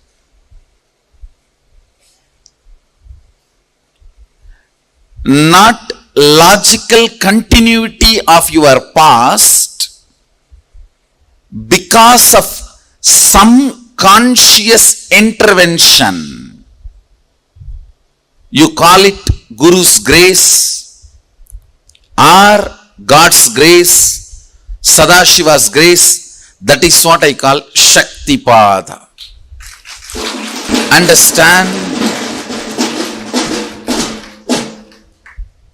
Blessed are those in whose life Shaktipada has happened. Before Shaktipada, life is logical. After Shaktipada, life will be magical. The person who decides this kind of an external intervention is impossible is atheist. Who starts convincing you it is not only not possible for me, not possible for you also is communist. Who thinks it may be possible for others in the past, not in the present, so-called modern day Hindu. It is possible for me also, maybe if I practice when I am about to die, agnostic.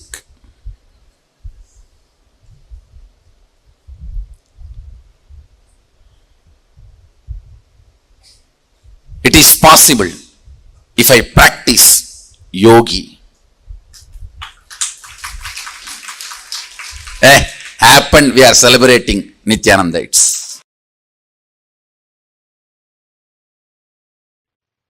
I remember once, see one of my guru, Narayana Swami Tata, his name, locally people used to call him Narayana Swami Tata. He is well known in Thiruvannamalai, especially because all the unresolved crimes by the police, the main town police station, all the police officers will come to him. All the police officers who worked in Thiruvannamalai town 30 years before, they know this Narayana Swami Tata whom I am talking about. This Tata is instrument for building a Devi temple in Thiruvannamalai police station. In Thiruvannamalai police station, inside the station, there is a Unnamulayamman temple, Devi temple. The temple was built by the police people, and this Swami, Narayana Swami, was responsible for it. And that is a separate story. I'll tell that story later. Now, you listen to this Narayana Swami Tata's Leelas and few things. All these police people will come to him for resolving all the unresolved crimes. He will use his powers and give all the details. Where that criminal is hiding, where that thief is sitting, where that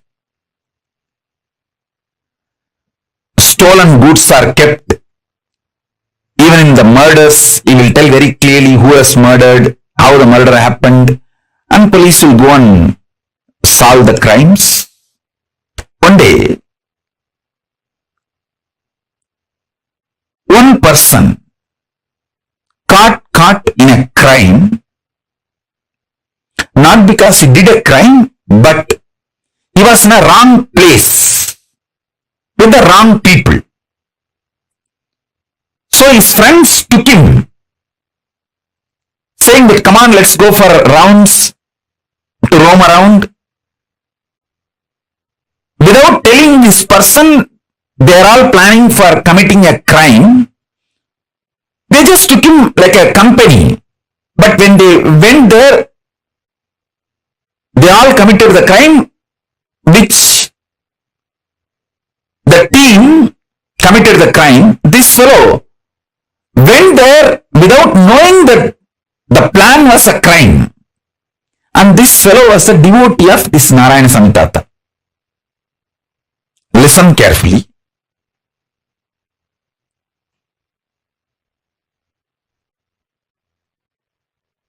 His name, that person's name, I still remember, Shivan Pillai. That Shivan Pillai is a devotee of Narayana Swami Tata. That Shivan Pillai was called by his friends, come on, let's go for a trip. They took him. But his friends did not tell that they are planning to commit certain crime and they are taking this fellow along with them for that crime. Because that gang, which was planning for a crime, they know this Tata will tell all the truths to the police and the police will arrest them. But if Tata's devotee is part of their gang, the Tata may save that gang to save his devotee.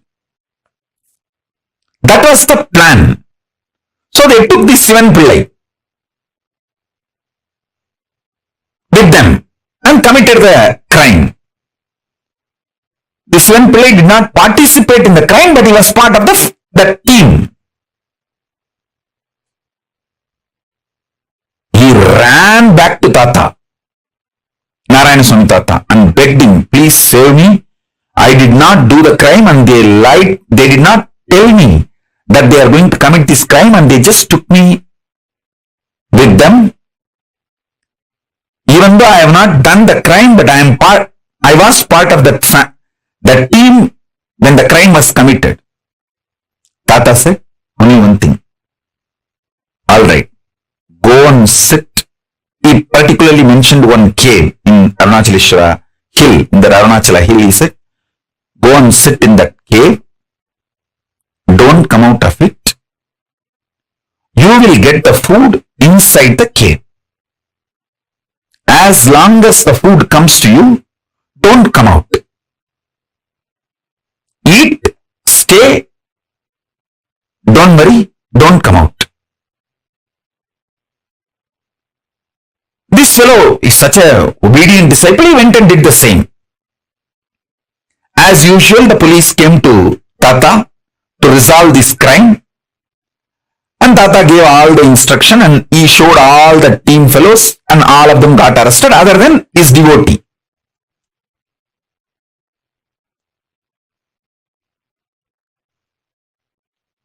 Those fellows got arrested and put in jail.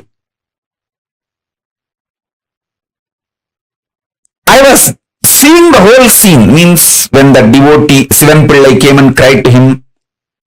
I think that Shivan Pillai must be still alive in Tiruvannamalai. Because at that time he was 30 maybe.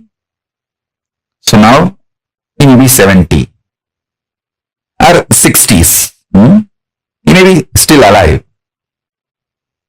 I'll tell our autobiography team to go and interview him and bring him to pre-satsang hosting if he is still alive. He can narrate the whole incident. All of you can enjoy it. And I was witness for both the scenes when Shivan Pillai came and cried and then police came and reported the crime and he resolved the whole crime and everything. I asked Tata, you could have just saved Shivan Pillai because he did not commit the crime, he was only in the scene. If you did not tell his name, that's enough. Police is not going to go and arrest him. Why did you tell him to go and sit in the cave? Then Tata told me, hey, Illara Thambi, he told me in Tamil, I'll tell exactly in Tamil and then translate. Illara Thambi, அவனுக்கு பந்தனம் இருக்குடா, அதனால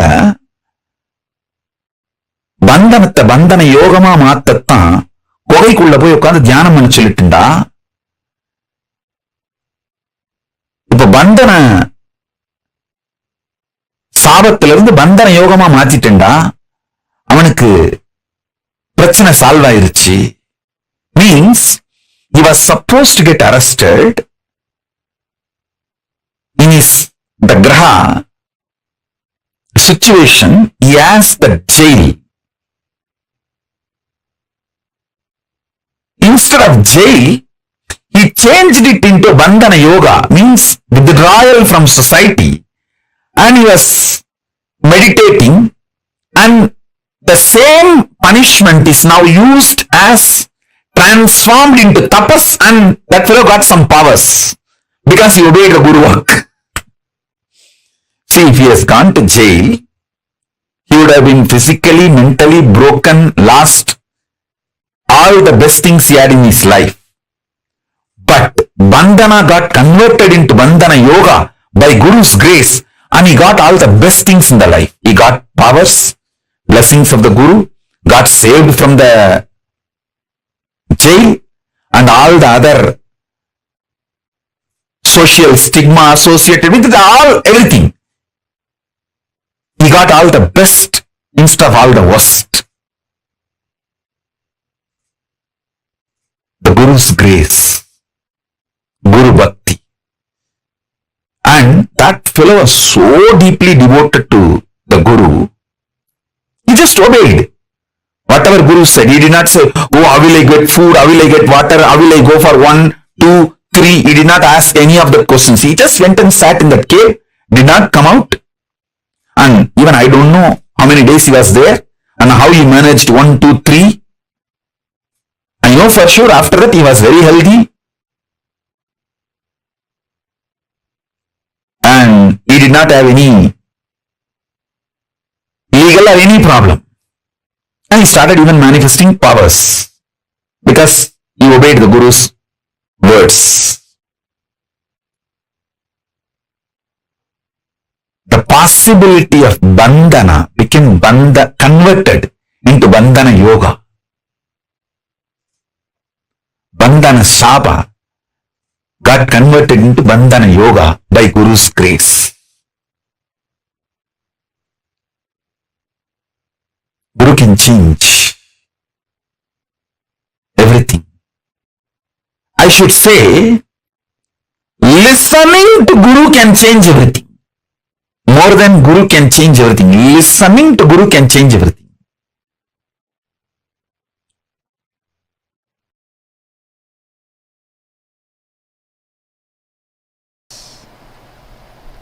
I still remember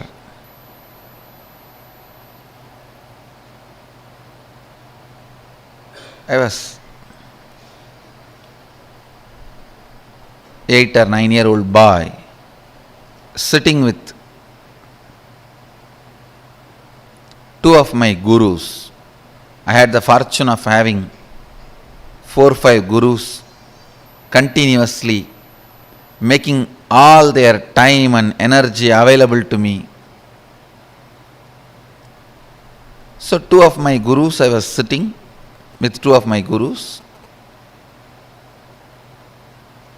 and the temple bell rang. The lifestyle in Arunachala is so beautiful. You know it is morning only when you hear the temple bell. You know it is breakfast time by listening the crackers in the temple. Every puja, there will be temple crackers. All the 6 pujas, there will be temple crackers. Only listening to that sound we know the time. So the temple bell rang, means Nevedyam. The food is being offered to Sadashiva. Both my gurus immediately looked at me and said, go and bring the prasadam. After the Nevedyam is done, it will be given to all the devotees. It will be shared with all the devotees. They both were sitting in one corner and asked me, go and bring. I went to the place where they distribute the prasadam and waited. Puja was over. The rituals got completed and they started serving. And I stretched my hand and the priest gave 1 share. It's like one share itself will be almost like half a kg rice. In one big leaf they'll give.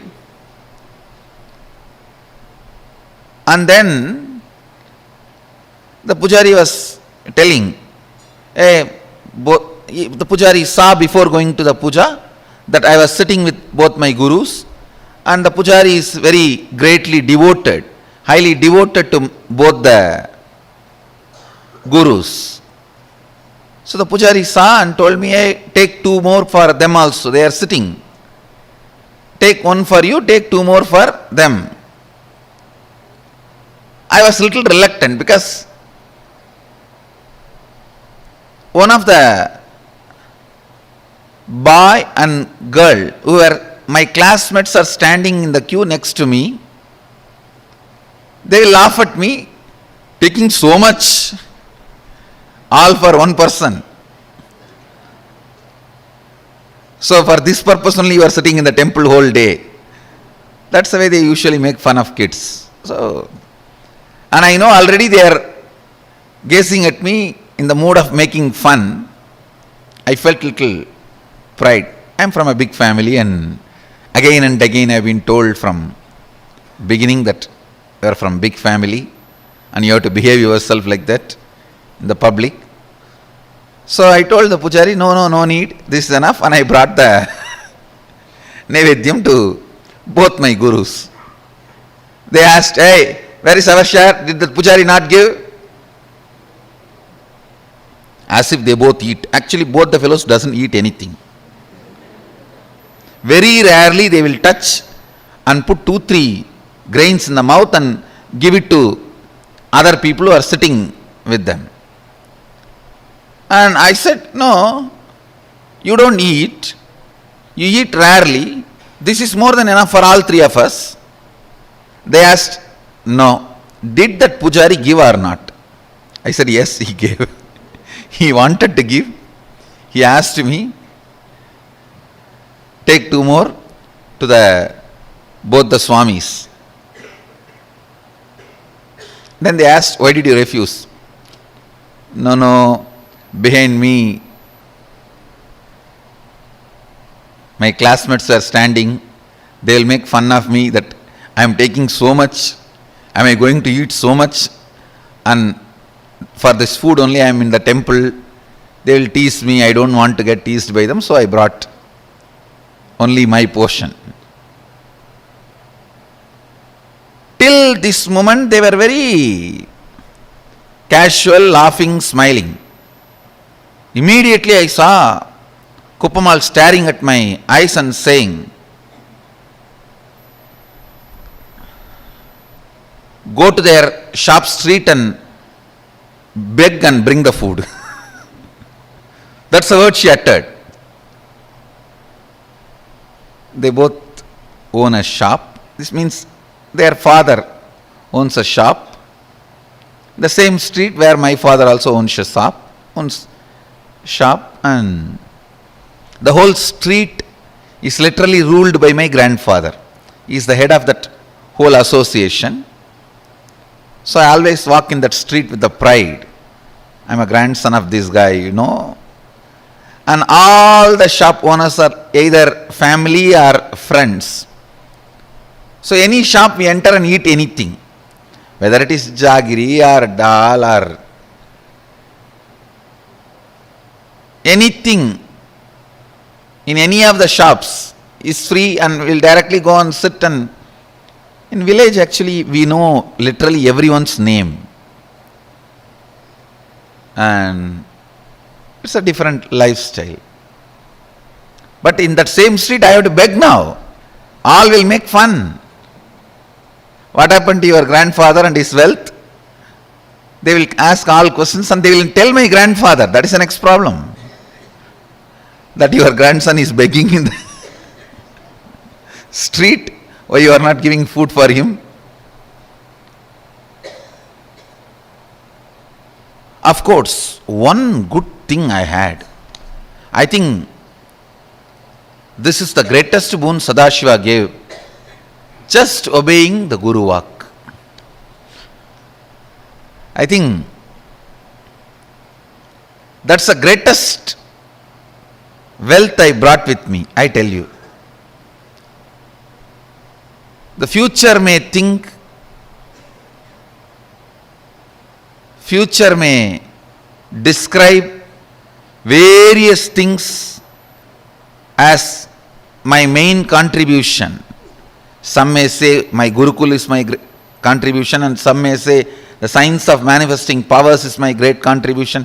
Some may say Science of enlightenment is my great contribution, but I tell you, the greatest thing I brought, which was useful for me, is surrender to the Guru Vak.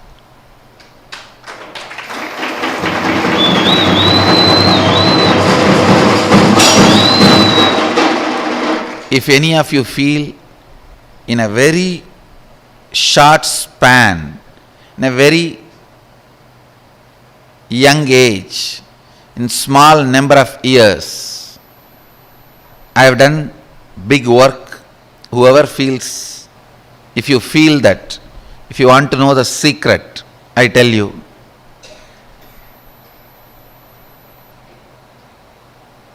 complete surrender to the Guru Vak, to the letter and spirit, that reduced lot of time wastage. The moment my Guru said, go and beg the same street, in the same shop and bring food, I know now it is a serious. It's not casual. It's not fun anymore. It means I have done something out of my pattern or out of the context which my masters are correcting. I tell you, I stood up, straight went to that street, begged, and brought whatever I got. Naturally, all friends, family, they all gave so many things. I have to take a small pulling cart. In villages, there will not be rickshaw, the hand pulled cart. So I have to hire a small hand pulled cart to bring all the items I got as bhiksha to my Guru. So I hired a small vehicle and brought the whole thing and put it at the feet of both the Gurus, and I realized, understand, that was one of the greatest realization I had.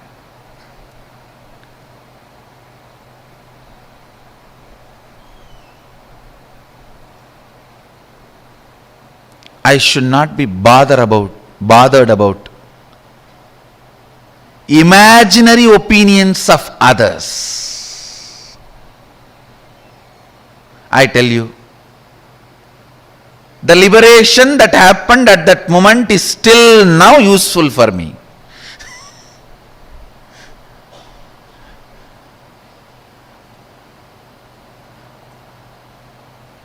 Next day I had a chance to talk to both my friends. They were asking me, hey, why were you going for bhiksha in all the shops? Did you do any prayer, or is it any divine commitment? In villages we have a habit that if somebody is sick, they pray to Venkateshwara and Kuladevata, that they will go for bhiksha and bring and offer it in the undi. Still we do that. Every Puratasi month, all the Vaishnavas, they go for bhiksha and take it and offer it to Vishnu temple, and Shaivites every Margasirsha month go for bhiksha and offer it to the Shiva temple. They asked, when both the friends asked me that, hey, did you have any prayer? Why were you begging? In the mind I was thinking, only you fellows are responsible for my begging. And only now I understand, you guys did not even have the idea which I was thinking you guys will be having. After 50, if I come out of one pattern, then what about the second pattern? That 90. Third pattern?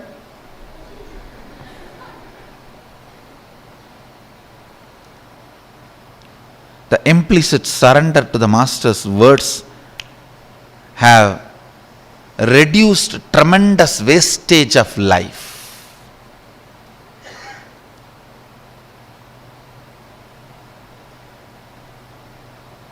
Money saved is money earned. Time saved is time earned. Life saved is life earned.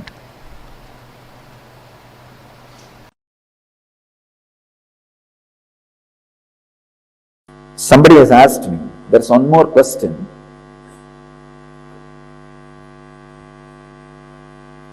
What is it that is really working for the seeker? Is it self-effort or Guru's grace? This is one of the important problems seekers face in their life. Is it Guru's grace or self-effort? If it is self-effort, why do we need Guru? If it is Guru's grace, why should we do any self-effort? I am solving this paradox, this problem once for all. Understand, you need to have self-effort to be in Guru's grace. You need to have Guru's grace to have self-effort. Both are not contradictory. When you catch Guru's grace, put your self-effort to be in the grace. Avoid all the negative talks, negativity about the master and you.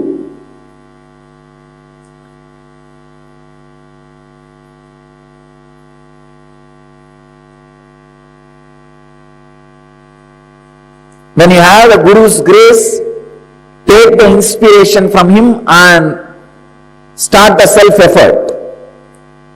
When you have the self-effort, put the effort to be in Guru's grace. When you have Guru's grace, use that grace to create self-effort. You need to have self-effort to sit in Guru's grace, to be soaked in Guru's grace every day.